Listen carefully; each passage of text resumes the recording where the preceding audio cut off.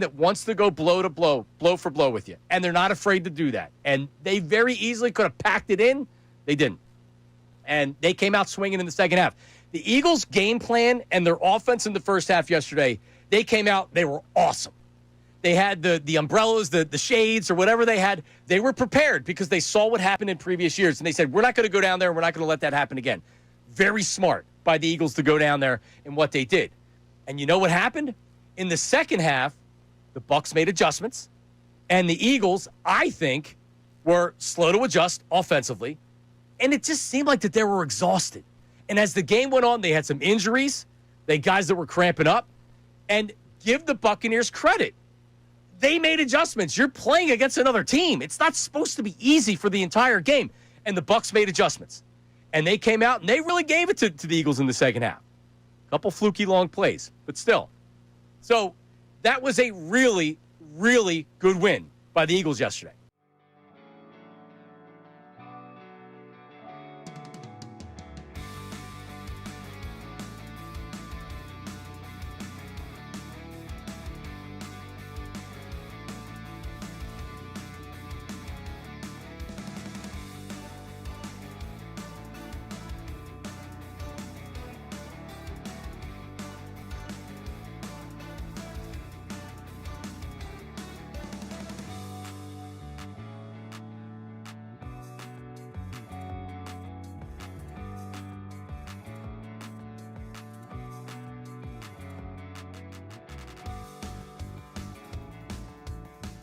Philly fans, you are the best sports fans in the world. You're not. Johnny Marks on 97.5 The Fanatic. Middays with Marks. Ray Dun is also here this morning. As always, big show. Jason Werth, Philly great. Jason Werth may be one of the most underrated Philadelphia athletes of the last 25 years. Since the year 2000. The type of player that he was, when you look at his playoff numbers and everything that he did for that run, sure, you had Ryan Howard, you had Chase Utley, you had a great team, but great teams win championships. And Jason Werth was a great signing by Pat Gillick.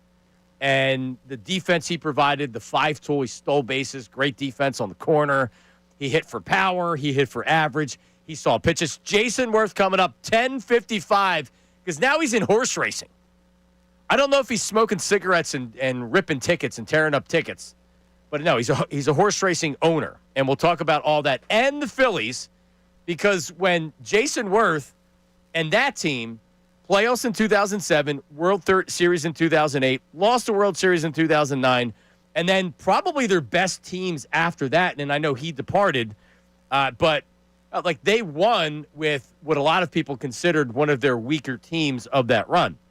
So the Phillies now have been to the World Series, NLCS, so they didn't get that World Series, and now they're trying to get back there. We'll talk about all of it with Jason Werth. That's coming up at 10:55. Love it. Great job by Ray Dunn getting Jason on the show today. A.J. Brown will speak to the media later this afternoon during Unfiltered with Ricky Bo and Bill. What will A.J. Brown say? We'll predict that coming up. Good morning and shout out to everybody on YouTube. If you're watching live, as you can every day on YouTube, make sure you like, make sure you subscribe, comment. We're creating a community of live viewers that get in the chat. I don't look at the chat. Maybe I could. But that get in the chat, comment on the show, become a family. We're trying to start a family here on Middays with Marks. This is the people's show. This is your show. This isn't my show. This isn't Ray's show. This is the people's show, Middays with Marks. And we're going to prove that to you coming up here over the next few weeks and months and years on 97.5 The Fanatic. I wanted to start here today with the Eagles because now it's officially Wednesday. By Monday, even after wins, you're reacting to the game, and you might not be happy even with a win. And the Eagles have gotten a lot of wins recently over the years. And then by Tuesday, maybe there's still some feelings. It's the day after day after. By Wednesday, normally, you've calmed down, you've taken a breath, and this is the day you turn the page, and you start to look to the Broncos while you're still, depending on what happened the previous week, you're still looking back at that game, right? It's a good day. I like Wednesdays. I love reactions, the day after reactions, but I love Wednesdays because now you get a little bit of both. So I have to ask the people. So far, so great, right? I feel like that most people I talk to, most fans, when I go to Wegmans and I'm walking around and I get the Johnny Marks, it's like, man, what's up? What's up with the Eagles offense? What's up with the passing game? Right? And I'm with you. Totally with you. Understand. But let's take a step out of being a lunatic Philadelphia Eagles fan, like we all are, and let's look at it from a more objective point of view. And Adam Schefter was on with the guys in the morning, with Andrew and John, and he had some interesting comments about kind of where he views the Eagles with the rest of the NFL. We'll play that coming up here. But, like, the Eagles' 4-0 start, they're the best team in the NFL. And honestly, it's not even close. Oh, you could say, well, the Bills are 4-0. Okay. Yeah, Bills are a very good team. Bills are a very good team. The Eagles, so far, and this has been well documented by me. I don't know how many other people are saying this, but by me, it's been well documented. Their schedule to start the season was the most difficult stretch, and it gets a little bit harder coming up post-bye. It's another difficult stretch. But when you look at the teams that you've faced, Cowboys, Chiefs, Rams, Bucs, those 4 teams, at least 3 of them are surefire lock playoff teams. And the Cowboys, I look at as a playoff-type team. No one believes they're going to win the Super Bowl or anything like that. They'll never do that. But like they're not pushovers, and they came in and they came out in the first round and they were throwing haymakers. And the Eagles went toe-to-toe with them, and they scored with them, and then the weather delay happened. But going 4-0 in these first 4 games, if they would have went 3-1 the exact same way, I would have to look at it and say, all right, like it's good enough. 3-1's good enough. It's a tough part of the schedule. The Rams are a tough game. The Chiefs are a tough game. Going down to Tampa where you never win, that's a tough game. And now in Week 5 coming up on Sunday, you're playing a team in the Denver Broncos that a lot of people preseason picked to go to the playoffs and were a playoff team last year and have one of the top offensive coaches in the league and a young quarterback that was great last year. And like they're a talented team. So the first 5 weeks of the season, the Eagles are playing playoff teams. They're 4-0 so far. And how they've done it, yeah, it's been less than, I don't want to say impressive, but like it leaves you wanting more. It leaves you wanting more of the offense. It leaves you with the defense saying, yeah, they're not really getting to the quarterback. So I would have to look at it and say, this is the best case scenario for where the Eagles could possibly start the season. They haven't lost a game, and the players, the coaches, the fans, I don't think there's anybody that's associated with the Eagles right now that feels like they're playing great football. And they don't think that they don't have to play better if they're going to win another Super Bowl. So guess what? They're not satisfied. I'm not satisfied as a fan.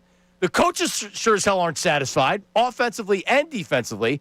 And the players can't be satisfied as well. And they're 4-0. And by the way, they're the best team in the NFL. And I don't think it's particularly close. Because we can look at it, and we're going to play the Adam Schefter coming up here. After you say the Eagles and then the Bills, then you got to think for a second. All right, well, who are the other top teams in the NFL? 610-632-0975. Middays with Marks. 610-632-0975. I promise to use the text line a little bit better today. Ray Dunn, I said to you before we went on the air this morning, I'm new to the whole text line thing. So you have to kind of remind me, and you have to mix those texts in because it's a really good way to gauge what the listeners and the fans are thinking out there. So you have agreed to do that for me today. I have. I will make sure that we hit the text line. It's not just something we'll sing about. It's something we'll actually hit. Will do. And you have to hold me accountable. So I don't hit the text line. The listeners and the texters and you have to hold me accountable. And I'm all about accountability. That's what we do on this show. Show of accountability. Listen, that's my life, accountability. Adam Schefter sound coming up next. Also, and this is breaking news on the show, I have my own email address, and it works.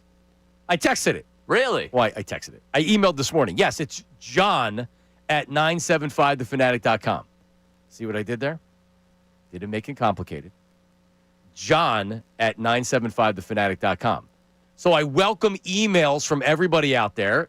Say hi. Tell me what you're thinking about with all the subjects that we're talking about. Whatever.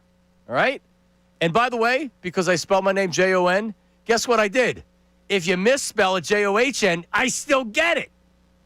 Because a lot of people do that. It's good for you to get the emails in that way. I'm shocked when someone finds my email because it's impossible with the BBGI emails and with the fact that no one calls me Raymond. The fact that people still find my email not on the website and have emailed me, it's kind of scary. Why can't you get Ray at 975thefanatic.com? We'll be going into offices to talk about that very soon. Yeah, Ray, come on there. Come on, Vito. Ray at 975thefanatic.com. 610-632-0975. Are you satisfied so far with the Eagles' 4-0 start? Do you look at it and say, this is awesome, this is great? I do. And I'm not satisfied with it. But honestly, like, they're 4-0, and they're the best team in the NFL. Coming off a Super Bowl where you're supposed to have a hangover, the Super Bowl hangover. This team's not having a Super Bowl hangover. 610-632-0975. Adam Schefter on the morning show today talked about the power of the NFC and who's in the Eagles tier. We'll play that for you coming up next. Your phone calls and reaction after this. Don't go anywhere. Unfiltered with Ricky Bo, Bill Colarulo.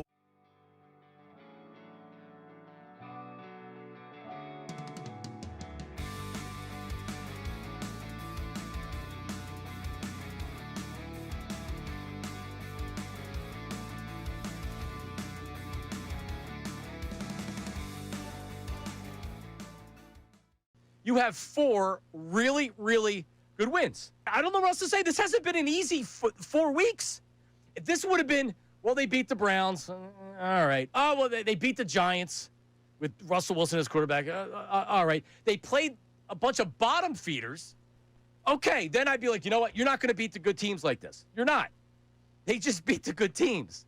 They just beat the Rams that had every reason to come in here with revenge on their minds, a physical team, a good team.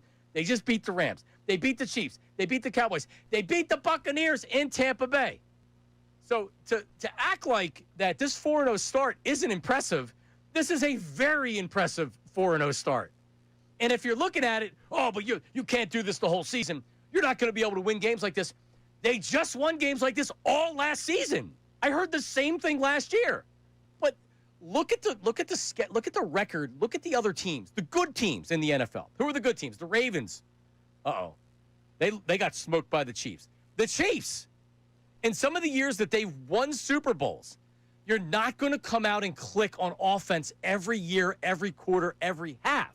It's not going to happen. And it doesn't mean you can't demand more from your offensive coordinator, from your offense. But realistically, man, I feel great. I'm back on the Fanatic. Middays with Marks. Everything's good.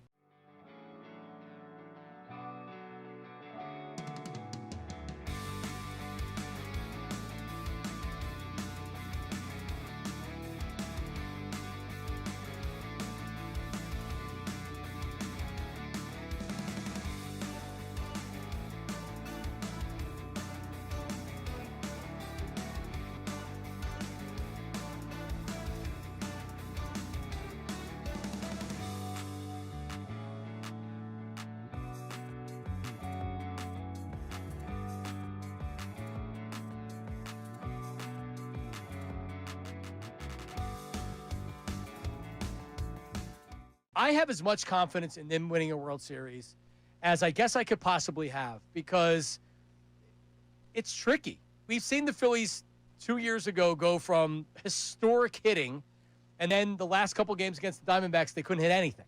And they ended up losing a series. They couldn't win a game at home to go to the World Series, right? So outside of that, I'm as confident as I can be. The Phillies have as good of a chance to win a World Series this year as anybody in baseball. I couldn't feel any better about the Phillies than I do right now. And that doesn't mean like I'm overly confident. Let me put my chest out. Phillies are winning the World Series. I felt like that about the Eagles this year. Last year, I don't feel like that about the Phillies right now. But it's best case scenario. It's like, yeah, the Phillies are a good team. Let's see what happens in October. It's tough.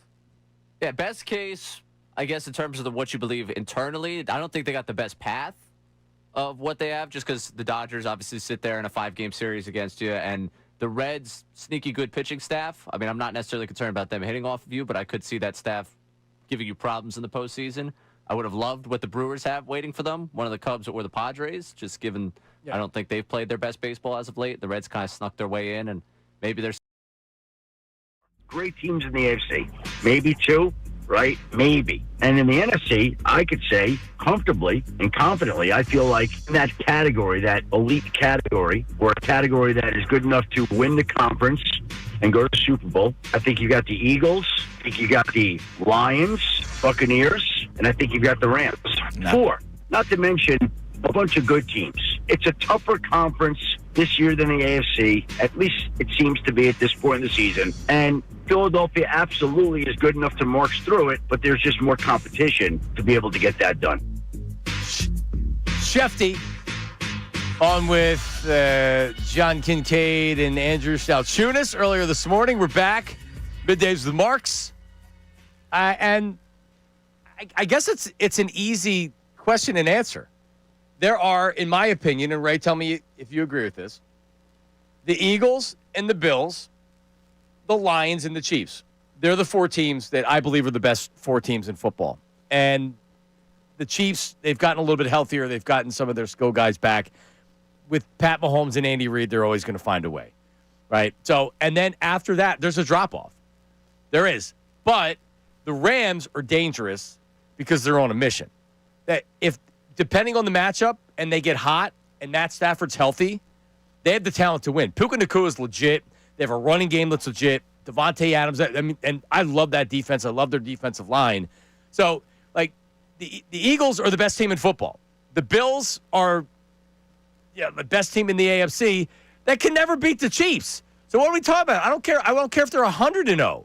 If they go to the playoffs, they haven't been to a Super Bowl because they haven't been able to knock off the Chiefs.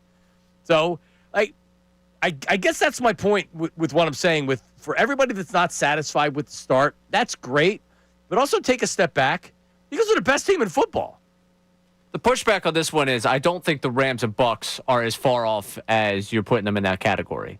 Like, it is tough once you get past the Eagles and the Bills to look around the rest of the NFL and be like, oh, who are the great teams? But overall, what we saw the last 2 weeks, yes, the Rams and Bucs both found a way to lose the game against the Eagles. And both of them played atrocious halves against the Eagles that allowed the Eagles to win the game. Right. But if we saw them again, I could definitely feel, and maybe this is the Eagles fan, the Philadelphia fan insecurity that would creep in, I could definitely feel uneasy about what they were able to do against you. Like, for all that we've been able to see this team do defensively, the fact that the Buccaneers hit on 2 70-plus yard plays against this defense and were able to make you look like you didn't have a single clue in what you were doing offensively in the second half, I got to give credit where credit's due on that. When they were unbeaten coming into that game, then it looked really good against the Eagles in that second half. So the Bucs, if you face the Bucs in the playoffs, they could beat you. Right. If you face the Rams in the playoffs, they could beat you. The Buccaneers are not winning the Super Bowl this year. I don't believe that the Bucs are a true Super Bowl winner. The Lions could win a Super Bowl. The Bills could win a Super Bowl because Josh Allen's that good. He's got to get over the hump, right? The Chiefs could win a Super Bowl this year. The Rams could win a Super Bowl this year. I don't see the Bucs winning a Super Bowl, but that doesn't mean that they're that far off from that other tier, right? But here's the thing with the Eagles, and we'll talk about this later with the Phillies. Because Ray said this to me yesterday, I think we were talking about it or in an email, and we'll talk about it later. The Phillies are favorites or co-favorites to win the World Series this year. And is that because they're the best team in baseball, or is that because everybody in baseball is kind of the same that's in the playoffs right now, and it's a matter of the Phillies maybe being the best of those teams? Because the Phillies could very easily win the World Series, but I can't sit here and say, the Phillies are the team to beat. Oh, yeah, the Phillies are going to win this. They're the team to beat. Phillies are, doesn't mean they're going to, but the Phillies are the team to beat. The Eagles are the team to beat. Through 4 games, and it's going to be after 8 games, and it's going to be going into the playoffs unless something changes. The Eagles are going to be the team to beat. And that is indicative of the Eagles being the best team in the NFL. And the Phillies aren't the team to beat. Sorry, they may have the best odds to win the World Series, or they're co-favorites with the Dodgers. They're just 1, 2, 3, 4 of the better teams right now. Anybody can win it. You agree with that, Ray? In terms of baseball, yeah, this is totally a state of the baseball game right here. Like, But with the Eagles, like the Eagles being the team to beat. I mean, they've won 20 of 21. Like, it's hard for me to sit here and pick apart a team that's won 4 consecutive games and say, like, they're not the best team in the sport because they've shown you over an extended period of time they are the best team in the sport. And kind of with that conversation about the state of baseball, the state of football, and the state of the NFC, I've got a couple of teams I feel good about. But, like, you could argue, are the Lions going to get figured out with new coordinators on either side of the football by the end of the season? Are the Buccaneers, like you said, a team that you'd really trust to go win a Super Bowl? The Rams, can I sit here and tell you Matt Stafford's going to be healthy through his age 37 season that started with back problems in training camp? Right. Like, there's a lot of factors with those guys. I will pick apart every piece of the Eagles because I'm here in Philadelphia, but given the factors that surround other teams in the NFL, it's hard for me to say they're not the favorite. Again, the Bills, the funniest outcome for them this season, and I'm not rooting for this for the good people of Buffalo, but the absolute funniest outcome is that their beloved stadium is closed down by Patrick Mahomes in the playoffs. They get home field. Everybody's saying this is the year. It happened here in Philadelphia. Yeah. Veterans Stadium. I was there. That would be the ultimate, like, funniest scenario. Or they get past the Chiefs and then end up losing to someone. Like, that's the ultimate, unfortunately, funny scenario for me in football. It does feel like at some point it has to be the Bills here. So maybe it is the Bills here. At some point, the Bills are going to win, right? You would think. But again, you've thought that about other teams in the past. But every year that happens, they don't get it. The Bills could win a Super Bowl. The Lions are a very good team. They have a ton of talent. But like you had said, I can pick apart the Lions based on Jared Goff in big games and Dan Campbell. As much as he builds culture and he has a great team and he knows what he's doing, in the big games, in the big spots, it feels like to me Dan Campbell gets out coached. Bad decisions, bad challenges, and things like that. So I could pick them apart. What's the pick apart with the Eagles? We're going to go Jalen Hurts can't throw the ball well enough. All right. I mean, that's what they said last year too. I don't even think right now it's Jalen Hurts. I think it's you don't have any hallmark of what you are offensively. Like what you were a year ago, you haven't been able to find that, whether it be. But they didn't know that last year either.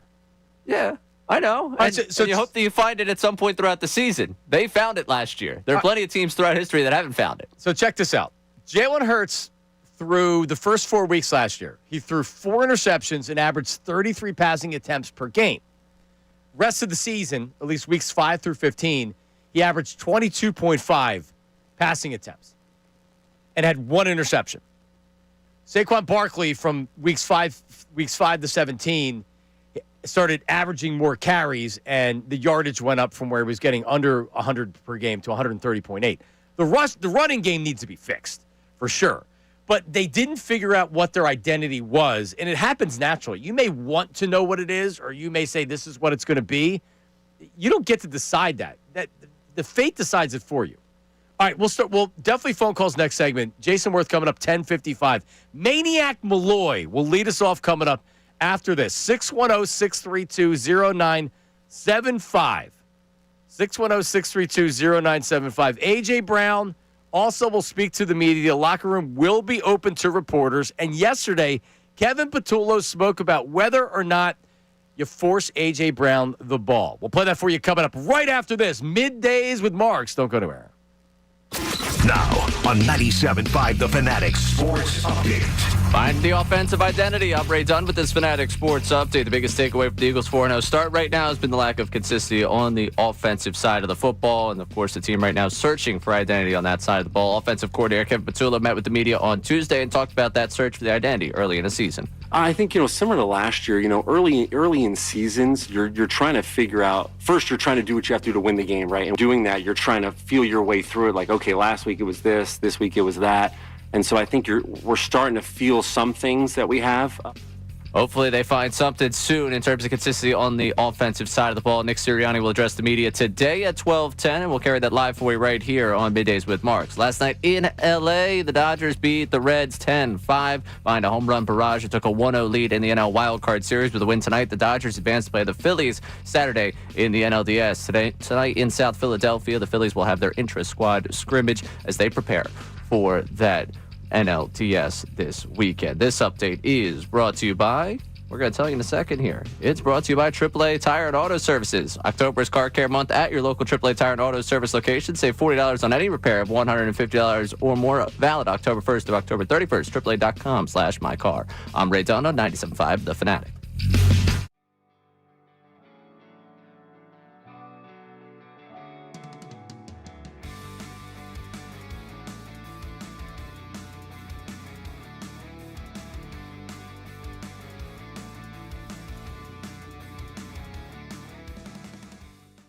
We're trying to build something special here.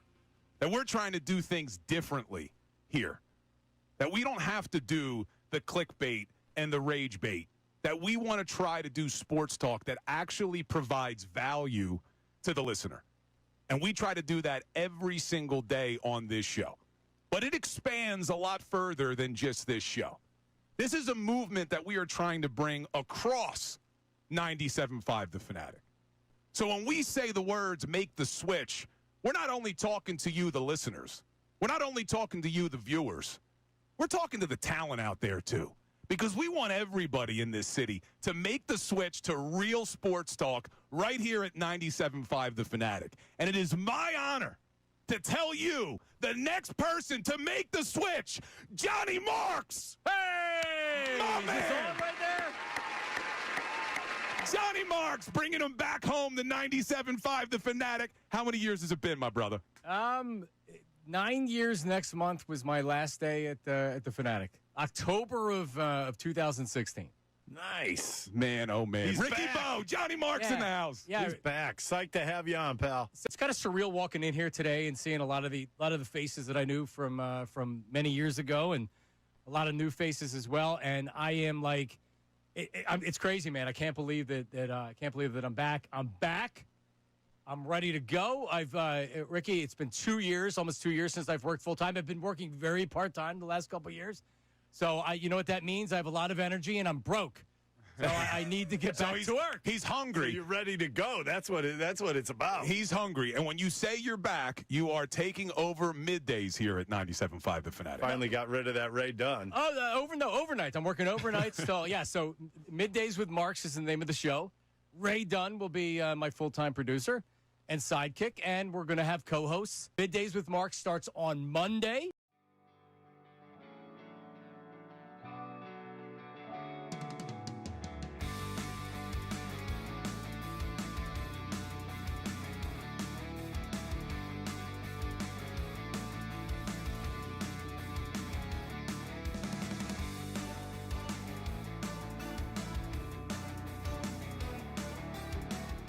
Philly fans, you are the best sports fans in the world. You're not stupid, so why should you have to hear outlandish takes that make you shake your head? You shouldn't. That's why Unfiltered is the show for you. Each afternoon from 2 to 6, we only bring you honest opinions and analysis. We may not agree all the time, but what you hear is what we genuinely believe. It's not some rage bait to try to spark conversation. So make the switch to Unfiltered with me, Bill Colarulo, my man Ricky Bo, and Silvana Keller. Every weekday at 2 p.m. right here on 97.5 The Fanatic and 97.5thefanatic.com.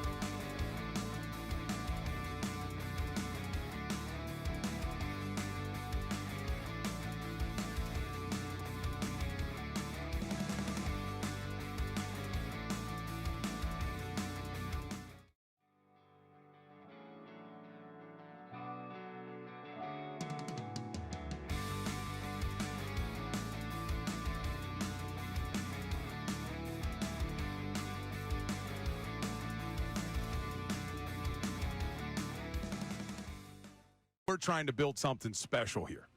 That we're trying to do things differently here. That we don't have to do the clickbait and the rage bait. That we want to try to do sports talk that actually provides value to the listener. And we try to do that every single day on this show. But it expands a lot further than just this show. This is a move. We're back. Middays with Mark. See, I'm in my chair. I knew to make sure to get back. The clock in my head is starting to work a little bit better. If you watch it on YouTube, yesterday I was running in as the music was playing, so I'm learning. I'm learning on the fly, everybody. All right, Kevin Petula, what did he say? We'll play in a second, because A.J. Brown does speak to the media today. But let's get to Maniac Malloy, who I believe was riding the Reds' money line last night against the Dodgers, and then Ohtani hit a home run right off the bat. Maniac Malloy, the senior content creator for Bet Parks and Parks Casino. What's up, Malloy? Johnny Marks back on the airways. Doesn't get much better than this, Johnny. What are you doing, man? I'm actually headed out to the orthopedic. My son actually broke his collarbone playing football at recess yesterday. He did make the catch, though. So he's in good spirits. So we're going to go make sure everything's all situated. But, yeah, Johnny, welcome back. Happy to hear your voice on the airwaves. Oh, man. Great. Thank you for calling in. It's great to hear from you, Maniac. Yeah, you were on a winner last night. You like the Red Sox. That was an exciting game. Always good to see the Yankees lose. So my parlay hit. I had over on Crochet strikeouts, and then I had the money line on the Red Sox. So bang! And I think that was a plus 156 right there on the Bet Parks app. Making it look easy. Hey, I had I had both Monday night games right as well. Listen, don't let me get hot, Maniac Malloy. Don't let him get hot. Don't let Marks get hot. Don't. I mean, but could we get any hotter right now? I mean, why not us? I mean, this is the greatest time of year right now. We're on a stretch here starting October 4th. You know, you got Phillies every day, and then you go into the Thursday night game next week. I mean, this is the greatest time of year, and I hear what you're saying on the radio earlier about, you know, how good are the Eagles? Are they the best team in the NFL? I mean, I think we're in the throes of a run that is similar to the dynasty runs of, you know, Boston. You know, when they were winning every championship, it seemed like every year in some sport. Why not us? Let's get on a roll here. Well, we need to get the 76ers and the Flyers involved in this conversation, right? Like but I mean, you're right. The Phillies, and this is, we're going to do this after Jason Werth, but I'll ask you, Maniac Malloy. A big part of me feels like the Phillies already had their best chance to win a championship. This year it could happen. They have a good a chance as anybody, but it's like there's a difference between having a good a chance as anybody and feeling like you're the team. I don't know if I feel like this, like we're the team, right? Like I have some confidence, but I watch the Dodgers and I watch Ohtani and I have less confidence. I feel like this is their best chance. This year, this right now is their best chance. I mean, Bryce Harper is going to have a really unfulfilled career if he doesn't get a World Series ring. And I cannot picture him being one of the greatest top 20, 25 MLB players to ever play the game. I can't see him stepping away, walking away, riding out into the sunset without a ring. It has to happen now, and I think it will. Well, I hope so, Maniac. Well, yeah, because I mean, he's gonna hit 500. He's gonna go into the Hall of Fame as a Philly, right? He's gonna be one of the best all-time Phillies. He's gonna be beloved. He's gonna be looked at as one of the best players in franchise history. And you're right, the championship matters. It does. It just matters. Jimmy Rollins, Chase Utley, Jason Werth coming up here in 20 minutes. You win a championship to put you in a different category. It just does. Mike Schmidt, multiple MVPs, won the championship. A guy like Allen Iverson, that's one of the more popular players of all time in the city, and he's one of the top athletes, didn't win a championship. And it's hard not to, and that doesn't mean that it's fault, but it's hard not to, when you look at a player, think about a championship. And Bryce Harper needs it to be in that elite category. Absolutely. Yep. Looking ahead to Sunday, Eagles, Broncos. It's a 4-point line right now. Nice. I just want to put out a little PSA. Be weary of laying the 4 points and taking the Eagles, I think, this weekend. Broncos, really, really good defense. They've allowed just 4 touchdowns on the season. I'm looking at the under, and if you're going to bet aside, I would have to take the money line on the Birds. But I think we're going to be in for a real dogfight on Sunday, 1 o'clock at Lincoln Financial Field. What do you think, John? Maniac Malloy, good talking to you, buddy. I expect to hear from you. Hope your son's okay, by the way, with the collarbone. I think that is a stone Denver Broncos line. They're Denver 4-point underdogs. It is certainly not an Eagles line. It's not like Denver looked overly impressive on Monday Night Football. It's a short week, and they have to come 3/4 of the way across the country. But it's a 4-point line. So I like the odds makers are telling you, I don't know. There's some turmoil going on in Philly right now. I worked with the man that told me a lot about reading the lines, and this one is one that has me uneasy. That's one that I looked at, and I was like, really, only 4? Did we all watch Monday Night Football? We saw it. I know they crushed them, but that's a Bengals team that stinks. Outright. Yeah. Sorry, I was flipping pages. taking the Eagles outright. Well, he's right.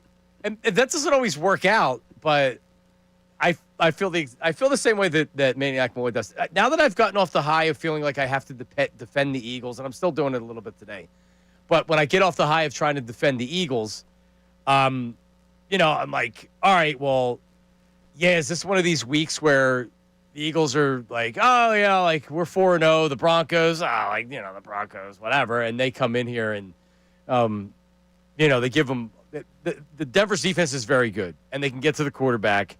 They looked sloppy last week. It was terrible. But, yeah, maybe this is one of these sneaky games where this is the loss we get in the first 8. This is the one that stands between you and 8-0. Really, yep. I think, at the end of the day. No offense to the Jackson Dart believers out there, but this is the one that stands between you and 8-0. And we need Wentz in a couple weeks. I can't have J.J. McCarthy back. How many games is that away? I think McCarthy should be back by then. Did he have a high ankle sprain? What was his injury? I remember it being 4 to 6 weeks, and I think if we get to the high end of that, then we'll be seeing Wentz. Oh, man, the vitriol for Carson Wentz will be, I don't even know if fun is the word. It'll be interesting because people are still very angry at Carson Wentz. I just feel for the people that, woke up from their hangover. I'm so excited for you that on Sunday you woke up from your hangover, you rolled over, and you're like, oh, Wentz is thrown to the other team, and you don't have to care about it. Right. Yeah, I genuinely feel bad for people that still are mad at Carson Wentz. The Eagles have been to 2 Super Bowls, won a Super Bowl, and everything worked out great for him. Carson Wentz is barely in the league right now. Yeah, I'm still ready to hate in 2 weeks if it happens. I'm still ready to hate. Yeah, I mean, I don't know, man. I don't even really feel bad for him. I just would. Nothing would make me happier than never see him again or have to look at him again. I don't know. Does he show face at the reunion? No. I mean, you hope so. Yeah, for him. Yeah, you would hope so. He was as many people will point out. You'd never get to the Super Bowl if it wasn't for Carson Wentz being the starting quarterback. That's right. And it's true, but you don't have to keep saying that. But when you go down the line of announcing them at the reunion, you announce Wentz, and then you announce Foles. You do not do that to the poor guy.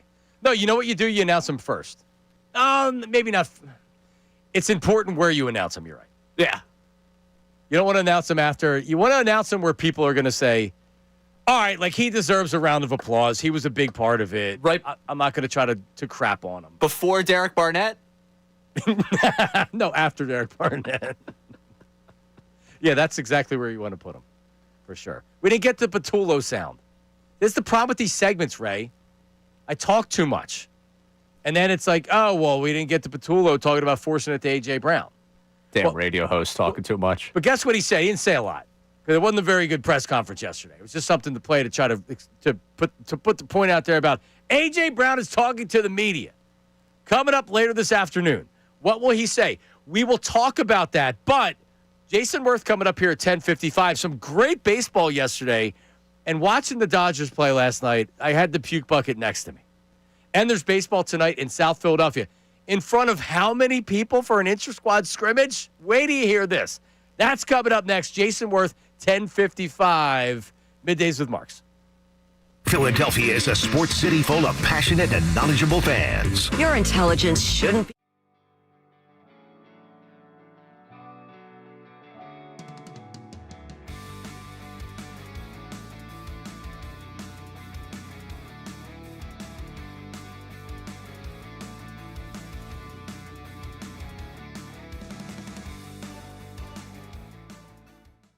You have 4 really, really good wins. I don't know what else to say. This hasn't been an easy 4 weeks.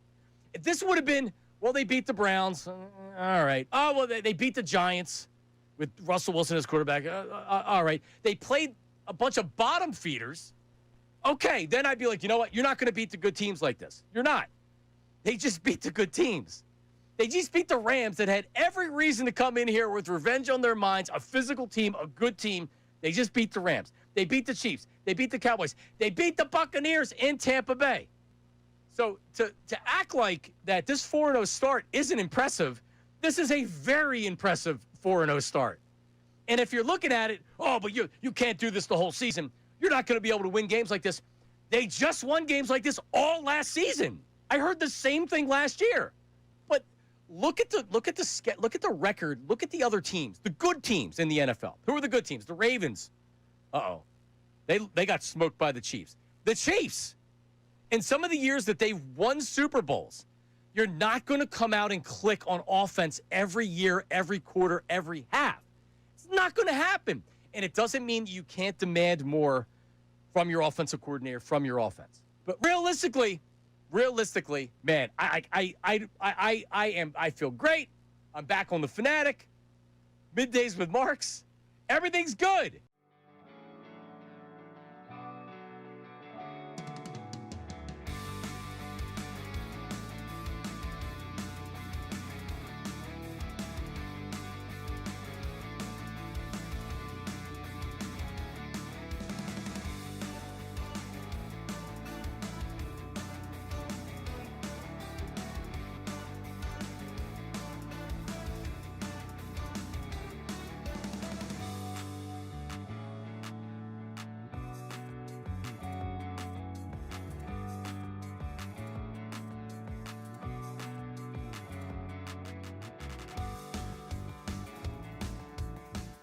I have as much confidence in them winning a World Series as I guess I could possibly have because it's tricky. We've seen the Phillies 2 years ago go from historic hitting, and then the last couple games against the Diamondbacks, they couldn't hit anything.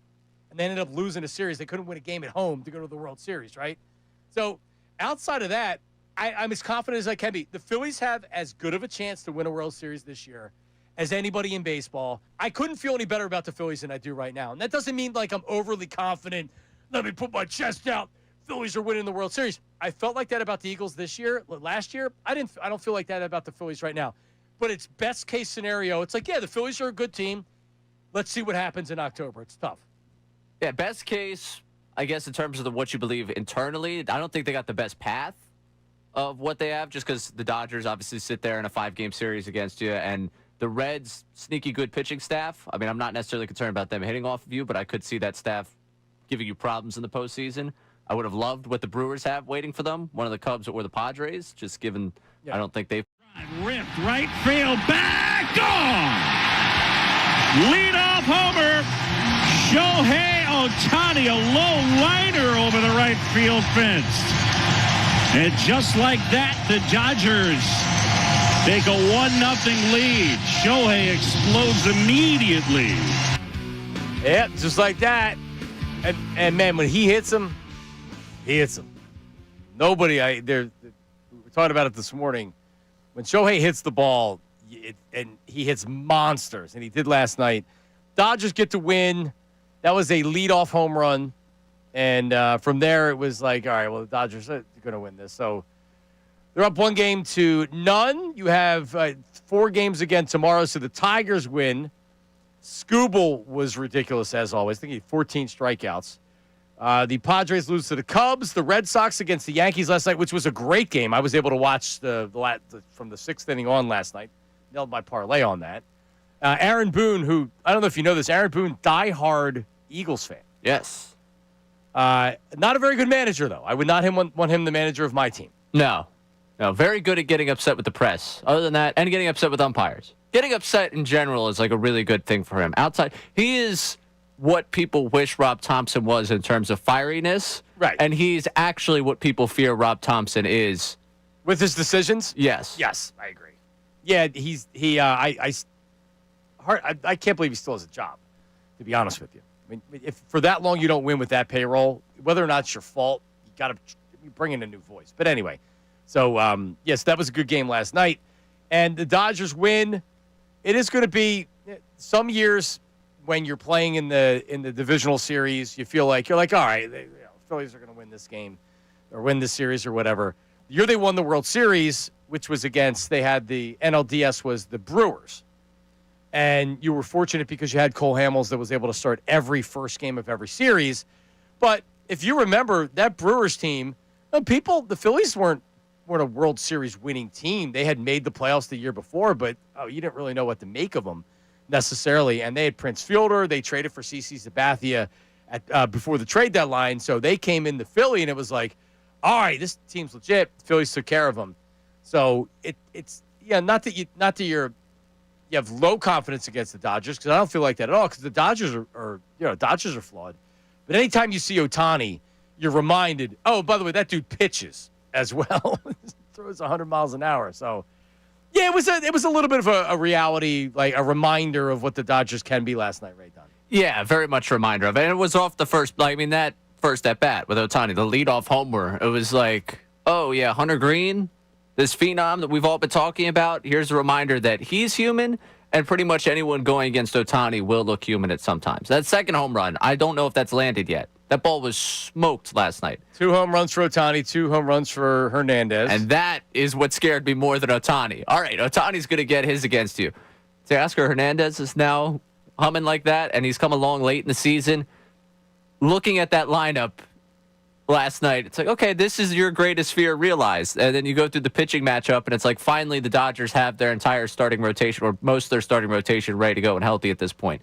All right, yeah, this is going to be a dogfight. I'd rather get them in the series of 5 than the series of 7. Yeah. But the team that wins that series, I think, ends up the favorite at least. They'll be the Like, favorite. I agree. I mean, if you beat the Dodgers and lose to anyone else, it's a massive disappointment because you got over the biggest hump in front of you. Yeah, and hopefully we don't know what it's like, but when a team when one of your teams loses a series, you feel a certain way. It's not always fire the manager, get rid of the players. Sometimes it's they weren't the better team. Like last year against the Mets, I was pissed. They weren't the better team. The Phillies were cooked last year. That was no surprise. That's not where we are this year at all. So this is where Rob Thompson, and you can say this with Aaron Boone. Aaron Boone got outmanaged last night by Alex Cora. Alex Cora is an excellent strategical manager, and I don't think anybody thinks that Rob Thompson is excellent with strategy. Like maybe and this isn't to rip Charlie Manuel, but he was thought to be the guys in the clubhouse love him and play for him, and he's not necessarily out there making the move that is the biggest spot in the game. Last night, Boone took out his starting pitcher, Max Fried. It didn't work out. The bullpen gave it up. And Alex Cora left Garrett Crochet in, and he threw more pitches than he ever has in his life.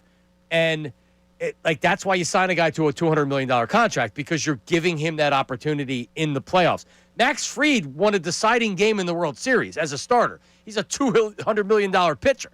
So why you take him out and why you leave Crochet in, that was the difference in the game yesterday. Yeah, and I think this is going to be a really interesting thing to manage over this postseason, because Christopher Sanchez has thrown, you're banking on him probably to throw 6 or 7 innings, and he's thrown 7 postseason innings in his career. He's done it at an exceptional level. But in terms of doing it in the postseason, seeing him step onto that mound, and I don't think there's anything wrong with the wiring in between the ears that would make me think that there's anything that the postseason would shake him. But it's something that we haven't seen him do a lot over the last couple of years. So I think it'll be interesting to see the way they manage him. I want to see him push into the 6th and the 7th inning, just because we talked about the bullpen concerns. Need it. I hope that they don't operate with the third time through the order. Let's be very cautious with it. They will. I'm hoping, when it comes to Christopher Sanchez, at least. Well, with Ranger and all the other pitchers, yes, agreed. Yeah, but Sanchez typically in the 5th inning you start to worry about him, because he goes deeper in games than Ranger does. But because he's very efficient with his pitches, he's not throwing a lot of balls over the course of a game. Right. But still, depending on the matchup, he typically gives up some runs in that 5th, 6th, or 7th inning. Yeah, Ohtani, Betts, Freeman, Muncy. Teoscar Hernandez. I mean, that is... And Tommy Edman decided again it's the playoffs and he's going to be great again. What a He's annoying. Yeah. He's really, really I good. couldn't find the FCC appropriate word to call him right there. I got it for you. What a jerk. Do you know who was also really annoying to opposing teams? Jason Werth as a Philly. And when he went down to Washington, I love Jason Werth. I never gave up on Jason Werth even when he left. He should go get that paycheck. He was a great Philly. And now he's in the horse racing business. We'll talk about that. We'll talk about his thoughts on this Phillies team. And we'll share some stories from his run back now 15 years ago. That's coming up next. Middays with Marks. Now on 97.5 The Fanatic Sports Update. Find the offensive identity. I'm Ray Dunn with this Fanatic Sports Update. The biggest takeaway for the Eagles' 4-0 start, outside of course being unbeaten, is the lack of consistency on the offensive side of the ball. Offensive coordinator Kevin Patullo met with the media yesterday and talked about the search for that identity early on in his season. I think, similar to last year, early in seasons, you're trying to figure out, first you're trying to do what you have to do to win the game, right? And doing that, you're trying to feel your way through it. Like, okay, last week it was this week it was that. And so I think we're starting to feel some things that we have. Sirianni speaks to the media today at 12:10. I'm sure he'll address that and plenty more. We'll carry that live for you right here on Middays with Marks. Last night in L.A., the Dodgers beat the Reds 10-5 behind a home run barrage. It took a 1-0 lead in the NL Wild Card Series. A win tonight, the Dodgers advance to play the Phillies Saturday in the NLDS. The Phillies will have an intra-squad scrimmage tonight down there in South Philadelphia to get ready for that NLDS. This update is brought to you by Rapid Radios. Rapid Radios instant push-to-talk walkie-talkies with nationwide LTE coverage. For a limited time, get 60% off and free UPS shipping at rapidradios.com. Use code RADIO for an extra 5% off. Coming up next here on Middays with Marks, we've got Jason Werth for you. Stay tuned. I'm Ray Dunn for 97.5 The Fanatic.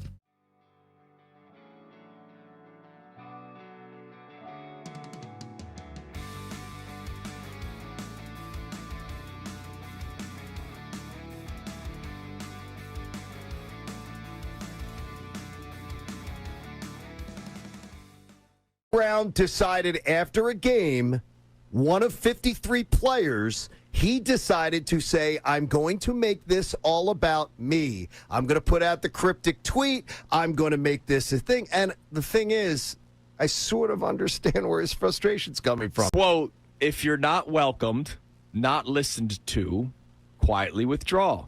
Don't make a scene, shrug your shoulders, and be on your way. Well, now, let's talk about this because I'm with you. A.J. Brown should be doing more, and I'm not saying he should be doing more. The offense should tailor more to A.J. Brown. Yes. But here's the deal.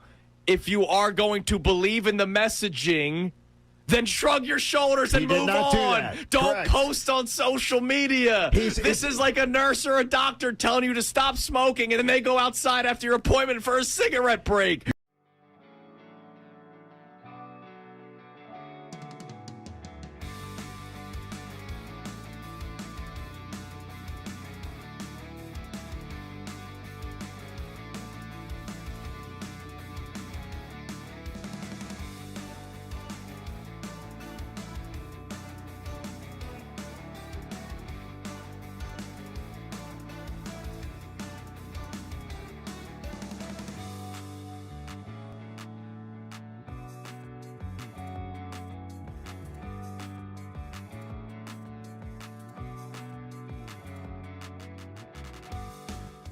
Philly fans, you are the best sports fans in the world. You're not stupid, so why should you have to hear outlandish takes that make you shake your head? You shouldn't. That's why Unfiltered is the show for you. Each afternoon from 2 to 6, we only bring you honest opinions and analysis. We may not agree all the time, but what you hear is what we genuinely believe. It's not some rage bait to try to spark conversation. So make the switch to Unfiltered with me, Bill Colarulo, my man Ricky Bo, and Silvana Kelleher. Every weekday at 2 p.m. right here on 97.5 The Fanatic and 97.5thefanatic.com.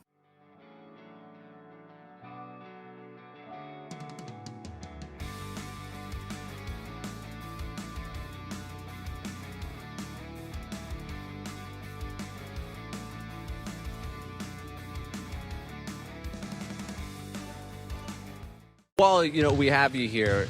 You're not naive to the conversation following last season and the way that everyone, the frustrations around this city following the team last season.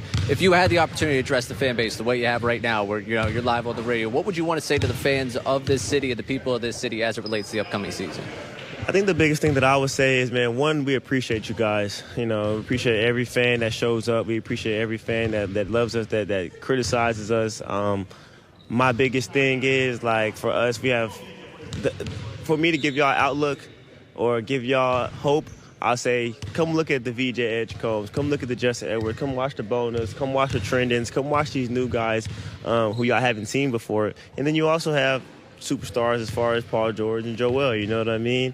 And little old me, I'll be there too. And we're always going to go out there and play our hardest. I can guarantee you that.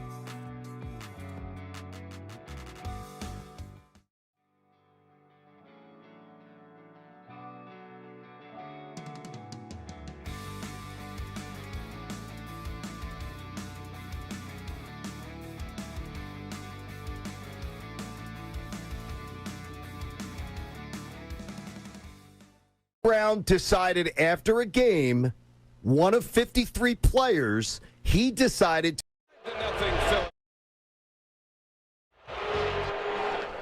You hear those boos. That game was not in Philadelphia. In Milwaukee, NLDS 2008, Jason Werth out of here. Wow, what a great run as we're back with Middays with Marks. Phillies will be in the NLDS. Coming up here starting on Saturday, presumably against the Dodgers if you watched the game last night, but we still will see. And joining us right now to talk about the Phillies, and he's not really gotten into horse racing. He's like legit into horse racing. Don't be surprised to see him in the winner's circle at a Kentucky Derby or one of those races in the very near future. His name is Jason Werth, one of the great Phillies of our generation. Jason, how are you, buddy? I'm doing good. I'm good. This time of year is the best time of year. We got Phillies in the postseason. The Mets are going home, and we're heading to Keeneland for the fall meet. It's what it's all about. So you legit get pleasure out of watching the Mets fall apart at the end of the season again? I mean, doesn't everybody? I think it's funny. It's something to laugh about. But I mean, when you play in the NL East for 10 years, and you got to listen to Mets fans. For that whole time, and now in horse racing up at Saratoga, they still like to run their mouths. So it still brings me joy to laugh at them. Yeah, Jason, those times looking back where it's not often the Mets and the Phillies are good at the same time, right? And you experienced a little bit of that in the early portion. And those fans come down and they invade Citizens Bank Park, and they are so loud and obnoxious. And that was the beginning. We hadn't seen championship baseball in Philly since the 80s. And you guys ushered that back in. Just what a time to be alive, man. When you think about those days, because you came to Philly, you hadn't become the Jason Werth that we know right now. What's it like when you think about those days? Yeah, well, look, I had a good start in LA my first year, and then I got hit in the wrist my first game of spring training in 2005. And, didn't play, had surgery, didn't play all of 2006. And then I come to Philly in 2007, and I'm literally barely make the team. And it took Shane Victorino and Aaron Rowan? No, God, I'm drawing a blank. Took two guys to get hurt on the trade deadline for me to even get a chance to play. And then, Charlie still was a little apprehensive to get me in there, but I played so good in August of 2007 when we really started our first run. And that was kind of when I had a chance to play and coming out, and that's when we started to run down the Mets. So there was that big series at home, the 4-game series where we swept them, and that's when, for me, that's when Philly really came back alive with baseball, and it was that team that ultimately the next year won the World Series and ran down the Mets 2 years in a row. So that's where the whole kind of rivalry started. But you're right, they would come down, they'd invade Citizens Park, they're obnoxious. You go up there and you play 12 games a year up there, and you got to listen to them run their mouths. So it was sweet to be a Philly back in those days, and I'm proud of what we accomplished. And man, we had good teams, and here we are again with my guys Trey and Bryce are playing in Philly now, and they're kind of towards the end of their careers, and I guess they're still in their primes a little bit. But this is what it's all about, man. This is Philadelphia baseball in October, Red October. Let's go. You're listening to 97.5, The Fanatic, WPEN and WPEN HD1 Burlington, Philadelphia. Beasley Media Group station broadcasting live from the Comcast Business Studios, powering possibilities. That's Jason Werth. I'm gonna give you play on the horse racing stuff, so don't worry about that because I'm fascinated with what you're doing right now. But yeah, so I was curious about this because we talk about this a lot with your teams, and I know you left you left after 2010, right? That was your final season. Yeah. So 2007, you make the playoffs, get swept by the Rockies. 2008 World Series. 2009, go back to the World Series, lose to the Yankees, and then 2010, that was the Giants. You had a really good team that year too. That was the Giants' loss in 2010. Wait, so like all else being equal, and you won a World Series in 2008. What do you believe the best team was? If 2008 played 2009 or 2010 played 2007, of those teams that you played on, what was the best team that you played on? The 9 and 10 teams, I think, were built to win more so than 7 and 8. You could probably even say the 11 team that I wasn't on was probably the best team. They had, I left, and at some point they went and got Hunter Pence to play right, but that was the team that was really stacked. Doc. You had Doc. The starting pitching was great. You had a bunch of veterans. The 9 team, was Cliff, and then Pedro came on late. Yeah, Pedro. But that was then in 10. Ruben, just was an idiot and traded away Cliff Lee for no reason. But then we got Doc. But then he got him back in 11 because he realized what a mistake he made. But the 10 team could have been better if we would have kept Cliff. I mean, he was only making like $9 million that year. It was just like one of the dumbest trades ever. But I don't know. Probably the 11 team was probably the best team that they had. But I wasn't on that team. For me, 9 we were playing ghosts in Yankee Stadium in 2009. And it felt like it didn't matter what we did, we weren't going to win that. But definitely gave away an opportunity in 2010. For me, I think that was the best team that we had when I was there. What's the one individual moment for you from any of your playoff run here in Philly? If you had one. Yeah, I think that was at 9. We went down 1-0 against the Dodgers in a must-win game, and then I hit that 3-run homer to right in the first inning against Padilla, who was almost unhittable the time we faced him before. I don't think he had as good a stuff as he did the time before, but felt like we were up against a team that probably was as good, if not better than us, with a pitcher that could beat us at home in a must-win game. If we lose that, we got to go back to L.A. It just seemed like the world was stacked against us. So that big 3-run homer in the first flipped everything on its head. I think Cole was pitching that game. He gave up 1 in the first, and it just took the air out of Citizens Bank. And then they hit that big 3-run homer to get us back alive, and then I hit another homer that game, to kind of put the icing on the cake. There was probably that game, or there was a 2-home-run game in the World Series against the Yankees, but we didn't win that game, so it was almost kind of a gut punch. So I think that game against the Dodgers, plus, the Dodgers now, they were the ones that I played for when I came up and with my wrist injury. They kind of just forgot about me and let me rot, and then they traded me. They released me, and that's how I got with Philadelphia. So that was kind of one of those moments that you like to have as an athlete, as a pro athlete, going back and beating up on your old team. Yeah, you guys had your number against the Dodgers. Looks like the Phillies will be playing the Dodgers, or they could be. They won last night, so they need one more win against the Reds, and it'll be the NLDS. You mentioned Bryce and Trey. I know that you're close with them. You still talk to them on a regular basis, both the guys? I mean, I don't know on a regular basis, but when you play with guys like that, you know, you spend so much time with them. They're always a phone call away, and pulling for those guys. And I got Bryce when he was 19. You know, feel like I, kind of. What was he like? What was he like when he was 19? Yeah, an idiot. He was a total idiot. It was,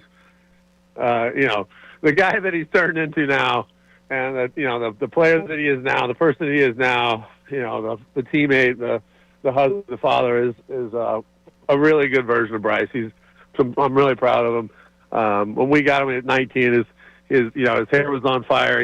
He's letting it eat. Cover Sports Illustrated when he was 16. So right. he showed up with like 10 years in the big leagues when he got there, and it was we had to help him out a little bit. But he's such a great guy and a great teammate now. And Trey, when we got Trey, he was coming over from a situation with the Padres where they traded for him. The Nats traded for Trey when he was with the Padres, and there was some loophole that they've done away with. But he went to spring training with the Padres at big league camp as like a 22-year-old kid or 21-year-old kid, but he was part of the Nationals organization.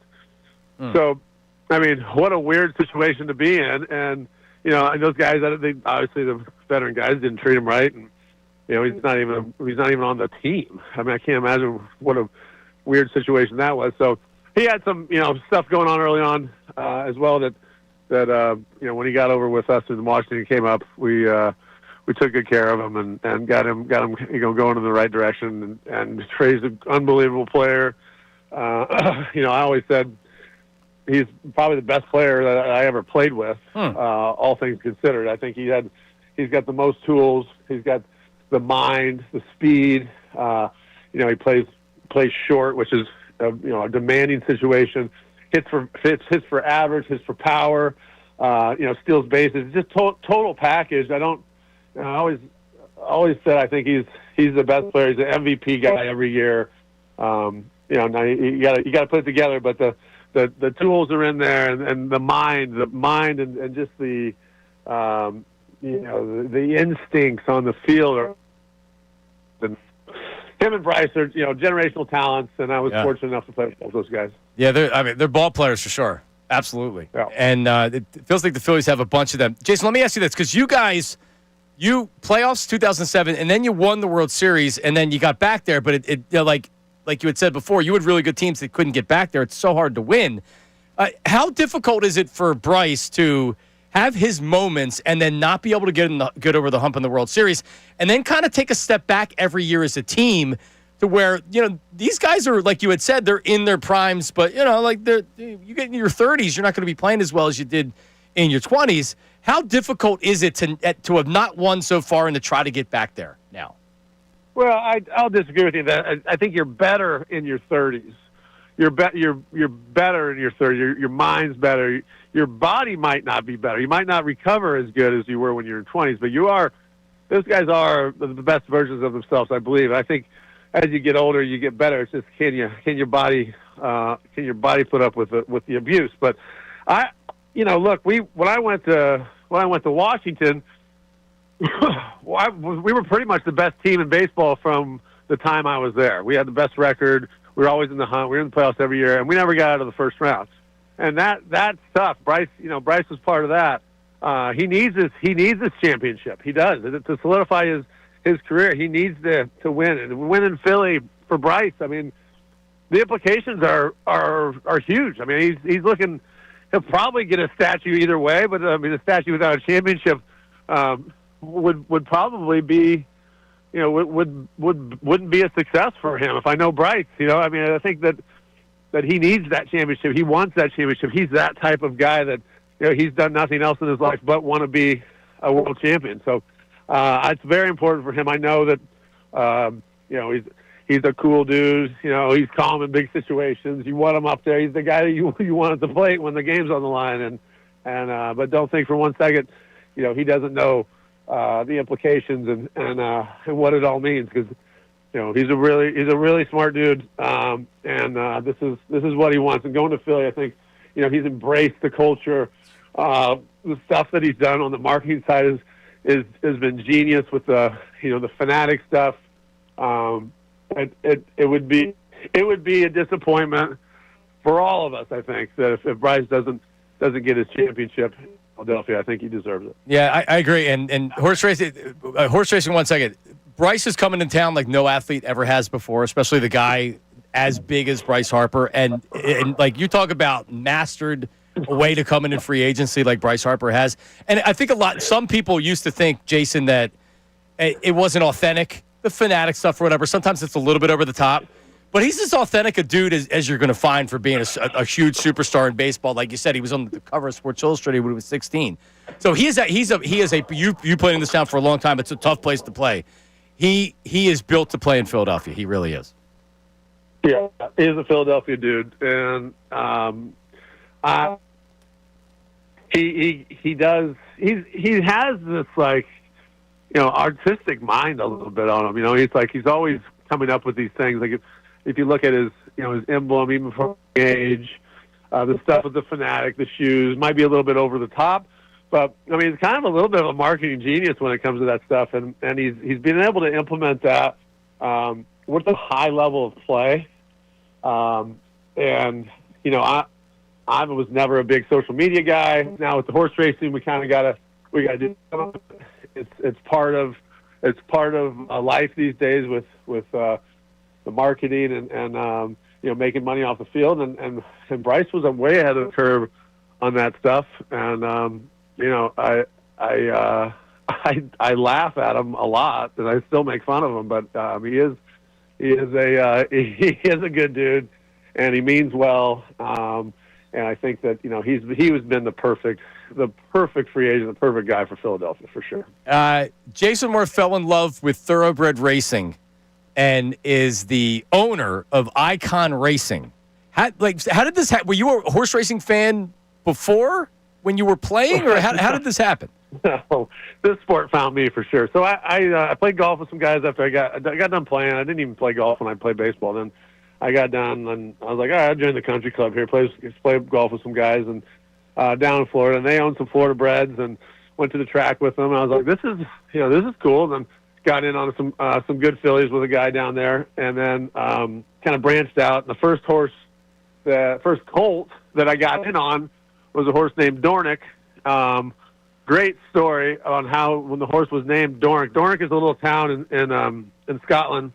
They have a golf course there, Royal Dornick, and I got this horse, and Chase Utley and we went and played golf in Scotland. We played a bunch of courses, then ended up playing Royal Dornick. So I get home, I call the trainer, and I said, "Hey, how's the big horse doing?" He's like, "It's good." I'm like, "Have you named him yet?" He's like, "Yeah, Larry named him last week, like Dornock or something."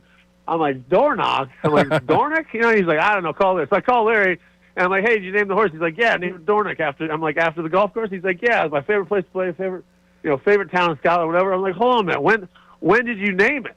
And he's like, "Last Wednesday we named it." Well, last Wednesday, me and Chase were playing Royal Dornick in Scotland, and that horse goes on to run 10th in the Derby and win the Belmont in my first try. So that was kind of our entry into the sport, and the whole thing coming together like that was just incredible. So on the heels of winning the Belmont last year, I'm like, this is fun. Let's how can we, it's going to be impossible to chase the Derby dream when you're running, you're running up against, billionaires and oil sheiks and everything else.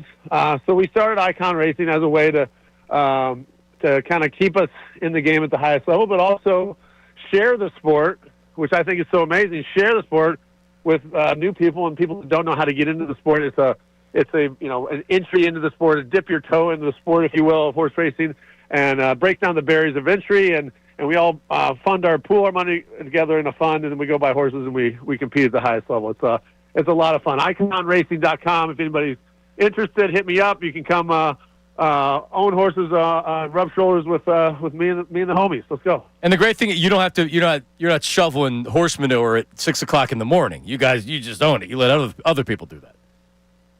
Yeah, you literally are. You're a horse owner, which is very prestigious, and it is the sport of kings.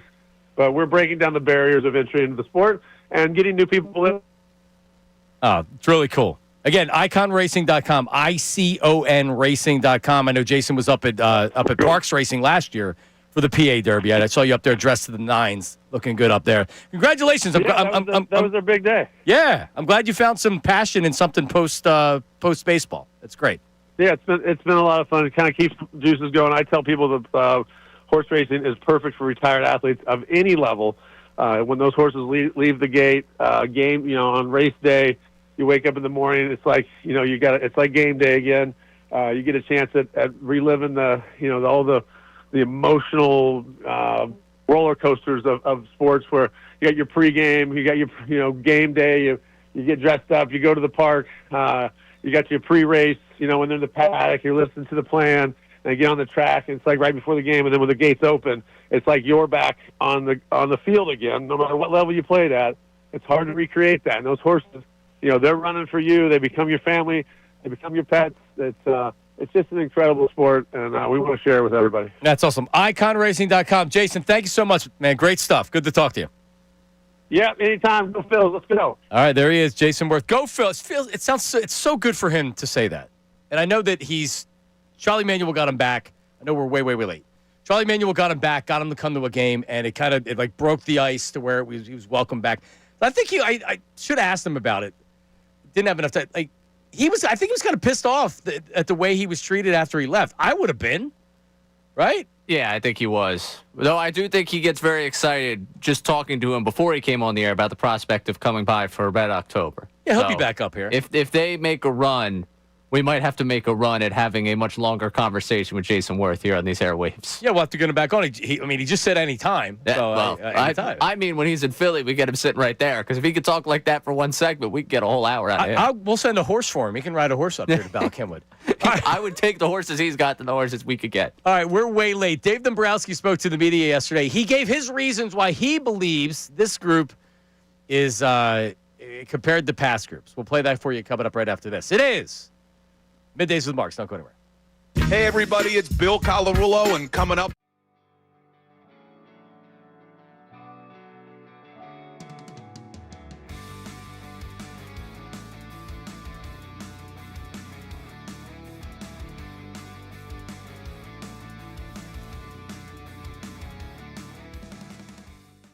We're trying to build something special here.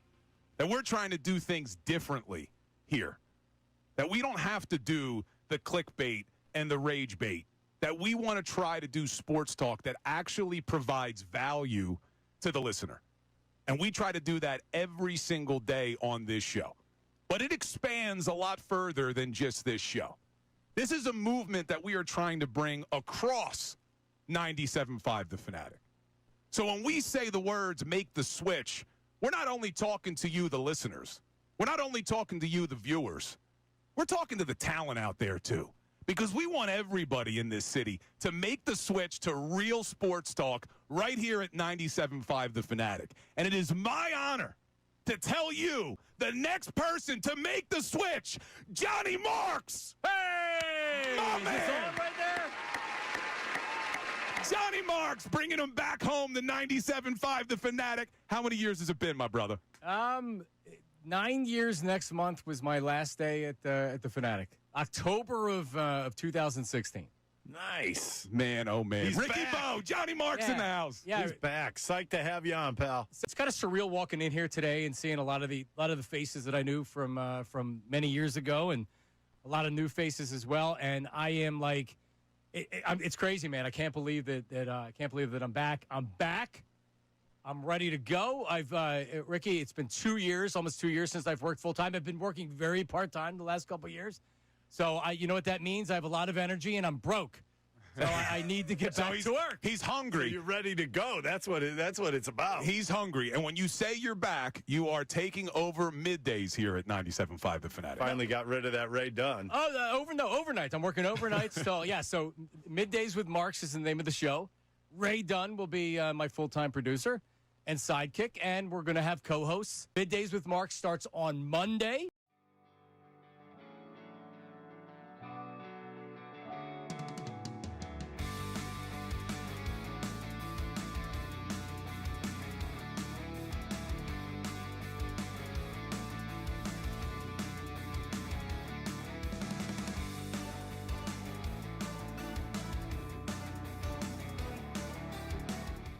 Philly fans, you are the best sports fans in the world. You're not stupid. So why should you have to hear outlandish takes that make you shake your head? You shouldn't. That's why Unfiltered is the show for you. Each afternoon from 2 to 6, we only bring you honest opinions and analysis. We may not agree all the time, but what you hear is what we genuinely believe. It's not some rage bait to try to spark conversation. So make the switch to Unfiltered with me, Bill Colarulo, my man Ricky Bo, and Silvana Kelleher.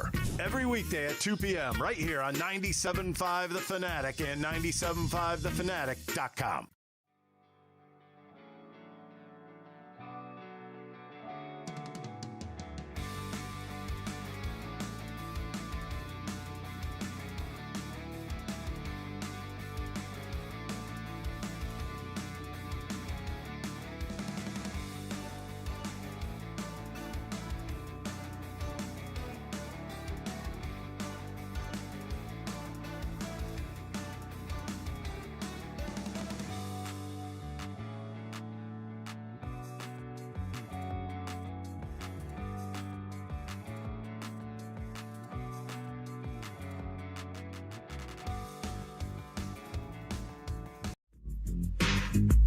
All right, we are back. It is Middays with Marks 97.5, The Fanatic. Yes, you can text the show, and I promised more text activity, and I haven't followed through. And Ray hasn't held me accountable, so I believe Ray's more accountable on that than I'm accountable on myself for not following through on the text. How about That's that? fair.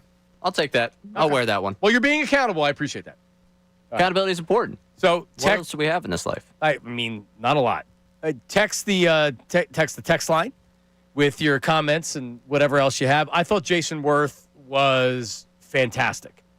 A lot of times, like, Ray, you know this, when you do this and you're in front of the microphone and you're doing the interview, you don't know what it sounds like to the listener that's out there. But just getting off the air, the reaction was the stuff on the Mets was great. I asked him about Bryce Harper, the 19-year-old, and he laughed and called him an idiot, which everybody can relate to because I was a stone idiot when I was 19. I had blonde hair and an eyebrow piercing. Really? Yeah. You had blonde hair? Yeah. Tell me it was the bleach blonde. Like, well, yeah, if I have dark hair, as dark as you can get. So you had full bleach blonde. Oh, man. I need to see a picture of that. Well, I don't think any pictures exist. I grew up in an era where there was, You burnt those pictures. No, I don't think I ever. I don't know. I don't have. I would love to show them because I was hot. I was definitely a good-looking blonde dude. Yeah. That's why you stuck with it all those years. Right, exactly. So, yeah, I believe me, I was an idiot then, too. Yeah, and Bryce, Jason was awesome, and that was really, really cool. He is a baseball dude. He would fit in with this team right here for sure. Oh, yeah, absolutely. Jason Werth. So, I mean, he was the veteran for two of the guys that are kind of the driving force of this team. Like him talking about taking Trey Turner under his wing and just having to deal with, as he said, Bryce Harper, the idiot, at 19. Well, yeah, and he said it, and I thought about it for a second, and I'm like, he's right. When he got to Washington, they did become more or less the best team in baseball, among the best teams in baseball for a long time. Think about the talent that was on that team. Oh, yeah. I mean, they win without him, but... Right. He set the foundation for a lot of those young players. You have Strasburg. They spent money. You had to spend because you had him. You had to try and build a team around him. I mean, that was what it came down to. They end up, Patrick Corbin they bring in, or they brought him in post, right? Was he that first year of his year? Was Patrick Corbin just wrapped up, I think, his contract. Finally. Because the Phillies were trying to sign Patrick Corbin, too, and he's been, if not the worst starter in baseball for all those years, among the worst starters in baseball. But you got one ring out of it. Yeah, you did, and really, that's all that matters. You've got to be happy with that. All right, so is anybody what were people saying so far on the text line? Yeah, text line here, Eric in Delco. Werth sounds like the type of dude that I could sit down, have a beer, and talk baseball with for hours. I have a Jason Werth story. In spring training one year when we went down to do the radio stuff, we went to this. It's called Shepherd's. It's a bar restaurant in Clearwater, and there's an inside club called The Wave. Ooh, really cool. And it's exactly what you would expect it to be. Probably worse than you would expect it to be. And there's a decent amount of people inside. And who comes cruising in behind the velvet rope? Jason Werth and David Wells and Chase Utley. Chase Utley was walking up to the bar and getting Yinglings, and Jason Werth and David Wells were far away from people drinking bottle service. This was after this would have been, I think, after Jason. Maybe not. I'm not even sure what year it was. But yeah, so that's my Jason Werth story. But yeah, he is you can tell he's got stories for days about his days of playing baseball. I could talk to him all day about playing with Chase Utley. Yes, and he's the one to share them. Right. Like, there's a lot of guys that are like, yeah, stuff happened. And, like, he'll give you the cookie-cutter response of, like, yeah, Bryce is just one of those determined guys. And, it was cool to see him come up. No, he's just going to tell you exactly how he thought it was. That's what I love about having him on the air. He's great. And, like, fans were so pissed when the Phillies traded away Cliff Lee. Because they had Cliff Lee. I mean, give me a break with what that team looks like. He's just like the rest of us. Everybody in that clubhouse is thinking, what are you doing, Ruben? Yeah, I did not have him calling Ruben an idiot as a part of what I thought today was going to go when we had him on the air. But I think the two of us looked at each other, oh, okay. I think, him and Ruben, I believe, are good now. But there was some. Well, yeah. Yeah, there were some. I think he offered him 3 for $45 or something like that to stay. He ended up getting 6 for $128. Yeah. So they made him an offer like. Maybe they didn't think he was going to refuse it. They wanted to keep Jason Werth. It was just they could only do so much. But I feel like Jason kind of was like, all right, all right, Ruben. Right. All right, Ruben. Well, yeah, it's a combination of things. It's watching him trade away Cliff Lee so that 2010 team that you're on, that's your last team in Philly, isn't as good, and then you don't get the contract offer, and then, oh, by the way, here's Cliff Lee back with the Phillies. The next year. You're gone. Yeah. I could see how there could be some feelings there. And he said you got nothing for him, which was totally true. They got the minor leaguers they got for him. Nobody panned out. Oh, man. Who was the best? It was the Tyson Gillies was the guy, right? They got him. That ended up the outfielder that ended up in independent ball. Well, yeah, cocaine fell out of his pocket in the squad car in Clearwater, somewhere in Florida. I saw he played for the New Jersey Jackals of the Independent League in 2019. I think I saw him play. He didn't even sniff the major leagues. He was like some guys get to the majors and saw. He didn't even. I don't think he made it AAA. I think Filippo Mont might have been the. Yeah, I think it was it. I'm going to bring back up this trade. It was a couple of pitchers like J.C. Ramirez or something, who I think actually. Yeah, had a career after he left. Ramirez and Amont both made the bigs. Gillies did not. So it was Amont, Gillies, and J.C. Ramirez. The O-Monster, as they called him. A monster. He looked like he could be the next Roy Halladay. He was a big dude, man. Good stuff, too. 10-cent head.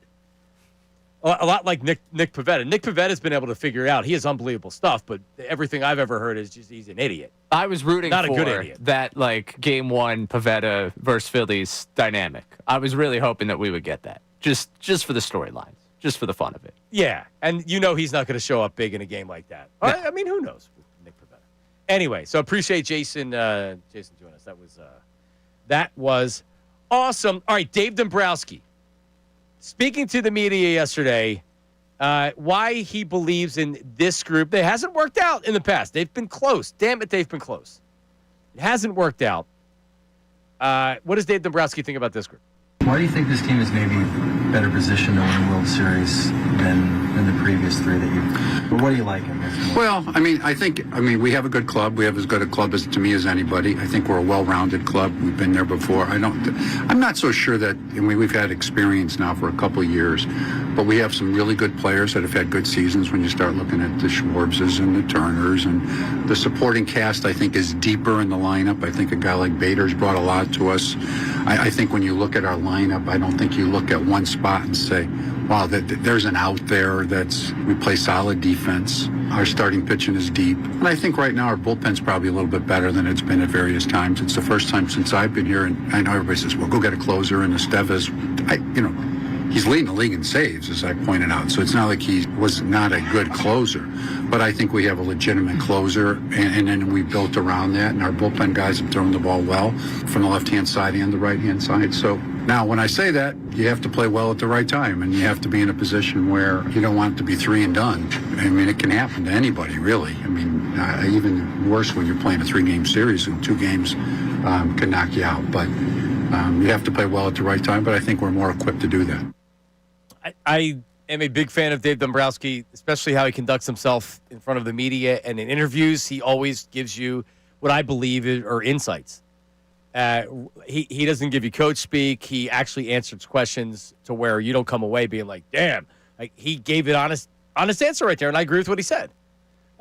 You got to play well at the right times, and that's what's so infuriating, and that's why I carry a puke bucket around during the playoffs, during the baseball playoffs, because you can have the best team as the Phillies did during the years where Jason Werth was around. Those years, it doesn't mean you're going to win, and it feels like that in basketball, best team wins. In football, best team doesn't always win, but in a 5-game series, you can go down to a hot pitcher or two and a hot lineup. We saw them lose to the Diamondbacks. The Phillies are a better team than the Diamondbacks. The year that the Diamondbacks went to the World Series, man, an adjustment was made, and there was not enough time to react, and they got tight and everything else. The bullpen, the closer, Estevez was good. I'm not telling you I had a ton of – tell me if you disagree with this, Ray. I didn't feel great. I liked Estevez. I thought it was a good trade. I didn't have a ton of confidence in him in the playoffs last year. It's funny because going to the postseason, I felt like that was the most secure I had felt about a bullpen in a long time, and it was the most I was ever let down by a bullpen. Like, I thought the bats had gone entirely silent for you, and then Hoffman came up small multiple times in big spots. Mm-hmm. And like why they let him walk. Well, that, and there was the weird I want to be a starter, not starter thing. There was the weird physicals that he had won. One failed by the Braves, one failed by the Orioles. It was like, all right, I understand. As much as in the first month of the season, and even now, you know, we make the jokes about Romano yesterday being activated from the injured list. Like, you want to compare what they could have spent. He had a nice end to his season, but there were justifiable reasons not to give him the contract. Estevez, as the season played out, we all complained about Hoffman. Estevez was the one that kind of looked like, hey, maybe that was the guy. Brought him back, maybe he was the one that I was more interested in having. No, for back. sure. He had a hell of a year.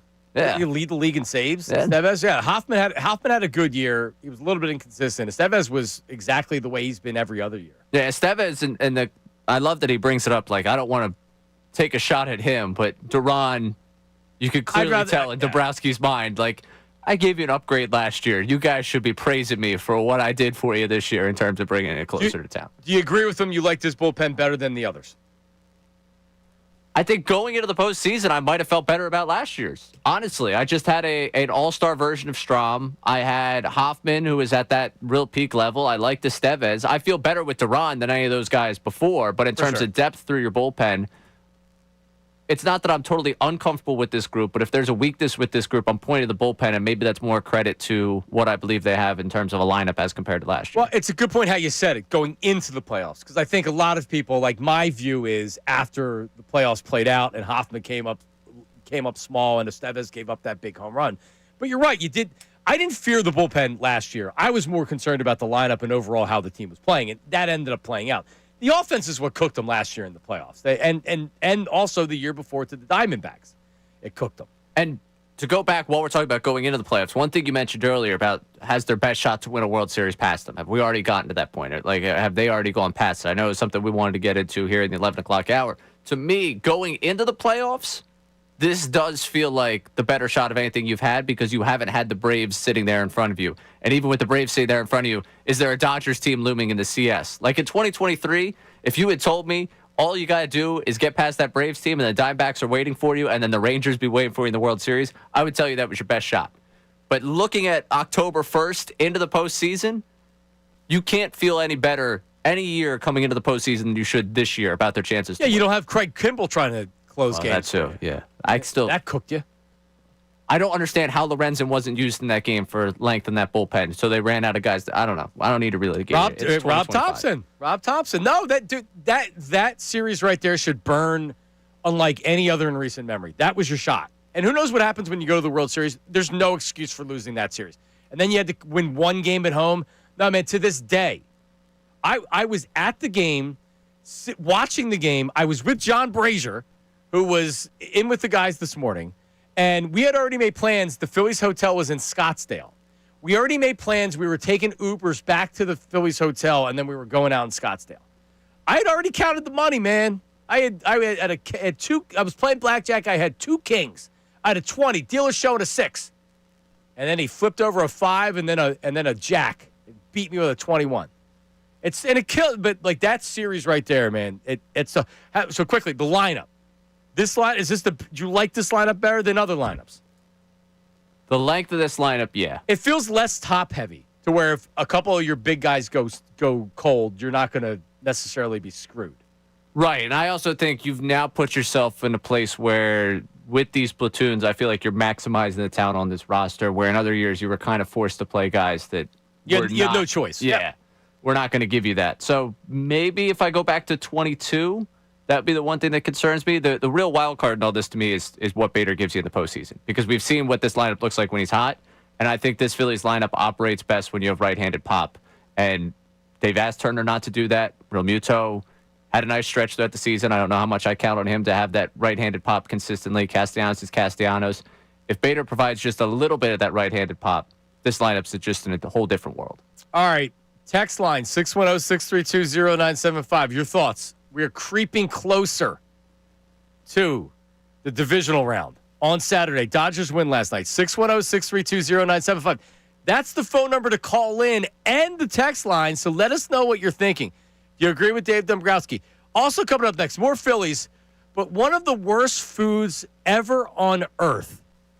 And this is a hot take. Oh, man, get your skillet out. This is a hot take. I may make some people angry with this. That's coming up after this. It's Middays with Marks, 97.5 The Fanatic. Now on 97.5 The Fanatic Sports Update. Finding the offensive identity. I'm Ray Dunn with this Fanatic Sports Update. The biggest takeaway for the Eagles' 4-0 start, outside of them being unbeaten, has been the lack of consistency offensively, and this team continues to search for its identity on offense. Kevin Patullo met with the media yesterday and talked about that search for an identity early on in the season. I think, similar to last year, early in seasons, you're trying to figure out, first you're trying to do what you have to do to win the game, right? And we've played 4 teams, arguably, like if you looked at last year, you would say, okay, the Chiefs was a tough test for us. Sirianni speaks to the media today at 12:10. We'll carry that live for you here on Middays with Marks. Last night in Los Angeles, Dodgers beat the Reds 10-5 behind a home run barrage. It took a 1-0 lead in the NL Wildcard Series. With a win tonight, Dodgers advance play the Phillies Saturday in the NLDS. The Phils have their intra-squad scrimmage today down there in South Philadelphia as they prepare for that NLDS coming up on Saturday. This update is brought to you by Mercedes-Benz. Looking for an exceptional driving experience? Experience the power, precision, and intelligence of an iconic Mercedes-Benz SUV at your local Mercedes-Benz dealer today. I'm Ray Dunn, your home for the best birds coverage, 97.5 The Fanatic and 97.5thefanatic.com.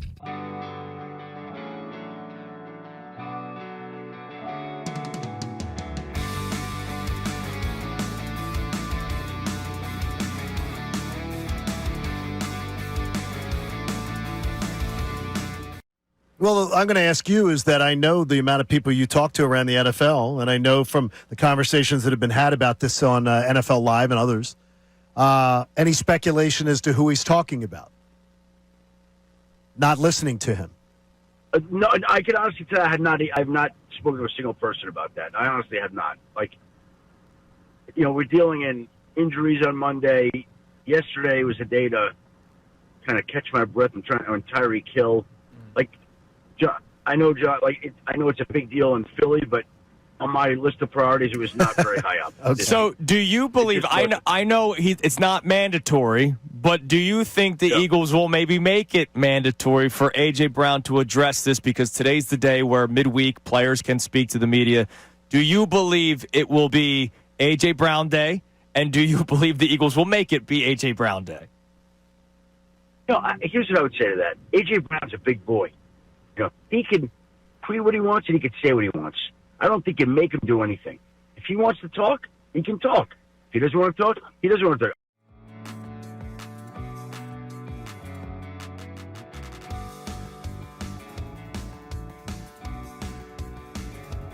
talk. How sports continues to be the greatest reality TV show that there is because it's real life. It's actual real life. It's not scripted.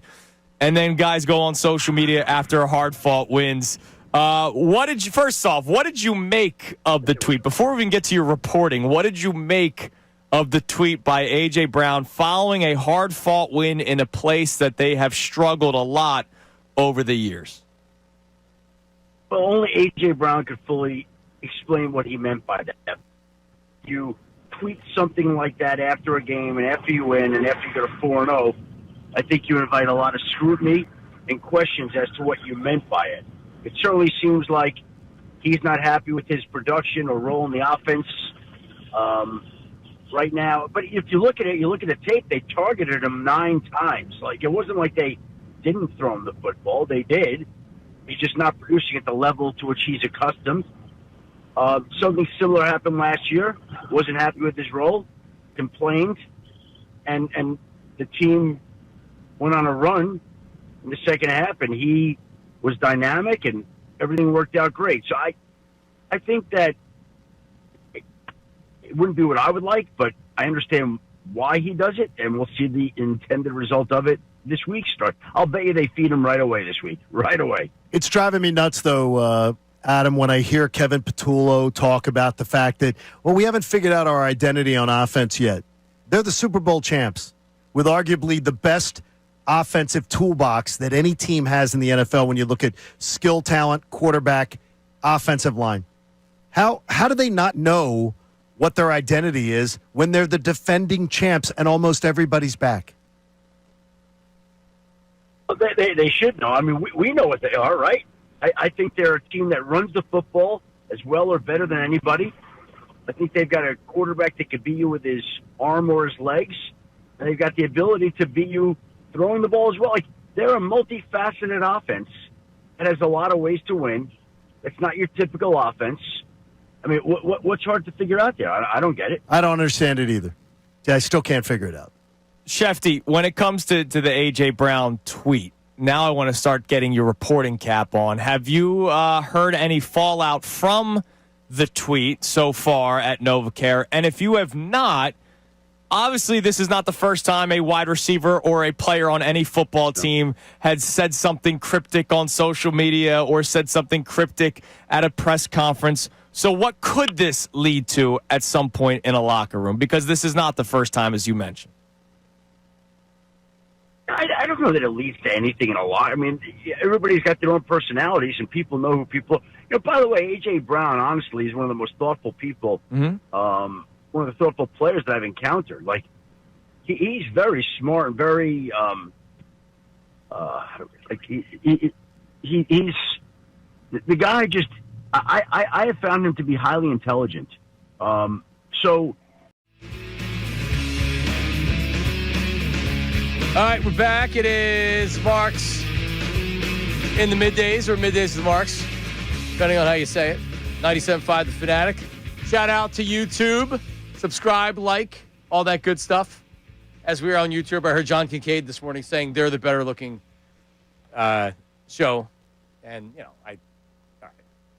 Come on. I mean, you know, you're talking about two Adonises here in Ray Dunn and John Marks. I mean, listen, I might be getting a little bit older, but I think I look better at 48 than I did at 38 or 28. You know, I'm hitting my prime right now. So. I went down to sales and told him if you could get better eyewear for Kincade, get that sponsored. He said that about us. He said, I have vision insurance now. I should be able to, my vision should improve. I do need to wear glasses. It's just for distance. I can read this, but if you put something on a screen right there's no chance I could read it. So anyway, all right, so the times are out for the times are out for the first game. And doesn't it depend on what happens with the Red Sox, right? Yes. So I had misread this off the jump here. If the Yankees advance, Phillies play 6:38 Saturday. If the Red Sox advance, Phillies play 6:08 Saturday. Correct. There you go. So either way, it's a prime time-ish game, I guess. I mean, it's kind of the perfect timing. I love 6 o'clock. I'm not up too late. You're not really out doing stuff on Saturday afternoon, 6 o'clock. I won't have any conflicts with the kids or anything like that in sports. So right. I think for people that are going down, or people trying to do things in the city, you could tailgate. You can go wherever you're going to watch the game. Yep. And assuming you get a victory, you can party deep into the night. Ooh. Yeah, game's over 9:30. Right.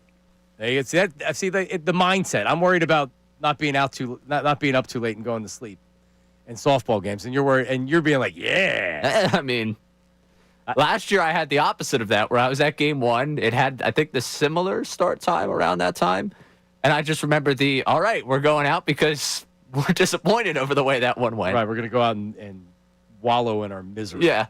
Right. All right. So hopefully not this year. Well, listen, it is the good thing is you're going to have home field, right? Which is something that you will have unless you play the Brewers. That's the good news. The bad news is if you watched last night, the Dodgers and Ohtani, well, they're pretty good. Ohtani's pretty good. That's a pretty good lineup. So they're going to have their work cut out for them. Tomorrow, I feel like, is when we really kind of sink our teeth and dig into that series against. We'll know tomorrow if it's the Dodgers or they're going to a game 3. That's pretty interesting. All right, do we have any more texts on anything? As I've promised text messages today, they're Ray done. Yeah, we got Tim in Jersey checking in here about, again, talking about Jason Werth. He was saying the Werth teams had something that this team doesn't, consistent everyday lineup, something that I think the Phillies desperately need and won't have this postseason. I'm okay with platoons, actually. Sure, you'd love if you knew that Charlie Manuel, he could just be like, all right, I'm not even going to have to rewrite anything from last game. It's the same lineup every night. The Phillies don't have that luxury, but I actually like platoons. I like at least one platoon per team. Normally a corner outfielder, and these guys are trying to earn their at-bats, right? They know they need to produce if they're going to be getting more at-bats, and they're fighting for like, hey, listen, I don't care if I'm a left-handed hitter. Leave me out there with the lefties, like Brandon Marsh. Marsh was getting yanked to the lefties for good reason. He couldn't hit them. That's changed, right? So I don't mind the platoon as much. Bader, to me, if you're talking about, you had said this last segment, if you're talking about kind of the X factor of the offense, when Bader hits, this is a different offense because he's got pop. He brings in energy at the top of that lineup, and he's probably not going to be leading off. Turner gets back in that leadoff spot. I don't know. Rob Thompson's going to be speaking today at about 5:20. So throwing Turner right back in that leadoff. Yeah, Turner's going to be the leadoff hitter. That's a Rob Thompson move. And they'll put Bader probably 5th or 6th. It's funny when you start breaking this out how exactly you would do it, because I'm thinking Bohm's going to be the cleanup guy. I'm thinking it's going, like, you could really work through this lineup a lot of different ways. But I'll go Turner, Schwarber, Harper. I think they're going to go Bohm. I hate Bohm in cleanup. I've seen too much. I guess maybe last year was the rear view's looking at last year. I mean, it's not like he has a ton of power. I don't know. Go ahead. I'm sorry. Well, no, then from that point, if you don't want him at cleanup, you're going a right-handed bat there at 4, which would either, I mean, if you want to try Bader there at 4, maybe you're trying Bader there at 4. Where JT fits into all this is an interesting conversation. I like JT up in the lineup. I always said I wanted JT batting second. Ooh, I don't want him up that high. Well, the reason you don't is because you look at baseball differently, because you want your best hitter hitting second. I feel like the guy that could take advantage of seeing fastballs from Bryce Harper and Kyle Schwarber would be JT Realmuto, because his bat matters. And if you sink him too far back there to where teams are like whatever, we don't have to throw him a fastball. We'll just trick him and get him out. Like, all right, another reason for the offensive resurgence, JT was fantastic down the stretch. But anyway. Through I think, most of the summer, I think late in the season, I thought he started pop ball up again. I thought he started rolling over things again. The back got a little bit cold September, which is probably why I'm batting him a little bit lower. Well, they're not batting him at the top. But not, I think you think it's going to be Bowman at 4? No, I hope not. I mean, you're putting Castellanos at 4. It could be, depending on how Castellanos is hitting. If he's playing. Yeah, against the lefty, I'm not putting him at 4. Castellanos for me. Bowman's a better hitter. He's a disciplined hitter. He's not going to, if he's struggling. When the problem is with Castellanos is when he struggles, you could roll the ball to the plate and he's going to swing at it. So Bowman for me is just, again, what he does with runners in scoring position. Is I'm probably putting him there at 4. All right. And then from there, 5. Against the righty, it's probably Marsh. Bader? You could go Bader there and then have Marsh be 6. Like, you're going to have to end up stacking at some point. Well, you're going to have to stack some lefties for sure. Right? Yeah. But I would probably go with Marsh. I'm scared of the Bo Marsh back-to-back in the lineup, but I think it does make the most sense to me in my head of the power you've got from Marsh against right-handed pitching lately in the second half of the season. The fact he's been great for most of the season. I think putting him there at 5 would work for you, and it's nuts because in May I was ready to drive to Lehigh Valley. Oh, no, you were ready to designate him for assignment. Oh, believe we all had what a terrible trade. They should have never traded. And Kepler was getting designated. There's a lot of, I remember I sent out a tweet just about the numbers since May 1st, and there's a lot of people that all of a sudden their replies to that tweet no longer show up on Twitter anymore because they had deleted what they had to say about Kepler back at the beginning of the month. Right. Yeah. Or beginning of August. And he's been a part of it too. He has. All right. So I like to do these. I do these workouts at Orange Theory Fitness. Have you ever heard of OTF? I have. Yeah. Young guys like you don't go. It's really meant for 30s, 40s, 50s. I wasn't going to say that. It is, because I know what the class is. Because when you do these special challenges, they'll put out the leaderboard for it, and they'll do it by age. So they'll do like 20 to 29, 30 to 39. And a lot of times there'll be like two people, because they'll do a top 5. There'll be 2 people in the top 5, 20 to 29. Well, I'm a competitive guy, so this could be something I could win. Maybe I should be going. You think? Maybe. There's one in Northern Liberties. I used to go to it in the morning. Really? There's one in Northern Liberties, right at the Piazza, right?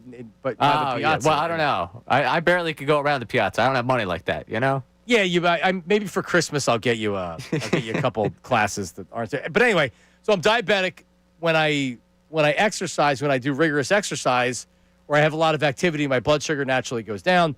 So I have to really prepare to go do these workouts. So I like Rice Krispie treats, believe it or not, are something that a lot of athletes are using these days, or at least runners, because the carbohydrate gives them that kind of extra. So one of the things in reading, like what can I eat that'll help me? A banana was recommended with honey. So get a banana, put some honey on it, like maybe have another complex carbohydrate, boom, and then eat it. So I'm like, all right, that sounds like a good idea. I'm not I don't eat bananas. I'm not a banana guy. Right when I tell you I was gagging trying to eat this banana, it was like I was trying to drink raw eggs. It was that bad. And then I thought about it, and I'm like, does anybody actually like a banana as a standalone? All right, you want to put it in some cereal or on the ice cream or something like that. All right, like it's not offensive in a shake. You want to put it in a protein shake, a little banana? Yeah, sure, you throw it in there or whatever. There's nobody in the world that actually enjoys eating a banana. That's like that is like, I'm hungry. What do I want? Oh, I want a banana. There's not one person in this freaking world that really wants to eat a banana. I don't know if there's a single person in this world that's had this thought process. I don't know anyone sat here and said, I don't want the standalone banana. The banana is a great 1A. A banana is a great, like you're saying, it's a great aside. But on its own, it can absolutely hold its own. More people take the banana with them. Like, what else can I take to work? I'll take this banana. And then it stays in your bag, and then you get home and you throw it in the trash because it's all brown. No, come on. When's the last banana you ate? Yeah, I mean, you got a point there, but like, I'm not exactly in the I'm taking care of my body portion of my life here. So it's less about that. It's more about convenience, right? Because I'm like that. What can you eat? You're single. You live on your own. You work a lot. You're all over the place. You're doing play-by-play. You're doing this. You're doing that. You're working all the time. You're the exact person that if you liked a banana, you would bring a banana because it's easy. An apple you have to wash, and it's not you have to core. A banana should be the easiest thing to take, but nobody eats them because they're horrible. I want to say something to the trust tree here because I don't want Billy C to hear this after all the crap I've given him over the years. Right. I've become a massive protein bar guy, and that's the one thing I'm now taking on the run with me everywhere. You ripped me because you thought I was eating protein bars yesterday. I thought you were kind bars, to be fair. Kind bars. Well, they're horrible. Yeah, exactly. But if he doesn't have them, he freaks out. He loses his mind over it. But no, it's a good item because it's easy to take, put it in your pocket, put it in your bag. It'll be 300 calories. It's not a Snickers bar like the old days. You a Snickers bar. Well, it's yeah, more filling than that. I used to be the Kit Kat bar guy, and I was like, I could probably it's still chocolate flavored, but it's allegedly good for me. When was the last banana you ate? And then I'll probably sometime this summer, I'd imagine. I'd imagine when I was like down the shore with my family, like that was probably something sitting there, and I was like, you know what? I haven't had a banana in a while. It's good. You can buy bananas at Wawa. They sell bananas everywhere because they don't need to do anything but just put it out. You go to who the hell goes to a 7-Eleven these days? But you go to a 7-Eleven, there's bananas in there. All right? Yeah, the standalone banana is perfectly fine. Nobody's eating a standalone banana, period. No, it's good. This has to be. I can't believe this is where you're going. Well, tomorrow we're going to talk about boogers and if they're really that bad to eat. I'm serious, too. I know you're serious. My daughter I told my daughter, my 4-year-old, stop picking your boogers and eating them. That's disgusting. And then she said it doesn't taste bad. And I said, you know what? She's not wrong. Right? Is it really? That's tomorrow, sorry. That's tomorrow. It's a tease. That's a 24-hour tease for you out there, people. That is a major league tease. There's a reason I've been in a major market like Philadelphia for this many years. Ray Dunn. It's for content like this. It's for content like this. All right, coming up, the reason why Ray Dunn is in radio in 2025, the news at noon. What does Ray have for us coming up next? And by the way, Nick Sirianni, early in the 12 o'clock hour. So I think it's going to be news at noon into Nick Sirianni. All of that. What will Nick Sirianni filibuster about today regarding Jalen Hurts and A.J. Brown? Find out after the news at noon. That's coming up next. It's the Middays with Mark Show, 97.5 The Fanatic. Now on 97.5 The Fanatic Sports Update. Find the offensive identity. I'm Ray Dunn with this Fanatic Sports Update. The biggest takeaway for the Eagles' 4-0 start, outside of being unbeaten, of course, is that lack of consistency offensively. Offensive coordinator Capitula met with the media yesterday, said this team's still searching for that identity early on in this season. Nick Sirianni will be asked about that, I'm sure, coming up in the 12 o'clock hour. We'll carry that presser live for you right here on Middays with Marks. Last night in L.A., Dodgers beat the Reds 10-5 on a home run barrage, took a 1-0 lead in the NL Wild Card Series with a win tonight. Dodgers advance to play the Phillies Saturday in the NLDS. Phillies have their intra-squad scrimmage tonight down there in South Philadelphia. Over 31,000 fans expected to watch that one this evening as they get themselves ready for the NLDS. This update is brought to you by AAA Tire and Auto Service. October is Car Care Month at your local AAA Tire and Auto Service location. Save $40 on any repair of $150 more. About October 1st through October 31st, visit AAA.com/mycar. I'm Ray Dunn, your home for the best birds coverage, 97.5 The Fanatic and 97.5thefanatic.com.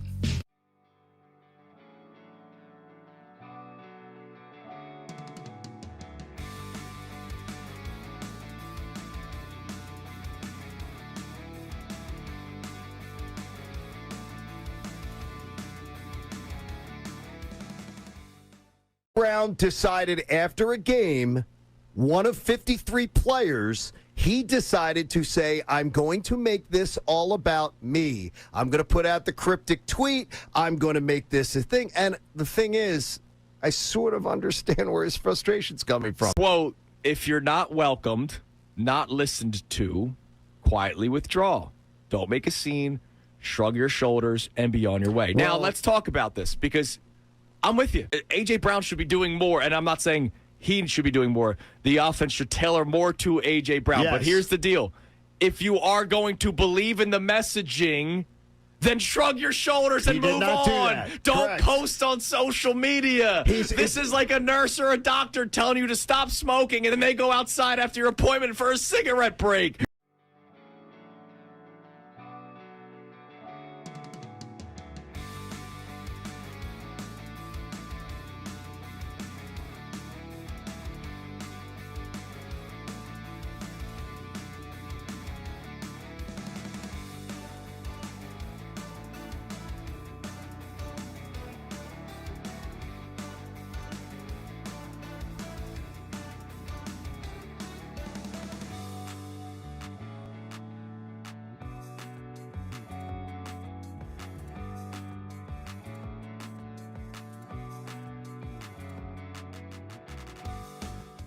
Philly fans, you are the best sports fans in the world. You're not stupid, so why should you have to hear outlandish takes that make you shake your head? You shouldn't. That's why Unfiltered is the show for you. Each afternoon from 2 to 6, we only bring you honest opinions and analysis. We may not agree all the time, but what you hear is what we genuinely believe. It's not some rage bait to try to spark conversation. So make the switch to Unfiltered with me, Bill Colarulo, my man Ricky Bo, and Silvana Kelleher.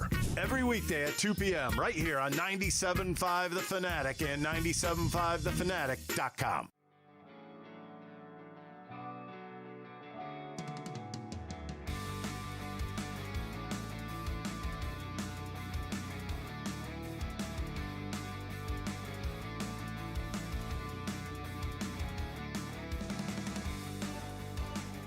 While, we have you here, you're not naive to the conversation following last season and the way that everyone, the frustrations around this city following the team last season. If you had the opportunity to address the fan base the way you have right now, where, you're live on the radio, what would you want to say to the fans of this city and the people of this city as it relates to the upcoming season?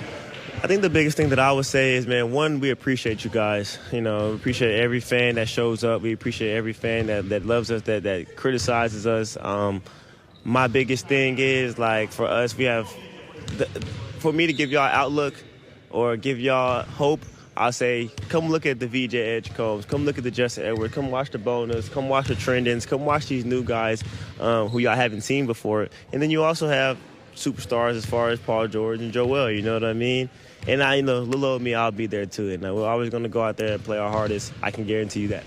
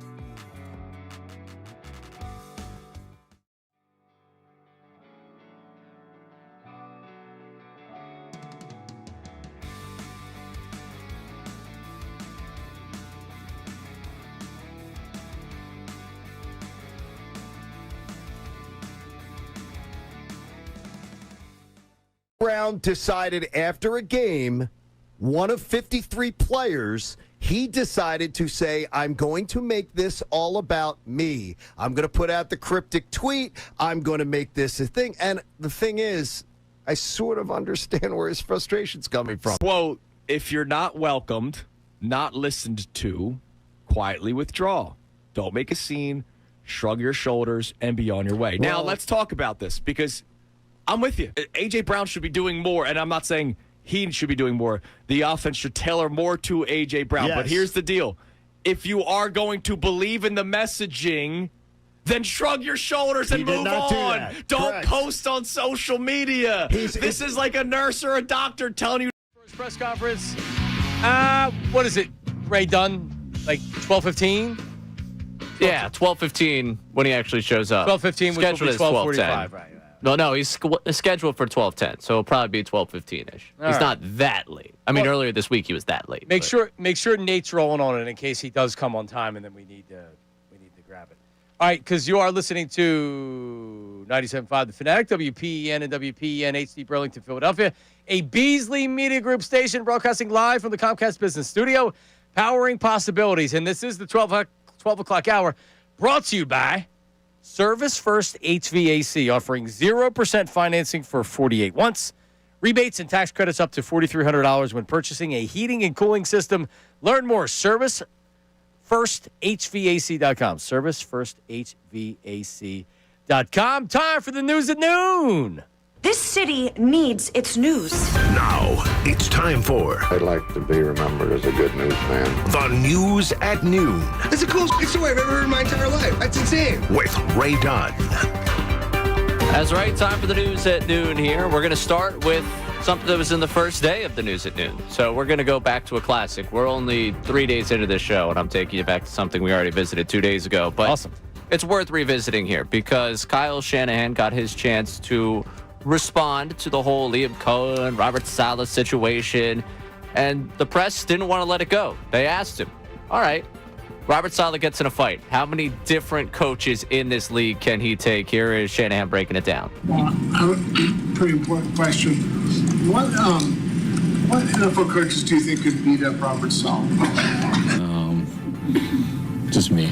That's about it. What about Dan Campbell?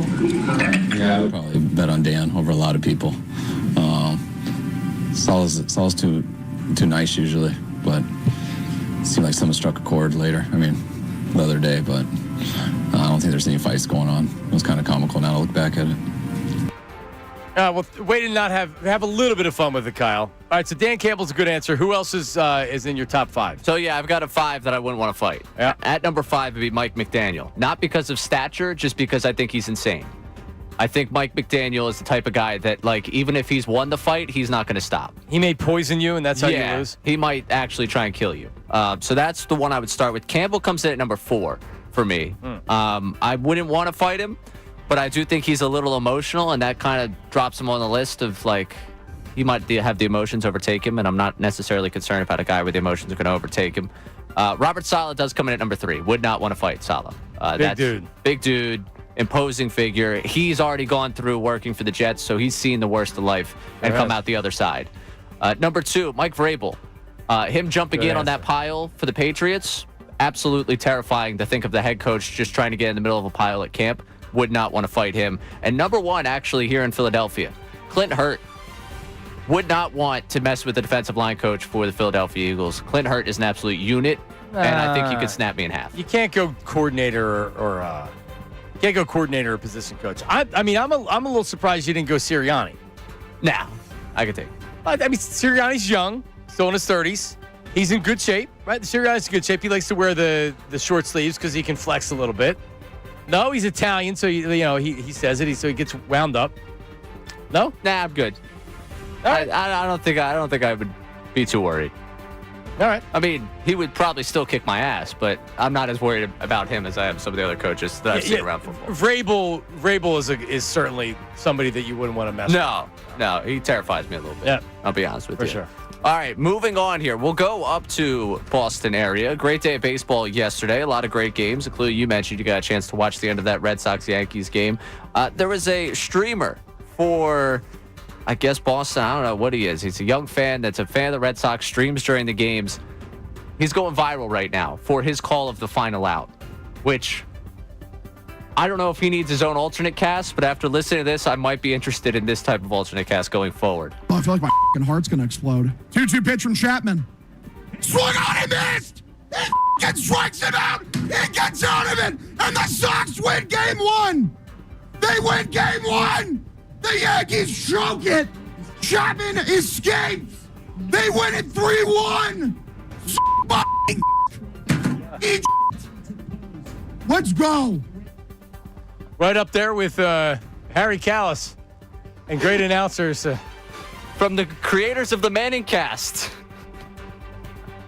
Does he have a following, or is it just some loser? I think he does. He has like right? 13,000 followers on Twitter. Well, he's obviously a loser. It's just whether he has a following or not. So I'm putting myself out there. I've done the regular play-by-play. If you would like to see this form of alternate cast, I am available. That's unbelievable. All right, but I think that's what we have to do. We need the Ray Dunn reaction. You can fake.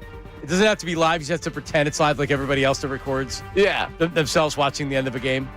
I've never really had that instinct. I don't know what it is about me. I don't really go with the, like, when I was younger, and it was all about me, but now in my 20s, I don't think I've had that, like, oh, I need to record my face because you need to see my face as this game ends. That's because you're so mature. I'm sorry. That's my bad. Congratulations. All right, last thing here. Fascination of mine. The Kay Adams, Daniel Jones dynamic is very interesting to me. The Kay Adams, Kevin Durant dynamic is even more interesting to me. Here's the two of them bickering over a game that she went to last year and Durant inviting her out to Houston to get some barbecue with. And then if you come down to Houston, which I'm expecting you to come to a game. I came to a game and you did not even, you wouldn't even. I was hurt. You literally would not even like wait. You came to a game. You didn't come out. You didn't come out and say like, hey. You came to a game and I had to find out the next week on your show that you were at my game, which is crazy. Ooh. Kevin, I think I literally told you I was at the game. No, you didn't. See you tonight. But it's all good. That's old. That's old. No, I literally said see you tonight. We're moving on to the next season, and I'll see you at one of these games in Houston. Which game? Which game? We're going for barbecue down in Texas when you get out here, all right? Where do you... It seemed to be some sexual tension there between the two. Some kind of tension. I don't understand. Her interview style is so interesting with him, Daniel Jones. Maybe it's just meant to because that's the last question. Then we're all just left to speculate what the end of that interview was all about. There you go. I don't know if it's her way of making people want to know more about that interview and stick around to see if she's going to break it down. I don't know what it is. But it's a very, very interesting dynamic. So they didn't discuss the offensive philosophy of the Rockets or anything like that afterwards? Well, that was the end of the interview. She got a 15-minute interview with him, but that was the end of it. Yeah, gotcha. They got into how much he's loving Houston. They got into his NFL picks. He's devastated over Joe Burrow. Can I ask you a question? Yeah. Why are you listening to that? What are you up on the feed here, man? What are you doing? I consume content in 2025 the way a 25-year-old does. It popped up on the feed. Okay, I consume content all the time.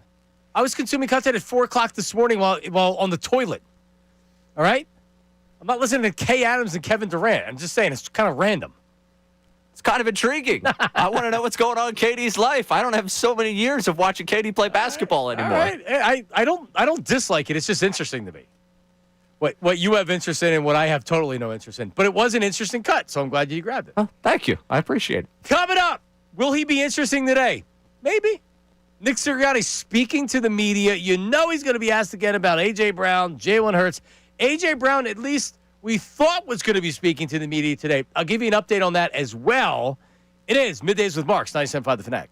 Start your morning off right with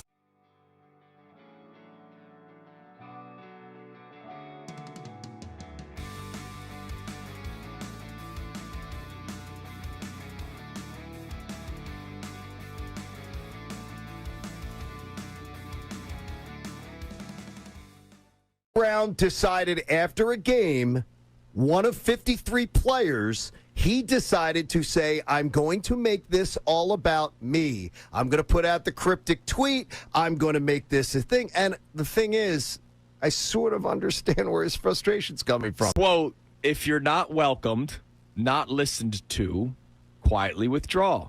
Don't make a scene, shrug your shoulders, and be on your way. Now, let's talk about this because I'm with you. A.J. Brown should be doing more, and I'm not saying he should be doing more. The offense should tailor more to A.J. Brown. Yes. But here's the deal. If you are going to believe in the messaging, then shrug your shoulders and move on. Don't post on social media. This is like a nurse or a doctor telling you to stop smoking, and then they go outside after your appointment for a cigarette break.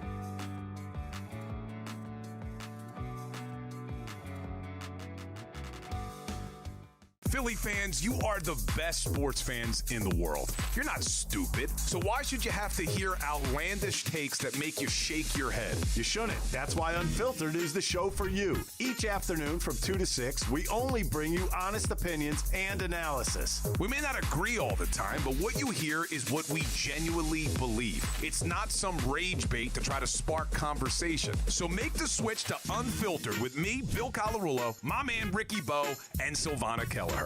Every weekday at 2 p.m. right here on 97.5 The Fanatic and 97.5thefanatic.com.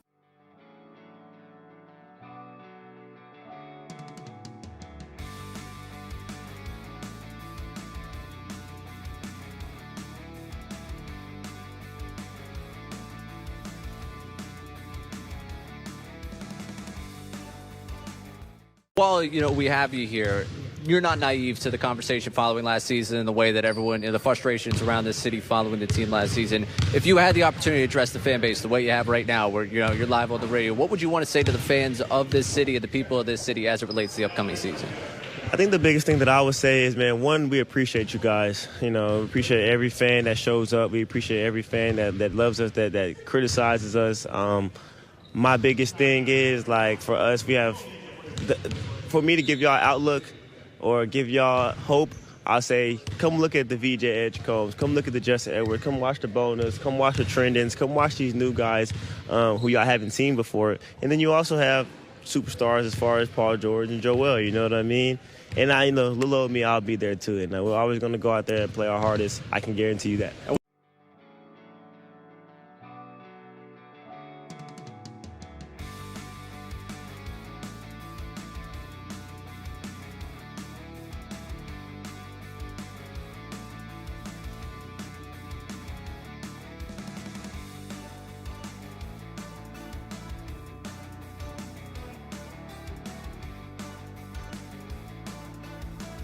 Sirianni there?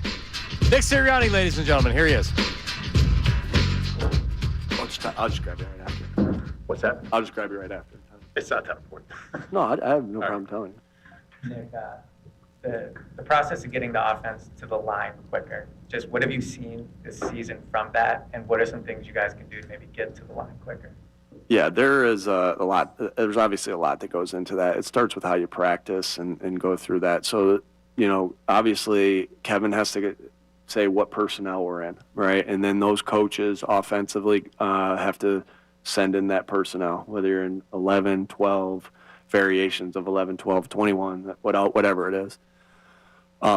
Then Kevin, calls the play in. Jalen's got, so it's like a game of, then Jalen's got to read the call there. And then everyone's expected, obviously, to know exactly what they have to do there, because if there's any in hesitation, then there has to be another little bit of a communication. So they got to go get lined up, get set. Then there's the aspect of seeing what the defense is, and so you can make your calls, whether it's a run game, pass game, or anything, so everyone's on the same page.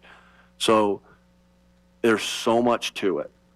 There's so much to it that you want to be able to get up to the line of scrimmage, so you're able to go through your entire process, and account for some of these things that I just talked about, and that way,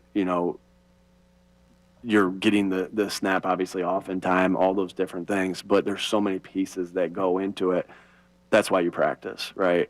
That's why you go about that, so you can be as efficient as you possibly can on there. And there's a time, different scenarios in the game call for different things, right? Whether you're in a 2-minute, whether you're in a 4-minute, right? When so there's scenarios that call for all these different things within it. So, but our goal is to be as efficient as possible in that. That to me is something. All those things that I just said we talk about this a lot. Master the things that require no talent, because this game forces you to play talent versus talent all the time. You got to master the little things that require no talent. And that's one thing on there. And it's obviously pretty in-depth and a lot of moving pieces to it. There have been a high degree of blocked kicks and punts across the league. What have you noticed in that trend? And you guys spend a lot of time on that. What do you focus on whenever you spend that much time on it? Yeah, the kicking game is no different than offense and defense, right? The amount of time you spend on it, the meeting, all the things that go into it.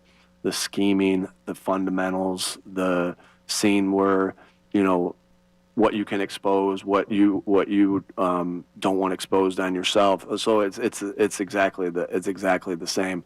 Our guys have done a really nice job. Cam did a good job of getting through the line. Coach Clay did it really, and his staff did a good job of drawing up a play to allow that to happen, where we're able to make a big time play in the Tampa game. And the same thing we got. In the Rams game, where we were able to block the kick to help us win the game, and ultimately the other kick as well.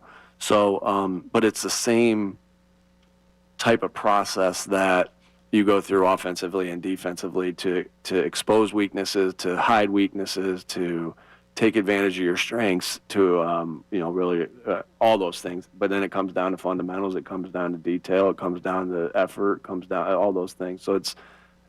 What I'm saying, the long way of me saying it is it's the same as offense and defense. It's just with special teams. Nick, obviously there's been a lot made of getting the ball to AJ, but your other receiver has fewer targets. What have been the issues in getting Devontae started, and how has he reacted to not seeing the ball as much? Yeah, these guys know that they're great football players and want to do things that contribute to help us win football games. And to me, that's normal. We want to get them the ball, right? And so we have to do our job as coaches to help them get the ball. They're great players, so and then they have to go out and we all have to execute in that situation. But like I've said to you guys before, every game plan starts with how we get, in the pass game, how we get in AJ, how we get in Devontae, how we get in Dallas the football, And we have other playmakers, Jahan, and Grant and Saquon, and as far as in the passing game. So that's always the first thing in our discussions. And so when your process is that, and there's things that that you need to help you win football games, like getting those guys the football, I think in the long run it takes care of itself. We're early in the season. I don't think we've.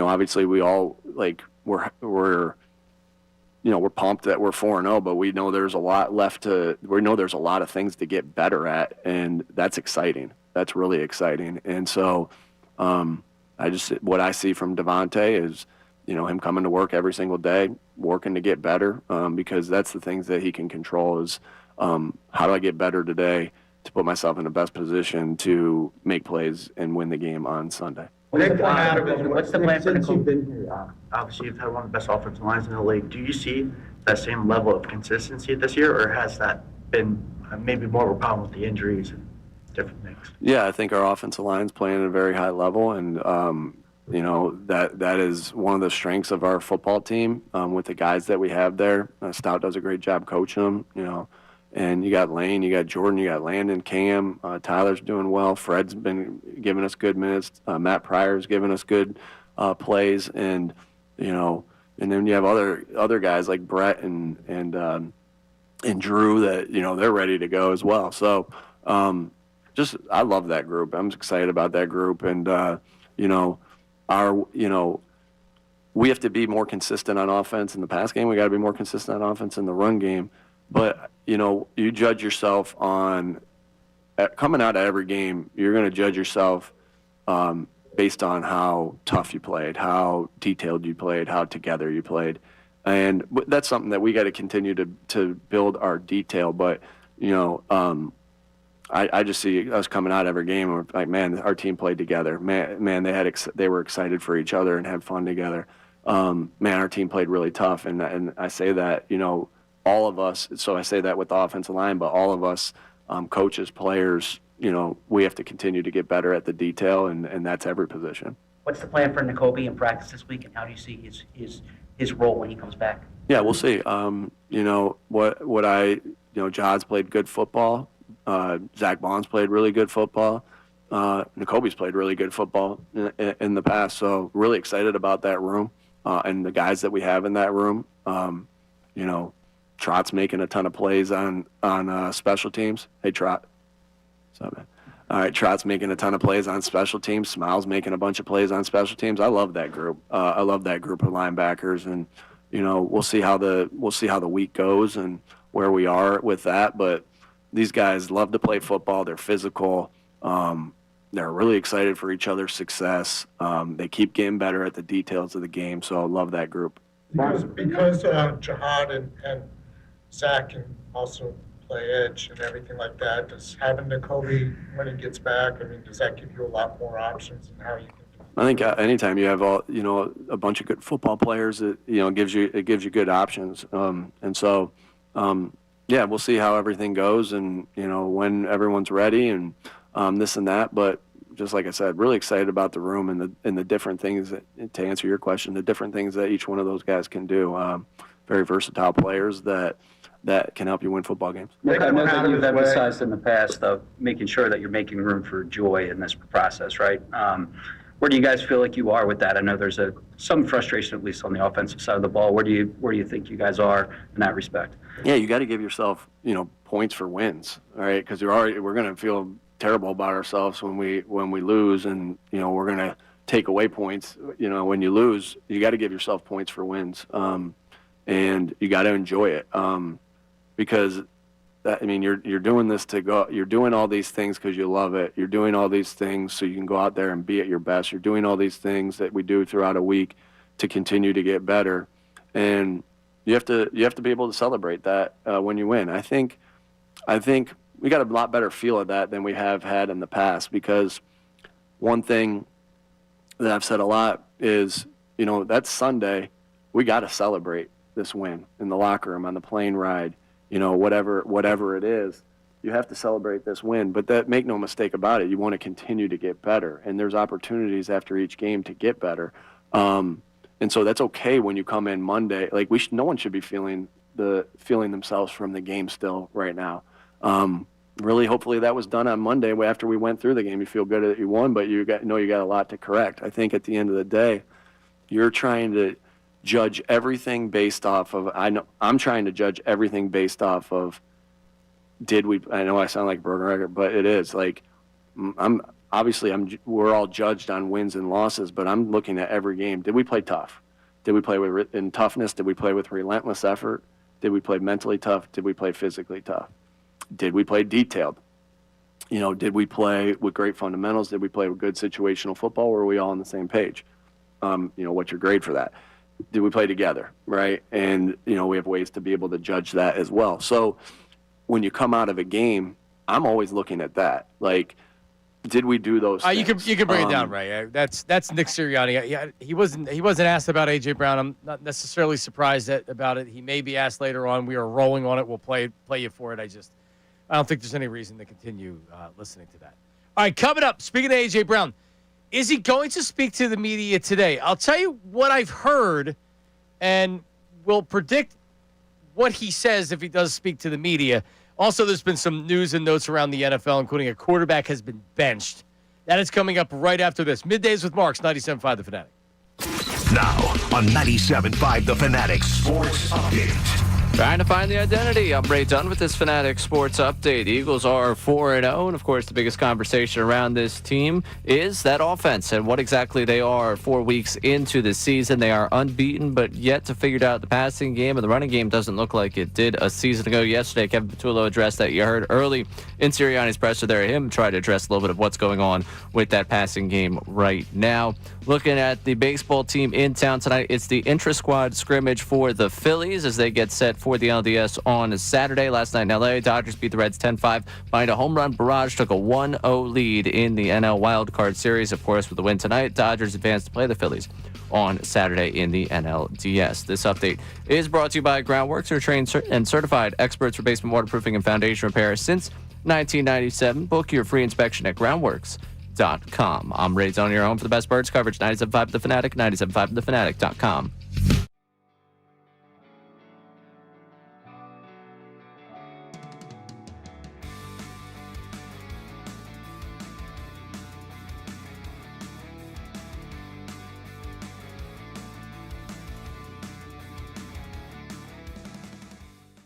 Brown decided after a game, one of 53 players, he decided to say, I'm going to make this all about me. I'm going to put out the cryptic tweet. I'm going to make this a thing. And the thing is, I sort of understand where his frustration's coming from. Quote, if you're not welcomed, not listened to, quietly withdraw. Don't make a scene, shrug your shoulders, and be on your way. Well, now, let's talk about this because I'm with you. A.J. Brown should be doing more, and I'm not saying he should be doing more. The offense should tailor more to A.J. Brown. Yes. But here's the deal. If you are going to believe in the messaging, then shrug your shoulders and move on. Don't post on social media. This is like a nurse or a doctor telling you to stop smoking, and then they go outside after your appointment for a cigarette break.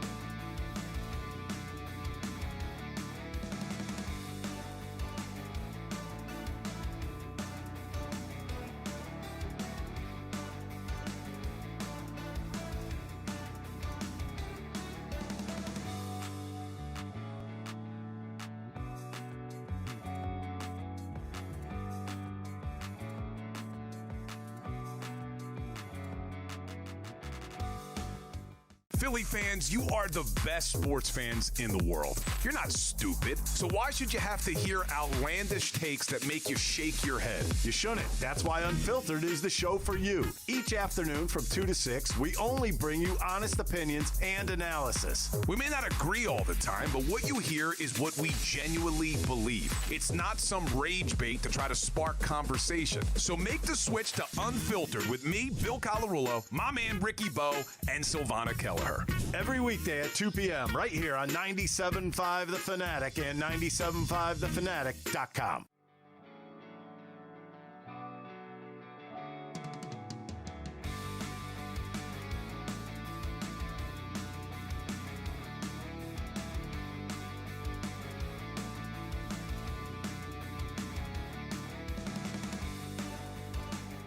Well, we have you here.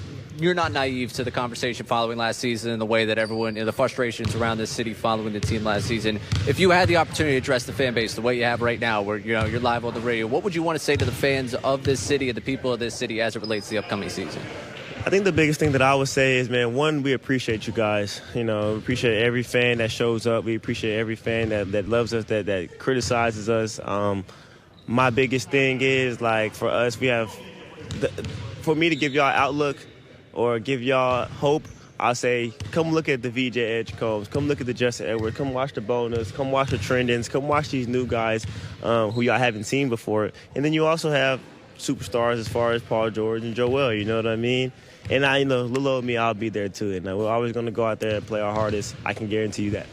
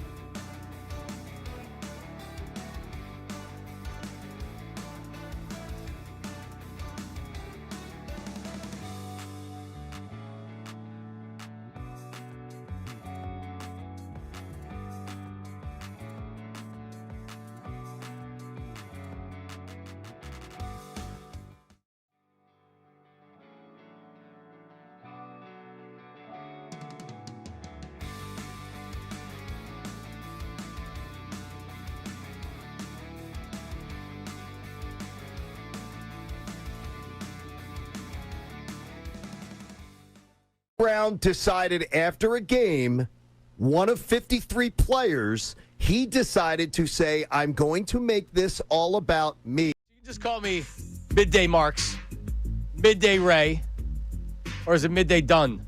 Done, done, done, done, done, done. I feel like Midday Ray kind of flows there, right? Midday Ray flows very well. Look at it. See, you should have been calling yourself Midday Ray. You did middays for 2 months. You didn't think of it? No. I didn't think of a lot at that time. All right, A.J. Brown in a second. Joe Flacco has been benched. Joe Flacco said that he didn't see it coming. He said, quote, I don't think I foresaw it. How? I mean, seriously, I was actually expecting him to be benched, right? Maybe they were going to give him one more week, but why would they give him another week? I mean, honestly, it was stupid for. I wouldn't have started. I wouldn't have even signed him.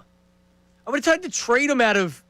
No, I get it. If you're a GM and you're a head coach, you don't want to be horrible. You could lose your job, even if it's not your fault, right? But I mean, it's pretty clear they have young quarterbacks that may or may not be good enough that at least you want to see. Dylan Gabriel is going to be your starter. Joe Flacco will be the number 2 quarterback. Shedeur Sanders still will remain the number 3 quarterback on the team. And you know what? Would I be surprised if Shedeur Sanders is the starter or gets a start in, week 5, week 8? No, I wouldn't. I'd put him in there. If Dylan Gabriel doesn't look like, A, that he's ready, or B, he's an NFL starting quarterback, what's the point? Other than you're going to lose a lot of games if he's in there. So you give him a shot. If he's good, he earns it, then you keep him in. Shedeur Sanders to me is a much better prospect than Dylan Gabriel is. So we'll see what happens. But I don't know how Joe Flacco didn't see it coming. A month into the season, I could see being a little blindsided by it, especially if you're watching Dylan Gabriel at practice every day and you're like, yeah, all right, this is the guy that you're going to roll out here to start games in October. Well, has he seen himself play? Well, I mean, it's not going good for him. They did beat the Packers. Yeah, he's got that notch on his belt. Didn't they score 13 points and one of them was a blocked field goal or something? And Dylan Gabriel's putting up 20 in that game? Micah Parsons might have put him through the ground in that game. I don't know, but I'd like to see. And honestly, I don't want to see Dylan Gabriel play at all. I thank God I'm not a Browns fan. Yeah, this is the most irrelevant month of Browns football since the last month of Browns football. Why are we all waiting for the inevitable? For Shedeur? Yeah. Yeah. Well, this is just a tease. This is what this is. You read the first part of the notification you get, like, oh, Flacco's being benched. You're like, damn, all right. Even Dylan Gabriel's parents, I bet, are a little bit like, come on. Let's at least see the Sanders kid for a second. Yeah, there's nobody other than his parents that want to see Dylan Gabriel. I even think they might be a little disappointed today. Seriously. They're like, Well, it's not exactly a great spot to put a young quarterback in. Like, oh, hey, 5 weeks into the season, oh, here you go. You're the Dylan Gabriel. You're the starter. He was never drafted to be the starter. Was he a third-round draft pick? Did he slide to the third round? They used a second round. Was he a 4? Was he a 4th? I thought he was a 4 because he was a 4th and then Shedeur was a 5th. Oh, great. So you have a mid-first-round draft pick that is now your starter in Oh, no, 3rd round. Yeah, right. He was a 3rd-round pick. Third-round draft pick. I mean, you're not drafted in the 3rd round to be starting games other than injury or necessity. So from that standpoint, why don't you just ride with Joe Flacco? I mean, at this point, I just want to see what the young quarterbacks look like. I am not one of these people out there that thinks, no, you need to let him sit so he can learn. The whole Jackson Dart needs to sit behind Russell Wilson. Man, like Russell Wilson, he actually threw for 4 and some odd yards in that one game. But Jackson Dart coming out of training camp really won that job. So I'm not surprised that they very quickly gave Russell Wilson the axe because Dart comes out and actually gives them a spark and they win. But I don't believe that like if a quarterback's not ready to play, then that's fine. I don't think you'll ruin a quarterback if you put him out there and it's like, oh, well, he'll never recover from that. And he was never going to be a good quarterback anyway. Yeah, you have to deal with adversity. Come on. Yeah, it's the wrong position to be like, oh, well, no. Like if you're worried that he can't handle it, then that's a problem. And also, it's the teams with no expectations.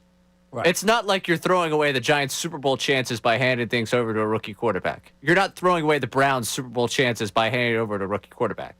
Now, this is not the rookie quarterback I would have handed it over to, but no, right. I don't get what I want. That's okay. All right. Well, anyway, so there you go. That's the latest of happening around the NFL.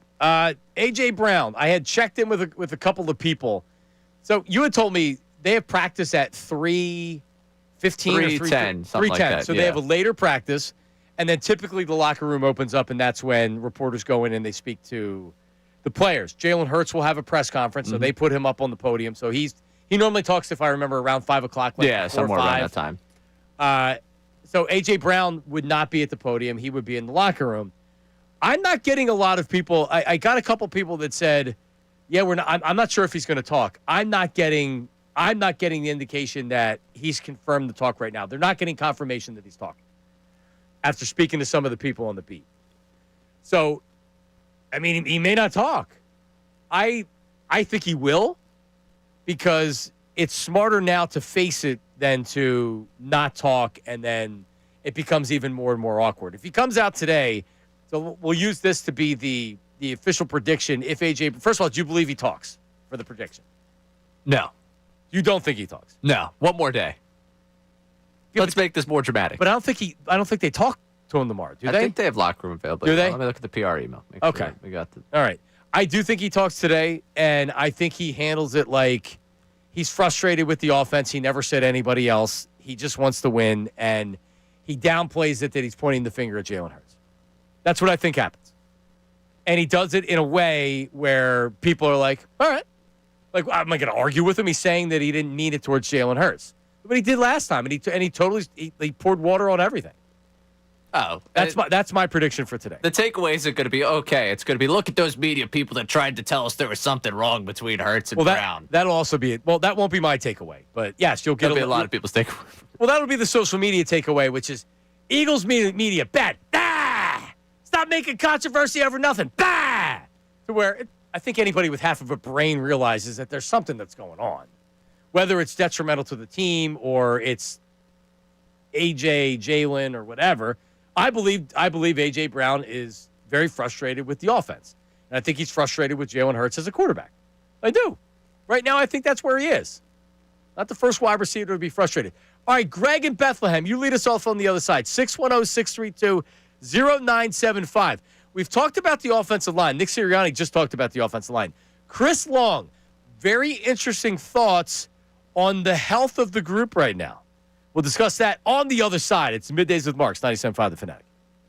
Now, a Fanatic Phillies playoff update on 97.5 The Fanatic and 97.5thefanatic.com.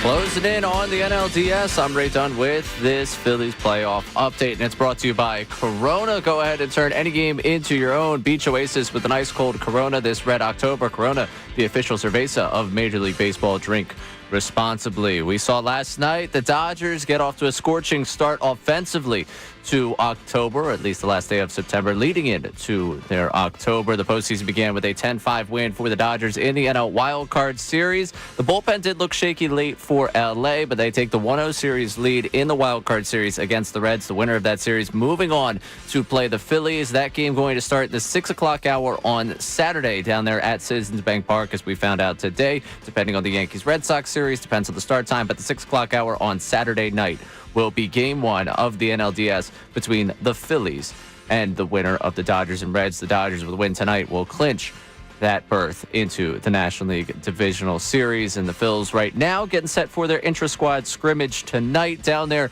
at Citizens Bank Park. 31,000 expected to be on hand to watch the team battle for 7 innings between one another. Team Powder Blues versus Team Pinstripes in South Philadelphia tonight. I'm Ray Dunn on your home of the MLB playoffs, 97.5 The Fanatic and 97.5thefanatic.com.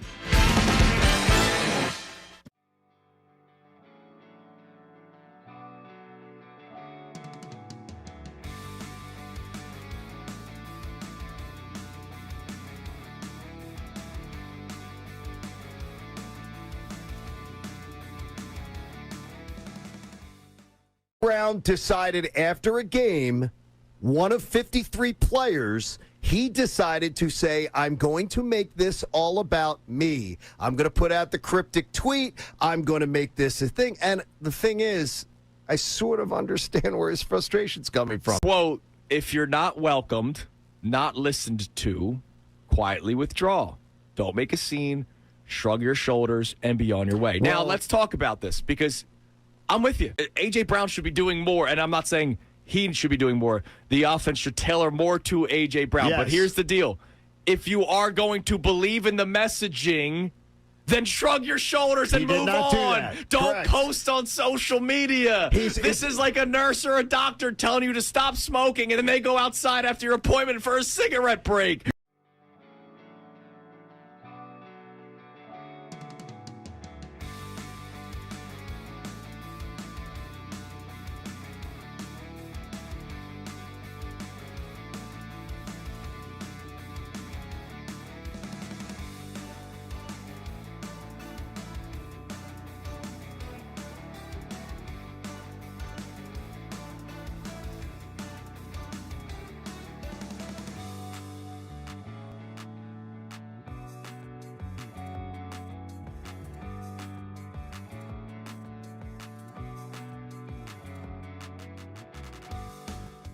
Philly fans, you are the best sports fans in the world. You're not stupid, so why should you have to hear outlandish takes that make you shake your head? You shouldn't. That's why Unfiltered is the show for you. Each afternoon from 2 to 6, we only bring you honest opinions and analysis. We may not agree all the time, but what you hear is what we genuinely believe. It's not some rage bait to try to spark conversation. So make the switch to Unfiltered with me, Bill Colarulo, my man Ricky Bo, and Silvana Kelleher. Every weekday at 2 p.m. right here on 97.5 The Fanatic and 97.5thefanatic.com.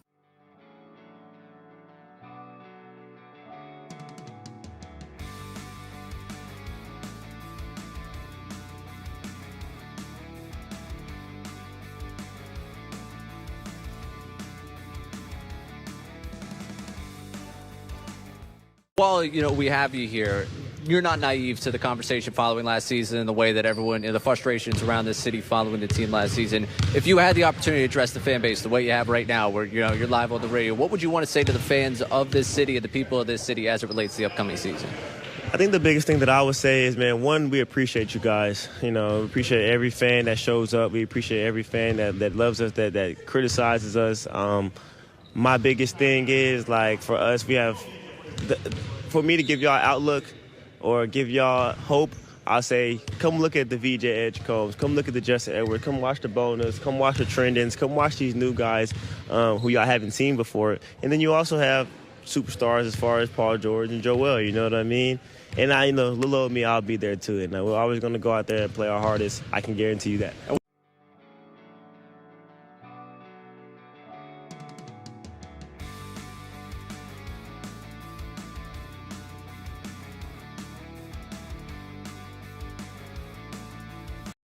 With Marks, 97.5 The Fanatic. Chris Long, his thoughts on the offensive line in a second. Let's get to Greg in Bethlehem. I don't want to make him hold. He's been waiting for a while.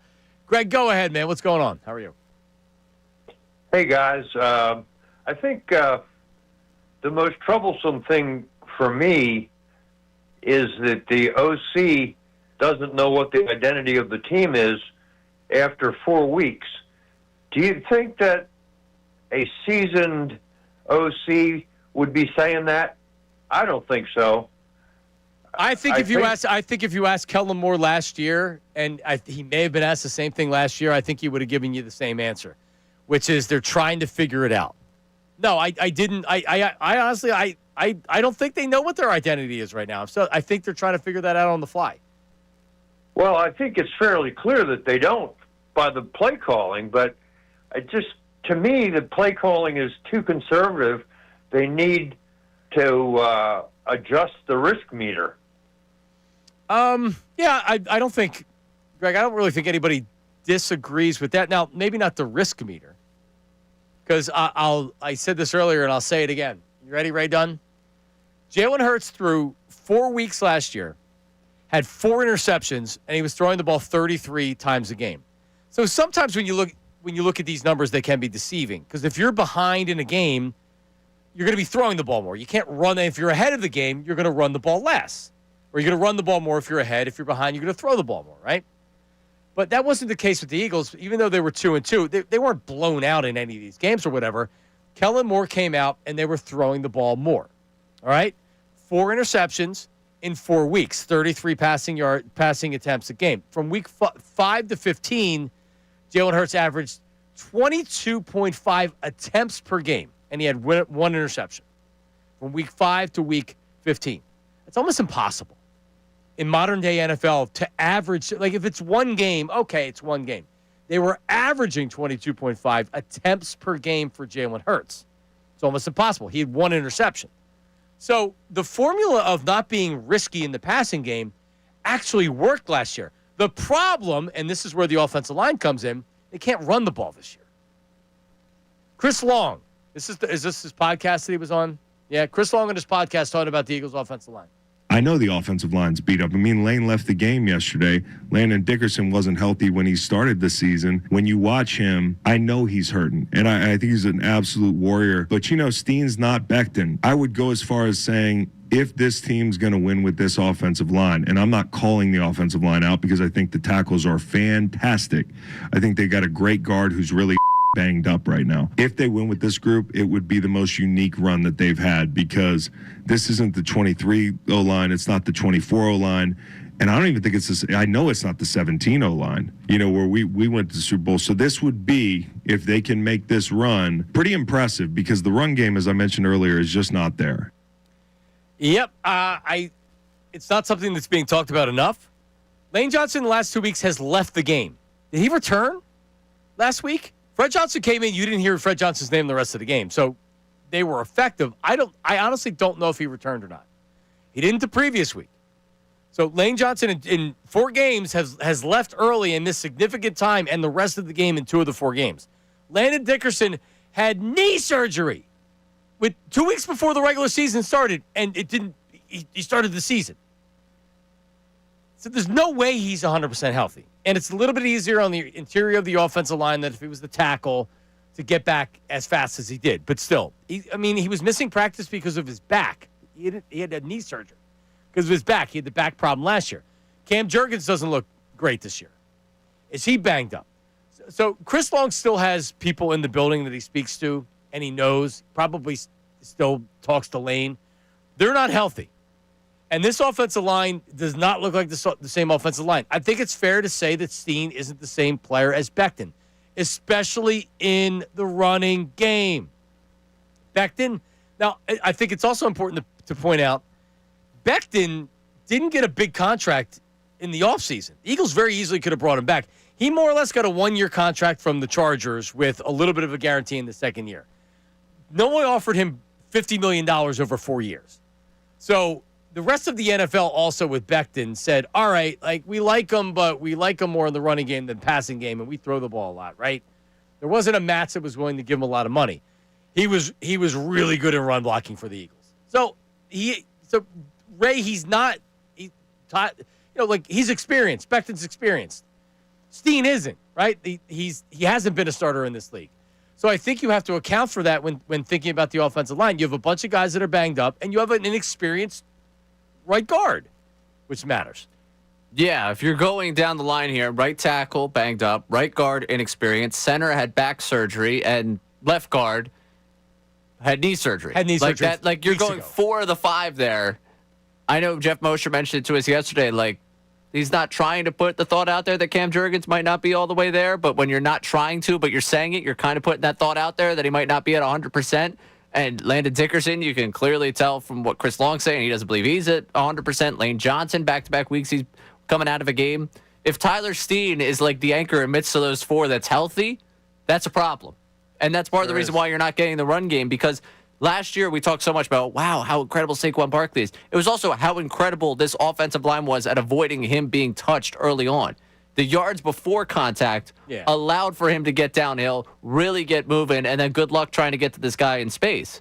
If you can't get into that space, we're not having the conversation about 2K Saquon. We're having the conversation about 2-yard Saquon, and that's why he's getting what it feels like per carry right now. He may not even be 1K Saquon this year. We don't watch it.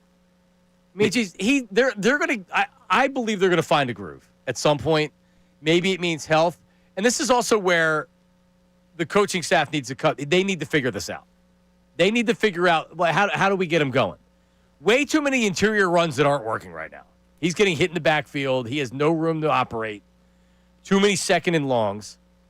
So during the break, Nate was telling me in the back. I don't even remember this from the so Sirianni had said that the offensive line was playing well. Yes.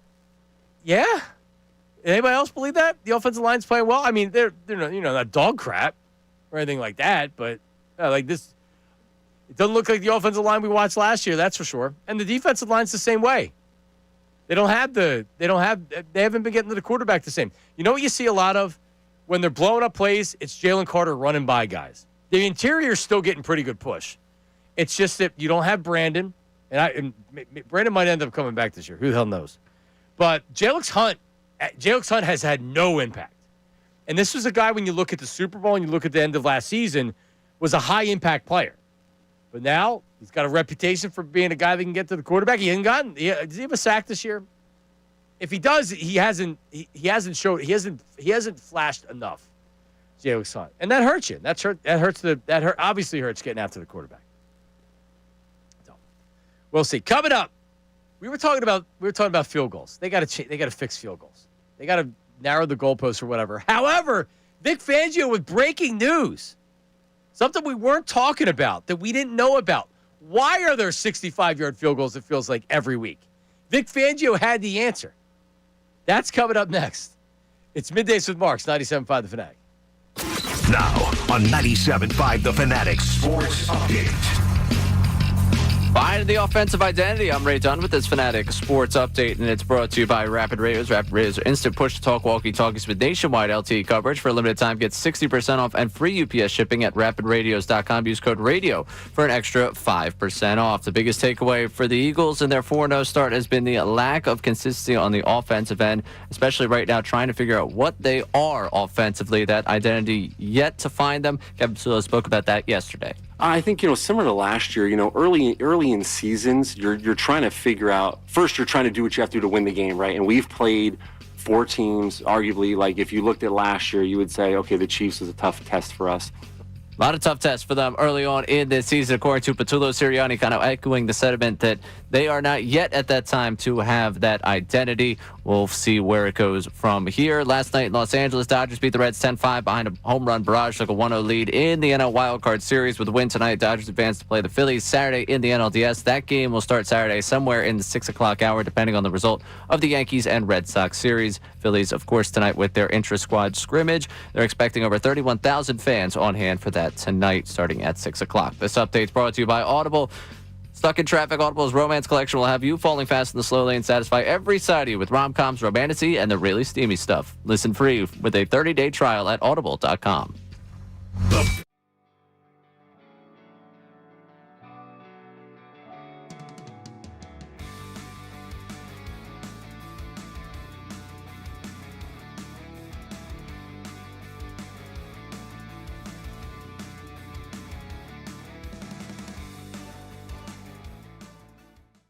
You have 4 really, really good wins. I don't know what else to say. This hasn't been an easy 4 weeks. If this would have been, well, they beat the Browns. All right. Oh, well, they beat the Giants with Russell Wilson as quarterback. All right. They played a bunch of bottom feeders. Okay, then I'd be like, you know what? You're not going to beat the good teams like this. You're not. They just beat the good teams. They just beat the Rams that had every reason to come in here with revenge on their minds, a physical team, a good team. They just beat the Rams. They beat the Chiefs. They beat the Cowboys. They beat the Buccaneers in Tampa Bay. So to act like that this 4-0 start isn't impressive, this is a very impressive 4-0 start. And if you're looking at it, oh, but you can't do this the whole season. You're not going to be able to win games like this. They just won games like this all last season. I heard the same thing last year. But look at the record. Look at the other teams, the good teams in the NFL. Who are the good teams? The Ravens. Uh-oh. They got smoked by the Chiefs. The Chiefs. In some of the years that they've won Super Bowls, you're not going to come out and click on offense every year, every quarter, every half. It's not going to happen. And it doesn't mean you can't demand more from your offensive coordinator, from your offense. But realistically, man, I feel great. I'm back on the Fanatic. Middays with Marks. Everything's good.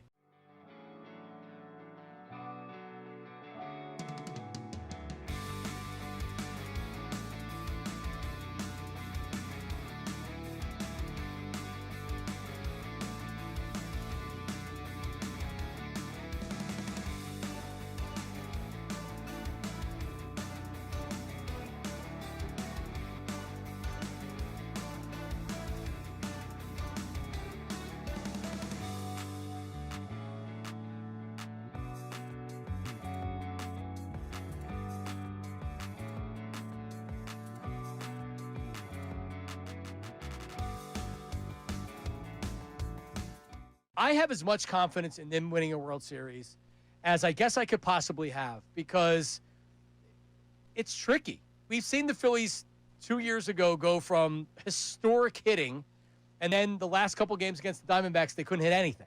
And they ended up losing a series. They couldn't win a game at home to go to the World Series, right? So outside of that, I'm as confident as I can be. The Phillies have as good of a chance to win a World Series this year as anybody in baseball. I couldn't feel any better about the Phillies than I do right now. And that doesn't mean like I'm overly confident. Let me put my chest out. Phillies are winning the World Series. I felt like that about the Eagles this year. Last year, I don't feel like that about the Phillies right now. But it's best case scenario. It's like, yeah, the Phillies are a good team. Let's see what happens in October. It's tough. Yeah, best case, I guess, in terms of what you believe internally, I don't think they got the best path of what they have, just because the Dodgers obviously sit there in a 5-game series against you, and the Reds' sneaky good pitching staff. I mean, I'm not necessarily concerned about them hitting off of you, but I could see that staff giving you problems in the postseason. I would have loved what the Brewers have waiting for them, one of the Cubs or the Padres, just given I don't think they've played their best baseball as of late. The Reds kind of snuck their way. Here on 97.5 The Fanatic, you have Bill, Ricky Bo, Unfiltered, lot going on. You have the inter-squad scrimmage tonight down at Citizens Bank Park. You heard Ray say it. It's a sellout, 31,000. Tickets sold. All goes to charity. 31,000. You will be down there, Ray? I will not be down there, no. Aw. I did not get the ticket. Aw. A little disappointed in my decision-making on that one, but That's okay. You'll be all right. I'm going to try and get down there for one of the ones that count come October. Well, it's very cool, and I'm glad they're doing it. First, because they want to keep themselves sharp because they're not playing for 5 days, which is fine. But also, I think this is a really cool thing. Fans go down. It supports a charity. And, you go, get a little exhibition down there. Everybody has some fun as they get ready for a Saturday game against the Reds or the Dodgers. Dodgers win last night and go up 1 game. So they don't waste any time. There's no off days. They have 4 games today, 4 games yesterday, 4 games today. And then depending on what happens today, they will have – they have the game 3 tomorrow? Yeah. Yeah, game 3 tomorrow. Running right through the week. So rooting for a game 3 tomorrow between the Dodgers and Reds. Yes. Doesn't feel likely. No. Well, it certainly doesn't. It doesn't feel likely that the Reds are going to be going to Citizens Bank Park on Saturday. No, it certainly doesn't feel likely about that. But I would at least like to see. Yes, me too. A game 3, just tire them out a little bit. Make them use another starter in that series. But also getting a win tonight puts all the pressure on the Dodgers for game 3. 'Cause no one believes the Reds are going to beat the Dodgers now, so put a little pressure on them. No, get into that bullpen. Their bullpen stinks. Yep. Had to get Sheehan up last night. Tryon came into the game late in that game. I just can't believe how quickly it all fell apart for you. Even if I went into that game with a little bit of a little engine that could, Francona, that squad, 83 wins. Maybe they could figure it out, take the Hunter Green game, and Hunter Green serves one up to Ohtani. And it's all right, well, I'm going to stay up and watch this game, but I kind of know where this one's going to go at this point. Yeah, I didn't stay up and watch the game. I was up, but I don't know what I was doing. I was doing something else. But I was checking in from time to time. The Guardians lost to the Tigers yesterday. Did you see how many people were at the game? 26,000? Yeah, what are we doing? Really? Do you imagine if there was that lack of demand for tickets at Citizens Bank Park? Any player, I forget who it was that was just talking about it recently. It wasn't a Philly. It was a former player or a current player that was talking about the atmosphere at Citizens Bank Park. There's nothing like it. I mean, you're talking about a home field advantage, and the Phillies have been incredible at home this year. They're 20-some games over 500 at home this year. But it's a true. We know this from this run. We know this from the run back when Jason Werth, who joined us earlier, when he was on the show. It's always strange to me because you don't know the dynamic of a city.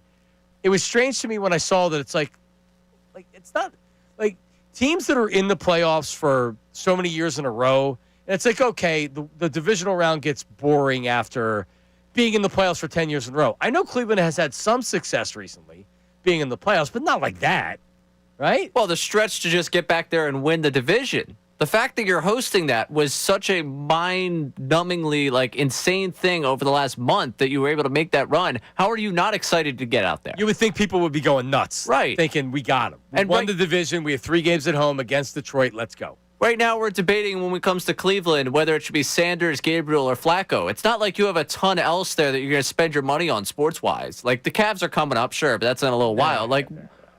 How are you not fired up for this team for like even 30,000. There's going to be more people at a scrimmage tonight. That was my point. That was my point. More people are going down, and it's not the cost of a playoff ticket, but that doesn't matter. The fact, because you know what? You're talking about the cost of your time, traffic, driving down the games, and everything else for a game that doesn't even matter. More people are going to a scrimmage, inter-squad scrimmage tonight. How do you get that? I don't understand how you don't show up for your team in the postseason like that. After the run they gave you. Like, again, had they limped into the postseason, you'd seen them do it before. It's like, all right, maybe I won't do it. But to not sell out? To not show up? Like, what? It's crazy. No, legitimately, I'm trying to bring up their baseball reference because I don't remember what they've done in previous years. Hey, they've been around it. They've been around. Lost the ALCS last year. Okay, so they lost the ALCS last year. Isn't that even more motivation to say this is the year? We just got hot at the end of the season, right? They missed the playoffs the year before that. They lost in the divisional round before that. So this is a team that's been in the playoffs. Last 5 years, last 6 years, they've been in the playoffs 4 times. Yeah, like that's not apathy because, oh, sure, we make the playoffs, but we never win. That's unbelievable. Unbelievable. All right, you're listening to 97.5 The Fanatic. WPEN HD1 Burlington, Philadelphia. Beasley Media Group station broadcasting live from the Comcast Business Studio, powering possibilities. There you go. All right, so we're gonna talk about rubbing balls here now for a second. That's right. Rubbing balls, because what we didn't know before Vic Fangio broke the news to us yesterday is for some reason this year they're doing something to the footballs. They're rubbing the balls. Vic Fangio talked about the long field goal yesterday, and here's what he had to say. You know what you guys have missed, not just you, but everybody, is, we gave up a 65-yard field goal and a 58-yard field goal. These kicking balls that they changed this year have drastically changed the kicking game, field goals in particular. So it's almost like they need an asterisk here, like it was the live ball era, or the asterisk for those home runs Bonds and Sosa and McGuire were hitting. The way they've changed the ball, the NFL, the kicking ball, has drastically changed the field goals. Okay, so it makes sense. It does. They did it in baseball. Well, outside of steroids, they still did it in baseball. I mean, I would hear players talk about. I remember Pete Rose talking about how it was almost like one of those bouncy balls that you get at the grocery store, and you put the quarter in it, and you get it, the rubber balls. That the ball had gotten so hard when it would go foul and it would bounce on a concourse, it would, it'd be like a bouncy ball. So yeah, it makes sense that the baseball would manipulate a baseball to get more power. That makes sense. Why the hell would the NFL want to manipulate a ball to make a field goal easier? So I guess in the past, this is where the rubbing balls conversation comes up here. Are you anti-rubbing balls or pro-rubbing balls? I'm going to answer the question about what's going on in the NFL and move past that question from you right there. Fair enough. The officials apparently in the past would rub the balls. And when doing that, I guess they would rub them before and then you end up playing with them in the game. Right. Now you have access to those balls all week long. So you know exactly how they've been rubbed. The team has access to them. Yes. So as compared to just getting access to them on game days. Why? That's so stupid. Ray, I don't need more field goals. I need less field goals. I don't need, let's kick it off. There's 10 seconds left. Oh, let's get a 15-yard completion and we can win the game. That sucks. That's not earning it. You're not earning a win. If a team drives down on you and scores a touchdown and goes up by 2 points, you shouldn't get some fluky field goal because they're rubbing balls and everybody can kick a 65-yard field goal. That sucks. I hate that. So why would they do that? Decisively anti-rubbing balls. I am 100% against rubbing balls. That's correct. Okay. Well, everyone has to be pro rubbing the balls on Sunday because that's how they did it before. It's just having the rubbed balls all week long. Man, if they put a football full of concrete out there, I wouldn't care. The hell with long field goals. I don't like it. I like when you would get a kicker that would hit a 52-yard field goal and it'd be like, oh man, that's awesome, right?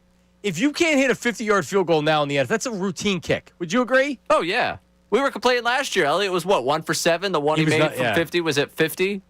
I remember I was upset about it. DeCecco will come in here and be the first to tell you that I was worried about Jake Elliott. Before that, he was great at 50-plus yard field goals, but last year he was terrible with it. I don't like, what's the motivation of the NFL? They obviously changed something for a reason. Why would the NFL want more incentive to go for a field goal? Don't you want the incentive of not to go for it, especially with teams go for it on fourth down now all the time? Wouldn't you want it more difficult to kick field goals, not the other way around? You want more points, I guess. Right? What's more exciting, a field goal or it's 4th and 6, they're going for it? You're going to get more instances of going for it on 4th and 6 if there's less of a chance you can make a field goal that's 65 yards. Like the end of games is one thing. I hate that. I guess during games, it's cool to be able to they're going to go for it. They're going to go for like at the end of the first half, they're going to go for a 65-yard field goal. And it's like, okay, they made it, and it would have been good from 70. I just don't know. I don't know. In fact, if I was the NFL, I would want them to go for field goals. I would want less field goals. I'm not giving them incentive to go for field goals. Very weird to me. Now it's good. Maybe let's change the calculus for coaches on fourth down a little bit more. Are we going to see a more conservative approach from coaches? Like, oh yeah, this guy can nail it from 60. Why would I bother going for this 4th and 3? Well, I think you've already seen that, especially at the end of halves. Sure. Well, yeah, play for the field goal. And there's a lot of cowards. So, end of the first half, they play for the field goal. They don't really do that in a lot of other spots. Like Nick Sirianni is never going to play for the field goal. He'll go for it on fourth down. That's how the league's changed, and I love it. It's great. I don't need more punts. So I guess maybe more field. But it just, I don't like the long field goal at the end of games because it takes away from what a team is able to do, which is drive down the field and take a lead. Because you really only need 20 seconds left to go in a game. You can make a field goal. We've got maybe the greatest galaxy brain approach to this whole thing. Ray, the long field goals are good for the league because they want to eliminate the tush push. This will make less incentive to go for it on fourth down. Unnamed texter here. No. I don't believe it has anything to do with the tush push. Tush push is going to be out next year anyway. Yeah, get ready for it. Jalen Hurts will just be running a quarterback sneak without the Dallas Goedert pushing him from behind. I think he'll be okay. The tush push and rubbing balls. There you go. The NFL in 2025. We're talking about rubbing balls. Text line 610-632-0975. 610-632-0975. Phone call 610-632-0975. Sean Payton yesterday talked about why he stood up for the tush push. They're coming into town this week. One of the few coaches that wasn't anti-tush push. Sean Payton on the tush push. Coming up after this, it is Marks in the Middays, 97.5 The Fanatic. Philadelphia is a sports city full of passionate and knowledgeable.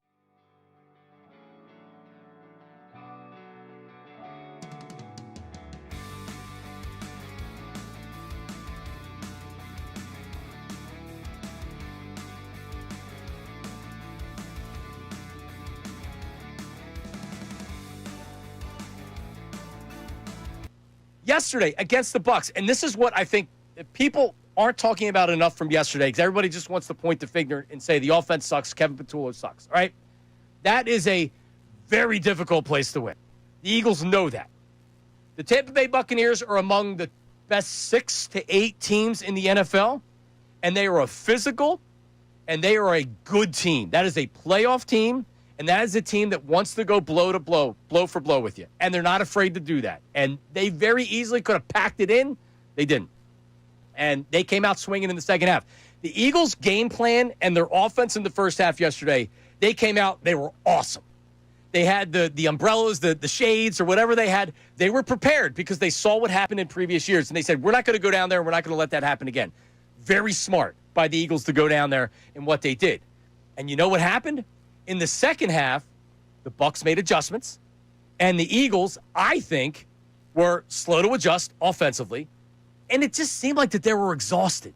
And as the game went on, they had some injuries, they had guys that were cramping up, and give the Buccaneers credit. They made adjustments. You're playing against another team. It's not supposed to be easy for the entire game, and the Bucs made adjustments.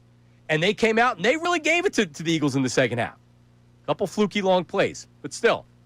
So that was a really, really good win by the Eagles yesterday.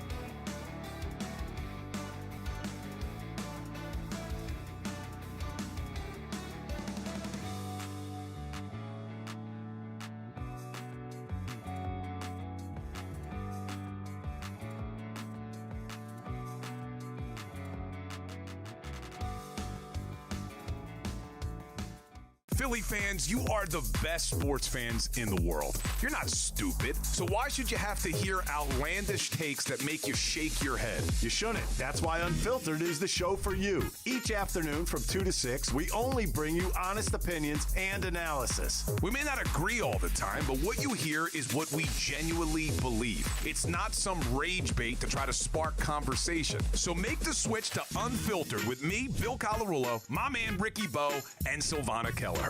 Every weekday at 2 p.m. right here on 97.5 The Fanatic and 97.5thefanatic.com.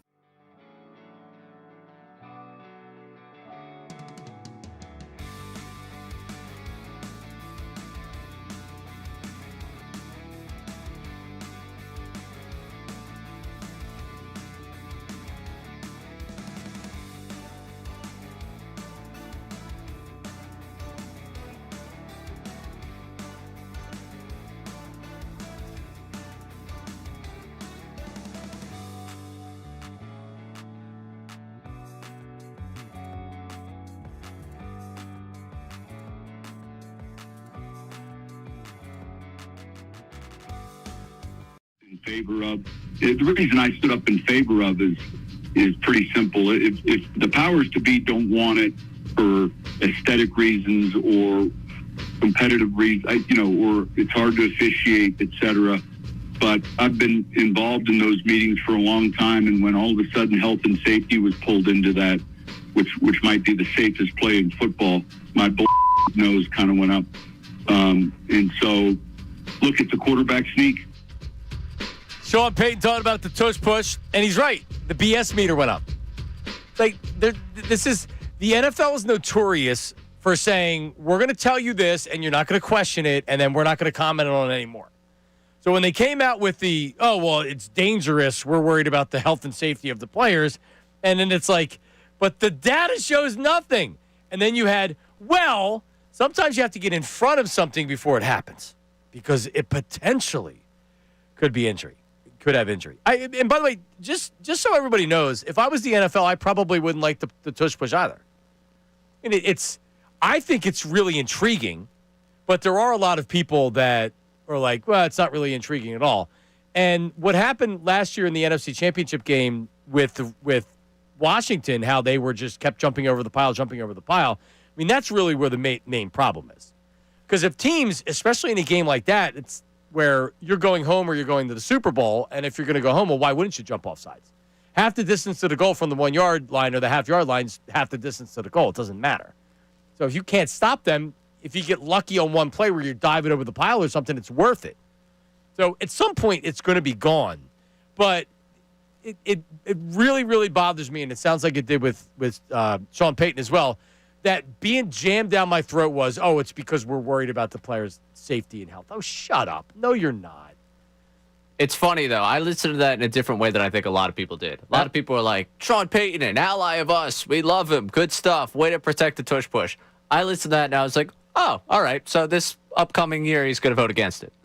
Probably. He's going to vote for the ban. Because you hear him laid out there. He's like, that health and safety crap, I don't buy into. But it gives you all the other reasons of why the league wouldn't like it. And in my head, I'm like, all right. So he took the principled stand of health and safety is not that important when you guys talk about it. It's really about the aesthetics of the play. It's really about the way it's officiated. If you told me, if you went to Sean Payton and said the officials can't officiate this play that another team's good at, he's like, yeah, that's a good call. We should get out of there. But when you come to him with the health and safety, he's like, oh, that's BS. If you remember, the original proposal by the Packers isn't what actually happened. They had to rewrite it because a lot of people, and that's what Sean Payton's talking about, were like, hey, listen, you're asking me to vote on this based on something that's not true. And I guess he has some integrity that said, no, I'm not going to, because you know why? Because the same damn thing can happen to you, and you got to be careful. And all of a sudden, the NFL decides, and this is the NFL deciding, you know what else the next thing is going to be? They're going to shut the Eagles down on the salary cap. Roger Goodell's already set up the framework for it. Because he came out and he said, what did he say? He said something about like the spirit of what the salary cap is. Because the owners don't want the Eagles doing this. Because it means that it's not a level playing field unless you want to spend all this money. And the owners don't want to spend this money. Jerry Jones could have any player in the world he wants to. He doesn't want to. He said, well, we couldn't afford keeping Micah Parsons. We couldn't afford to get Derrick Henry. Well, the hell you couldn't. You get anybody you want to. You just got to pay them guaranteed money. And owners are telling Roger Goodell, you got to stop what the Eagles are doing. Because when Joe Burrow comes out and says, well, the Eagles are signing everybody, why can't I have T. Higgins too? Right? Like, that is everybody saying, yeah, why not? Why? How come the Eagles can have A.J. Brown, Devontae Smith, Jalen Hurts, Saquon Barkley, an offensive line where everybody's making $20 million a year, right? Like, why can they do that? It's the Eagles have figured out a way to sign more players than this. And they're right. The spirit of the salary cap isn't so you can just sign everybody by finding this quirk in the stupid salary cap. You know what they could do, Ray? They could have a regular salary cap like every other sport, and then you wouldn't have this stuff. But then they'd have to guarantee the contracts, which they don't want to do. No, they won't want to do that. If you want to get cash bonuses, all good with them until everyone starts complaining, which is why the Broncos should be good going forward. With this new ownership that's worth $1 bajillion, they should be in like a great spot. Sean Payton, I love the idea of I'm not going to vote for something to help me down the line, as if down the line is going to help out Sean Payton. He needs to win in the next couple of years. Otherwise, he's in his coaching 60s. Mortality is there. But yeah, you're right. They're going to shut this down, and then it's going to turn into us. And I look forward. I'm teasing a show years down the line. Was Howie Roseman just a merchant of the cap rules that existed at the time? Because right now he's manipulated better than anyone, and there's an argument to be made that if he was dropped into some of the front offices that are around the NFL right now with less agreeable owners, with less patience, and ones that wouldn't spend as much cash, could he work as well? 610-632-0975. Is Howie Roseman a fraud, is what Ray said. That's basically 610-632-0975. There it is. There's the rage bait. I can feel Colarulo running down the hall now. But to your point, Jeffrey Lurie doesn't get nearly enough credit because he's doing, they call it cash over cap. Yeah. You just spend money, the cap doesn't matter. And you'll see a lot of people, in particular on social media, people that don't understand, oh, the cap's going to catch up to you eventually. It only catches up to you if you don't draft well and you have an end date. Like, when you kick the can down the road, if you're in a cul-de-sac, you can't kick the can down the road anymore. It ends. The NFL's not a cul-de-sac. It's a straight line. The problem is, if you don't draft well, then it becomes impossible to do. Eagles are able to do this because look at the defense right now. Guys aren't making money because they're young, and the offense is now getting, everybody in the offense is getting paid. But all the Eagles' old players that are now gone, that have retired, Brandon Graham, Fletcher Cox, those guys, they were the ones making money for a long time. Now Devontae's gotten paid. AJ's got another contract. Jalen's getting paid. They brought in Saquon Barkley, all the young offensive linemen. But it is, I mean, it really is. It's Jeffrey Lurie's willing to spend the money, and Howie Roseman and his staff have become really good drafters. It wasn't that long ago that that Howie Roseman, people wanted him fired because they were so bad at the draft. And very quickly, keep it simple, stupid, we'll just draft all Alabama and Georgia players. And then we'll also, Quinyon Mitchell won the NFC Defensive Player of the Week. Coming out of Toledo. This week he's the NFC Defensive Player of the Week. And when you look at him, he's one of the best cornerbacks in the NFL in his second year. And he's going to be here. He's going to get a second contract. He's going to be here 7-8 years minimum. That's how you win Super Bowls. And that's how you're able to do what you're doing right now. Great drafting and paying everybody. There you go. Do we have, or we're already past the break? Because we have lots of texts. You're not holding me accountable. That's on me. So it's really not holding you accountable. I'm not being held accountable by myself. You're not holding yourself accountable. This is, accountability inception kind of thing here. This is on me. I'll wear this one. Donovan Chestpat there. That's my bad. 610-632-0975. More Eagles phone calls. We have some stuff on the Phillies. Matt Gelb wrote about the pitching plan for the Phillies, and there's a wrinkle to it. It's very interesting. We'll bring that to you coming up, and we will hit the text board. Hard on the text board. Andy in Lambertville, we start with you on the other side as well. It's Middays with Marks, 97.5 The Fanatic. Now on 97.5 The Fanatic Sports Update. Finding the offensive identity, I'm Ray Dunn with this Fanatic Sports Update. The biggest takeaway from the Eagles' 4-0 start has been the lack of consistency on the offensive side of the football. Offensive coordinator Kevin Chula met with the media yesterday and talked about the search for that identity early on in the season. I think, similar to last year, early in seasons, you're trying to figure out, first you're trying to do what you have to do to win the game. Doing that, you're trying to feel your way through it. Like, okay, last week it was this week it was that. And so I think we're starting to feel some things that we have. We'll see if they figure it out and put it all together Sunday against the Broncos. Last night in Los Angeles, Dodgers beat the Reds 10-5 behind a home run barrage. Took a 1-0 lead in the NL Wild Card Series. With a win tonight, Dodgers advance to play the Phillies Saturday in the NLDS. That game will start in the 6 o'clock hour. The exact start time is dependent on the end of that Yankees-Red Sox series, whoever moves on in that wild card series in the American League. Phillies tonight have their intra-squad scrimmage down in South Philadelphia at Citizens Bank Park. Over 31,000 expected to be on hand for that. This update brought to you by Electrical Workers Local 269, the Electrical Training Alliance, International Brotherhood of Electrical Workers Local 269, and the Electrical Training Alliance can offer a career with no college debt. To learn more, go to IBEW269.com. I'm Ray Dunn, your home for the best birds coverage, 97.5 The Fanatic and 97.5thefanatic.com.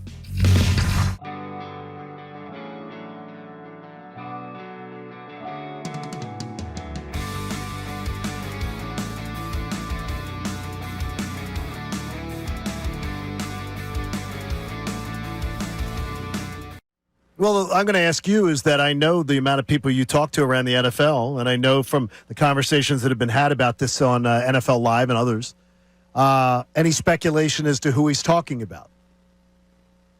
Not listening to him. No, I can honestly tell I've not spoken to a single person about that. I honestly have not. We're dealing in injuries on Monday. Yesterday was a day to kind of catch my breath and try on Tyreek Hill. I know it's a big deal in Philly, but on my list of priorities, it was not very high up. Okay. So, do you believe? I know it's not mandatory, but do you think the Eagles will maybe make it mandatory for A.J. Brown to address this? Because today's the day where midweek players can speak to the media.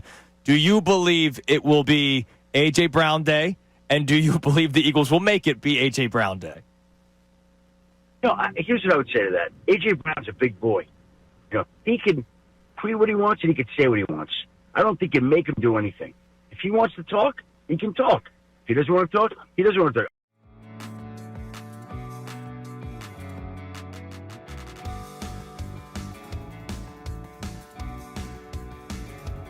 talk. How sports continues to be the greatest reality TV show that there is because it's real life. It's actual real life. It's not scripted.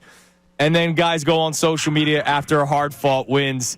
First off, what did you make of the tweet? Before we even get to your reporting, what did you make of the tweet by A.J. Brown following a hard-fought win in a place that they have struggled a lot over the years? Well, only A.J. Brown could fully explain what he meant by that.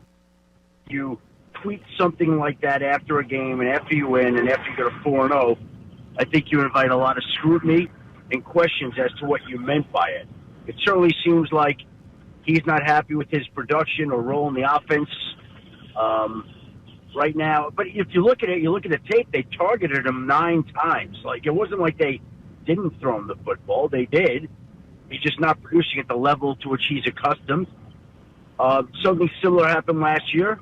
Wasn't happy with his role, complained, and the team went on a run in the second half, and he was dynamic, and everything worked out great. So I think that it wouldn't be what I would like, but I understand why he does it, and we'll see the intended result of it this week start. I'll bet you they feed him right away this week, right away. It's driving me nuts, though, Adam, when I hear Kevin Patullo talk about the fact that, we haven't figured out our identity on offense yet.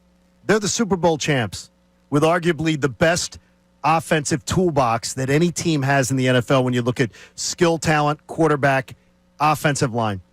How do they not know what their identity is when they're the defending champs and almost everybody's back? Well, they should know. I mean, we know what they are, right? I think they're a team that runs the football as well or better than anybody. I think they've got a quarterback that could beat you with his arm or his legs, and they've got the ability to beat you throwing the ball as well. They're a multifaceted offense that has a lot of ways to win. It's not your typical offense. I mean, what's hard to figure out there? I don't get it. I don't understand it either. I still can't figure it out. Shefty, when it comes to the A.J. Brown tweet, now I want to start getting your reporting cap on. Have you heard any fallout from the tweet so far at NovaCare? And if you have not, Obviously, this is not the first time a wide receiver or a player on any football team had said something cryptic on social media or said something cryptic at a press conference. So what could this lead to at some point in a locker room? Because this is not the first time, as you mentioned. I don't know that it leads to anything in a lot. I mean, everybody's got their own personalities, and people know who people. By the way, A.J. Brown, honestly, is one of the most thoughtful people. One of the thoughtful players that I've encountered. Like, he's very smart and very he's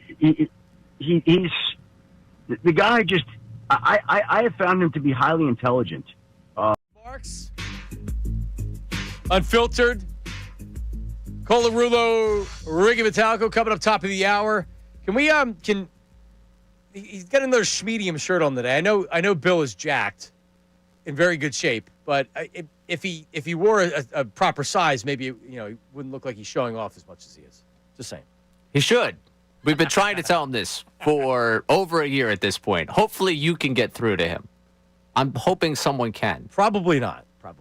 I will say, and this might be the nicest thing I've ever said about him, for the official television show of Gyms and Bars, he's probably a good aspiration point for a lot of people at the gym that see that on the television.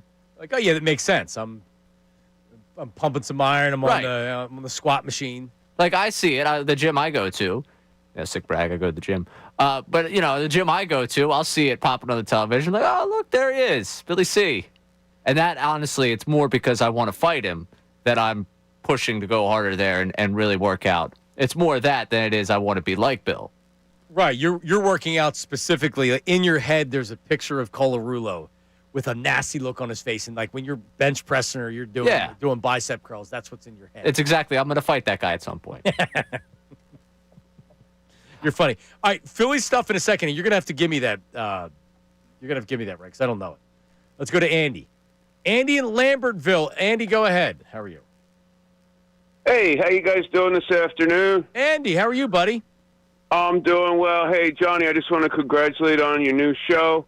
I'm so glad that future Hall of Famer Ray Dunn is next to you, so you're in good hands. He is awesome. Big fan of Ray Dunn. Thank you, Andy. Oh, everybody's a big fan of Ray Dunn. Who? Yep. I don't know. Like Ricky says, who the hell is Ray Dunn? But I'll tell you this. The YouTube chat loves you, too, so lean in on that. Really? Everybody's loving you, Johnny. But I did want to say something about the field goal conversation that was just recent. Let's talk about rubbing balls. Your thoughts, Andy? Well, that's a different conversation. My wife's ears just perked up. But, the field goals, there's going to be a cap to it because, as you both know, and everybody that's listening knows anything about kicking field goals like I do, is that it's got to be a low-line driver. You can't, and they're going to be blocked. And the 65-yarder that Tampa hit was just missed on the block. I mean, and so once you got to kick them low, and they're going to be blocked. So the coaches are not going to go for those field goals because they're risking that chance of a block, a scoop and score, or whatnot. Yeah. So there's going to be a cap to those. I think maybe, and you can't kick them up and high up in the air, and you know what I'm saying, though, right? So to your point, and you're right. We talked a little bit about it yesterday. It's only happening at the end of halves, or it's happening more often at the end of halves than the end of games when you need the points. Otherwise, they would just rather go for it on fourth down anyway. But yeah, and you know what? It's produced some really exciting results. Obviously, in the Eagles game, the Jets, they looked like they were going to be able to win a game from a blocked field goal. The Browns got a blocked field goal as well. I don't know, man. I just hate the fact that you can literally get a kickoff and then kick a field goal right afterwards.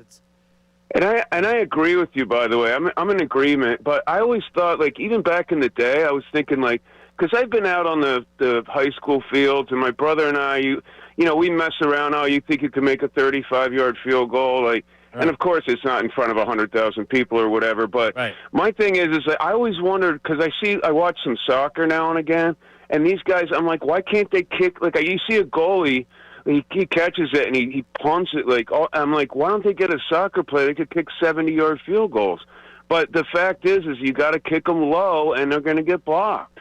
All right. But, Andy, don't be a stranger, man. Thank you. Good field goal kicking insight. He's right, Ray. When the balls are hanging low, that can happen. You get a lot of blocked kicks. There you go. You see that with some of the low-hanging balls. From time to time. You do. Yeah, whatever. It's weird because when the NFL does something, they do it for a reason. And I'm trying to figure out why they would want that. Why would they want a fluky 70-yard field goal at the end of a game to really just a decisive score in the game? I don't know. All right, give me the dirt. Matt Gelb, what is the Phillies postseason plan? What's this wrinkle that you're talking about? All right, so Matt Gelb in The Athletic wrote about a number of different things when it comes to the postseason, but he had this excerpt from the story. The Phillies have yet to decide how they will align their rotation after Christopher Sanchez pitches Saturday's Game 1. There are various factors at play, whether they prefer to have Luzardo pitch at home, on the road, who would benefit most between Luzardo and Ranger Suarez with a few extra days. There's another wrinkle. Whoever the Phillies slide into Game 3 could be in play as a reliever for Game 1. The third game is 4 days after the first game. There is enough built-in rest to make it work. They only want to use in this series their 3 lefty starters, Duran as the closer, and then the 4 trusted relievers. They only want to use those 8 in this series, which I think everyone at home is probably more comfortable with than the idea of anyone outside of that. Yeah. But you, of course, remember Ranger Suarez, who a lot of us slotted in to be Game 2.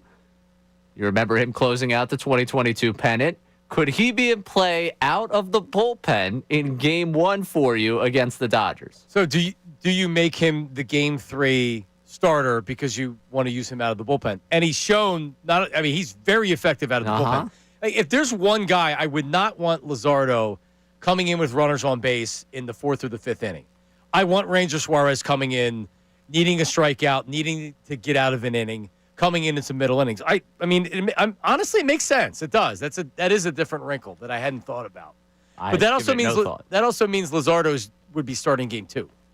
Which I don't know if I like either. Yeah, which you can start to get to question that a little bit. The splits between home and road for him, I think, might also play a little bit into this. And I want to bring this up just before I get all right. So here into it. So look it up, and here's the other thing, right? Do they not name a Game 2 starter because they want to wait and see what happens in Game 1? You know what I mean? So if they feel like they need Suarez because Sanchez doesn't give them innings, and they're like, well, damn, Suarez comes out and has to pitch in Game 1, that means he's pitching in Game 3. Because Aaron Nola is going to be your 4th starter. There's zero doubt in my mind, and I believe that Thompson has already said that. He's going to speak to the media today. Bill and Ricky are going to have it for you live on the station and on TV, so don't go anywhere. But to me, it makes sense to wait and see if indeed you're looking at Suarez as the guy you want to use out of the bullpen. Yeah, I mean, I think it would make sense to have his 3. I'm trying to go through, and of course, the splits here for him are all thrown off by that 12-run game against Milwaukee, because the splits for him at home are terrible, but he allowed 12 earned runs in 3 1/3, which will really, really do a number to you. Not that the next start, he had a couple of those bad starts at home that kind of throws it off. So he's actually got a higher ERA at home, but maybe he's more comfortable on the home mound. What do you think they do? So is that Matt Gelb? Is that an informed opinion that he's writing about? I agree. When Matt Gelb writes about something, it's not that they're thinking this is going to happen. It's that nobody's said it yet, so we can't confirm it. He's got more information on that team than anyone, I think, out there right now. Yeah, he probably has been told. Now, sometimes you do get information, and it's like, this is something we're strongly considering, and ultimately maybe they don't do it. But honestly, like, you worry about Luzardo because he's been either really good or not really good. But the ability to use Suarez out of the bullpen is very enticing, especially when we've talked about this. We both feel like they're at least one reliever, like high leverage situational reliever away. That means Ranger's able to come in because Sanchez can't get out of the 5th inning and Ranger comes in or whatever the situation is. It makes a lot more sense. I don't know what Luzardo looks like out of the bullpen. And for Suarez, you think about coming in after Sanchez, you're getting another lefty, but you're also going from a velocity left-hander to a lot softer throwing left-hander, which in-game would be very intriguing to see the adjustment you have to make from the Dodgers side of things. Yeah, much different. You have Walker Buehler who can come in and pitch early from the right-handed side, and like that actually seems like it could be a really good signing by the Phillies to get him that late in the season, get him on the playoff roster. So imagine Buehler being the one that shuts down the Dodgers. Oh. Like, just like two, like, it's going to take some sort of, I don't think he fits into that 8 that they're talking about, but I think ultimately, if they have to use him, the hilarity of him shutting down that Dodger lineup for even an inning would just be great. Maybe they blow him out in one game. Now I'm really pipe dreaming here, but they blow him out one game and they have him like for like the last 6 outs of a game that they're up by like. Yeah, it's 10-1. Let's bring him in to a 10-1 game 4. He closed them out at Dodger Stadium. Ooh. He would love it. All right, coming up. Now we're forced to do the text. This is almost like a planned segment. So starting next week, we're cooking up a segment that's going to be called Feedback. You'll be able to text or email us with your feedback, and then we're going to play it similar to the text line I used to do, and also the sound off. Sound off you used to call with Mike, you used to call a phone line and you would leave your message. You'll be able to do that via email or text board, and then we will play the best ones for you. We'll get it voiced, and we'll do that. So that's going to be the last segment of the show starting next week. So we'll do a little bit of that coming up next with some text line after this. This is Middays with Marks, 97.5 The Fanatic. The Fanatic's Andrew.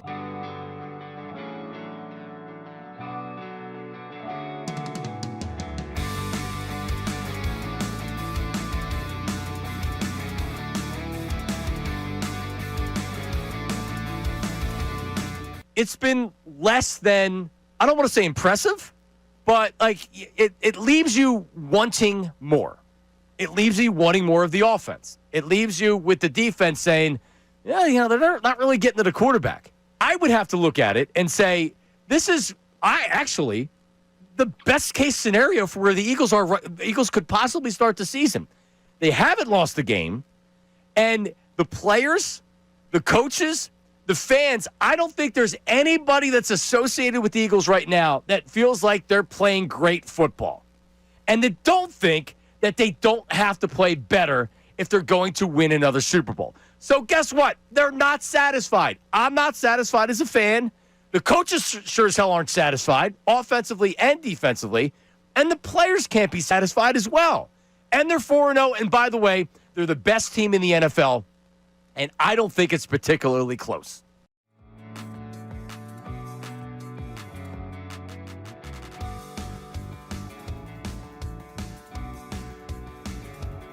So you legit get pleasure out of watching the Mets fall apart at the end of the season again?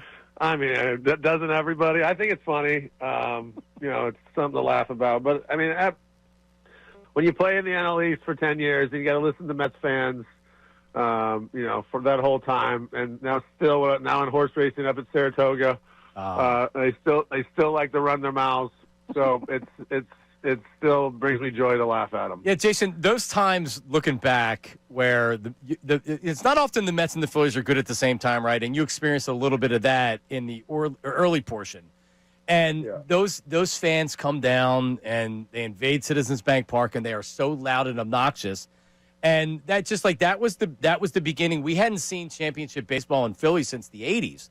And you guys ushered that back in. Just like, what a time to be alive, man. When you think about those days, because you came to Philly, you hadn't become the Jason Werth that we know right now. What's it like when you think about those days? Yeah, well, look, I had a good start in LA my first year, and then I got hit in the wrist my first game of spring training in 05, and didn't play, had surgery, didn't play all of 06, and then I come to Philly in 07, and I'm literally barely make the team. And it took Shane Victorino and Aaron Rowan. No, God, I'm drawing a blank. Took two guys to get hurt on the trade deadline for me to even get a chance to play. And then, Charlie Still was a little apprehensive to get me in there, but I played so good in August of 07 when we really started our first run, and that was kind of my when I had a chance to play and coming out, and that's when we started to run down the Mets. So there was that big series at home, the 4-game series where we swept them, and that's when, for me, that's when Philly really came back alive with baseball, and it was that team that ultimately the next year won the World Series and ran down the Mets 2 years in a row. So that's where the whole kind of rivalry started. But you're right, they would come down, they'd invade Citizens Park, they're obnoxious. You go up there and you play 12 games a year up there, and you got to listen to them run their mouths. So it was sweet to be a Philly back in those days, and I'm proud of what we accomplished. And man, we had good teams, and here we are. All right, we're back. Middays with Marks, Paul LaRullo, Ricky Bowe. Coming up next on many of these same stations, or on the station. You know, that's what they say on TV. Sometimes I make these references and it goes over people's heads. Check for the dates and times in your local listings or things like that. No, they're coming up next at 2 o'clock. We'll get to the text in a second. I have to share this, though. So last night I get a text message from my wife, and it's like, there's the Jingle Ball is coming to the Wells Fargo Center in December. I guess as it does every year. I can't tell you for one freaking second if I ever thought about anything of the Jingle Ball, other than when I see my friends that work for the radio stations that sponsor that iHeart. They'll be at the Jingle Ball or whatever with clients or blah, blah, and I'll see it on social media. I'm like, oh, the Jingle Ball, awesome, have fun. So glad I'm not there. But my kids are finally at the age. My daughter will be 10 in December, 8 and 4, and the 4-year-old won't be going. But it's like, I want to get tickets for the Jingle Ball. And then, like, all the moms are now involved to where there's probably like 30 tickets that need to be purchased. Not all together, but purchased. So I reach out to a contact that I have, and it's like, yeah, I can probably get a ticket, but I'm not going to know what I can get right now, and I want to make sure that's straight up. The friggin' tickets aren't even on sale yet. They're pre-sale. And if you're Capital One, they do a pre-sale for Capital One, but they were already sold out. Like they went, so I had to go on one of the apps. So last night I purchased 8 tickets to the Jingle Ball in December, and I'll be going down to the Jingle Ball in December right now. Oh, you're going? I'll be going. Yes. I nearly went last year. Really? I have not gone. Are you interested in the artist? Because I briefly looked to see who was playing, and I don't know who. No, last year's lineup had an artist I was interested in seeing. Really? Who? I won't judge it. It's fine. I think I know how this is going to be perceived, and I understand how people are going to perceive this right away. Tate McRae was the one that was there last year. I might have had someone else that I was also planning to go with to that said event. So you were going to go with a lady friend? Yes, that was the plan at the time. Those tickets did not come through. That did not work itself out. Huh. Who's Tate McRae? I have no. Is it country artist? No, no, pop. Pop? You said young pop star that is. You said how it was going to be received. So people that know Tate McRae may think of you. People are going to be like, Ray's going there just to stare at Tate McRae. Oh, okay. It's a beautiful woman. It's a female artist. Yes. Okay. I'm surprised you don't know Tate McRae is. Don't be surprised, man. I know nothing. Fair enough. If you played a Kendrick Lamar song right now, I wouldn't know what it was. Yeah, that'll change. If you tell me, it might. I don't know. I can assure you that working with me, it'll change. So here's the lineup. AJR, never heard of him. Alex Warren, never heard. Laufey, never heard. Who? Big X the Plug. Big X the THA, not the Plug. Monster with an A, X. Miles Smith, I haven't heard, but literally haven't even heard of one of them. And I don't think my kids have either, to be perfectly honest. But this is what you do. You got like, it's the Jingle Ball. You go down, yay, woo. I went with the concert before. We went to Kids Pop in Camden at whatever the hell it's called center these days. It's whatever it was when you first went to it. That's what it's called. Exactly. Yeah, it's the Tweeter Center, I think is what it was when I went. Or the E Center. It was the Sony E Center, I think. Yeah, so I went with that, and that was horrible. Absolutely. They were lip syncing. They weren't even singing. They were lip syncing. I thought I was getting legitimate singing. And it was just the same track that if I say, Alexa, play Kids Pop. It was the same thing. I could have just stayed home. Are they looking to hire? I think I can lip sync. I can't sing, but I'll be more than happy to do that. It was kind of cute because then after songs, they would have skits. But a lot of times, whoever was running the board would forget to pop their mic up or put their mic on. So for the first 7 seconds, they'd be talking without the mic on. Oh, God. And they wouldn't know it. And then the mic would come on abruptly in the middle of what they were saying. So we had JV team audio engineer on. And the best thing was I talked about it on the air leading into it. It was a Friday night. And so many dads saw me and were like giving me, even if they didn't like talk to me, they just saw me and gave me the the shout out. You're all in this together. We are all in this together. It was fun. The kids enjoyed it, so it was fun. So yes, expect me to see me at the Jingle Ball on Monday, December 15th. See, now I have to remember it's the Xfinity Mobile Arena because when I went on the app, I'm like, well, is Xfinity Mobile? Is that in Newark or something? What's the like? No, that's the name. It's the new Wells Fargo Center, right? Which is the new Comcast Center or the FU. Yeah, the FU Center, which is the Comcast Center. Wachovia Center. Well, yeah, which was the Wachovia Center. Yes, which was the Comcast Center. It was the Core State Center, I think, originally. Yeah, then the FU Center, and I think then Wachovia. Was it Wachovia? Because for my money, FU Center is the best. Yeah, obviously. For obvious reasons, that has to be the best. Well, now the problem with this really becomes you have a building that's used to be called Xfinity Live that is down the street from a casino called Live, and now you have Xfinity Mobile Arena. Very confusing. I'm going to Live. Where are you going? I'm going to Xfinity. Where are you going? Very confusing. That you're right. That's not fair. I didn't think of that. Yeah, because there's not a like. I've heard people call it the center before, like down at the center. It's not the center. Nobody knows it as the center. You can call it the link. Can you call it the bank? Because it was Bedlam at the bank. Scott Fretsky had that. That made sense. But I feel like the bank is like, I think you get away with the bank. I think you can get away with it. Down the bank. I don't say the bank. I say Citizens Bank Park. I say CBP. CBP is also very acceptable. Which that's one of those that can't change. Like, you guys got to figure it out. You guys got to iron out the differences if you ever had them in terms of rights names. Citizens Bank, like, you don't see as many around. I don't even know. Like, I don't bank there personally, but I have no problem with them. I think recently I saw that they were hoping to extend the partnership. Yeah, because if it went, like when Heinz Field went to whatever the hell the field is right now, it's like, that's exactly it. You never get your deal. You never get the money's worth on it. No, it's Heinz Field. Always be Heinz Field. Do you know when they first announced the name of the stadium was going to be Lincoln Financial Field? The CEO of Lincoln Financial came on, and he wagged his finger at the fans and said, do not call this the Link. This will be Lincoln Financial Field. It's like, yeah. Okay. Sure, dude. Yeah. You're talking about a fan base that still calls Kevin Kolb Kevin Kolb, and you think that they're going to listen to you? By the way, Kevin Kolb mentioned yesterday after the show, because that 2012 Cardinals team you referenced, he started for. That was the Kevin Kolb, John Skelton, Ryan Lindley, and who's the other one? No wonder they sucked. Yeah, exactly it. Poor guy couldn't stay healthy. He was a walking concussion. We were talking about 2020 or 2012 Cardinals after you mentioned it yesterday on the air, and I was like, they started 4-0 and they ended 5-11. Yeah, I don't know what Kevin Kolb's record was that year, but probably not good. Probably not good.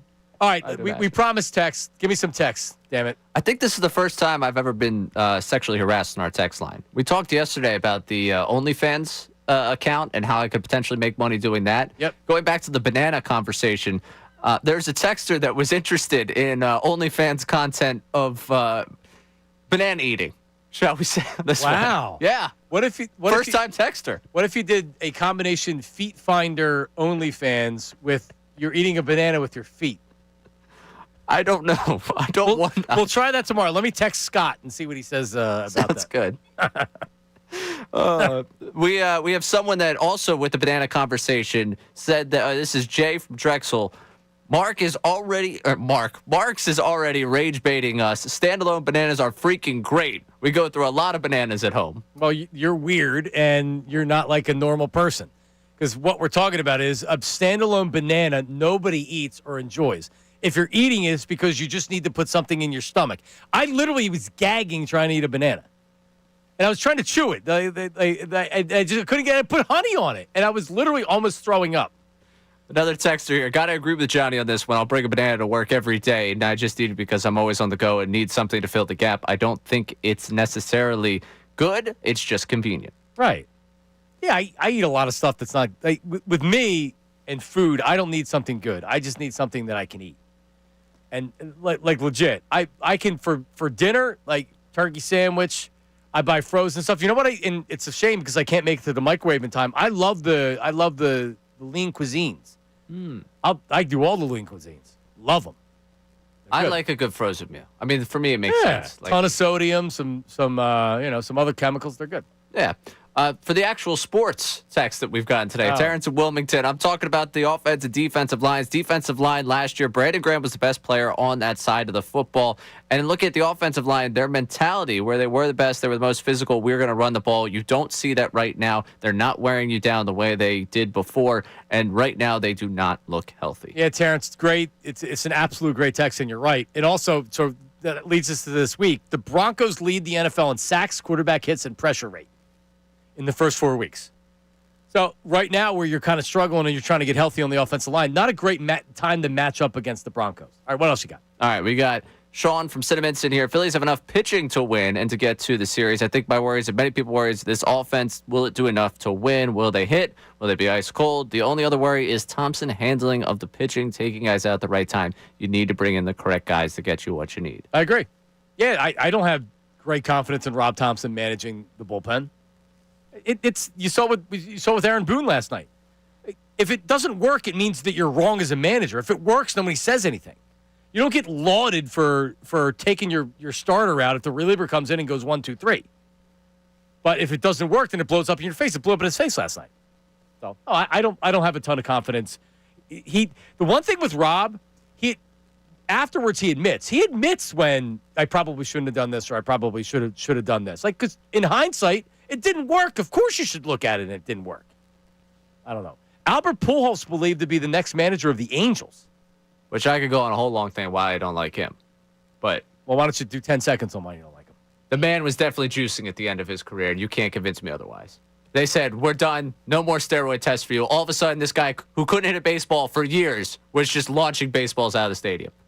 Well, I'm not going to accuse him, but I was thinking the same thing. Yeah. Such a fraudulent run to end his career. We all were like, oh, this is so great. Yeah. Shut up. There's no feel-good story with that one. Million-year-old Albert Pujols figuring it out. I'll be curious to see, because a lot of times when you get great players, they don't turn into great managers because they have such little tolerance for for players that aren't maybe as good as them. All right, coming up next, Unfiltered, Ricky Bottalico and Bill Colarulo. A lot going on. Jalen Hurts is going to speak.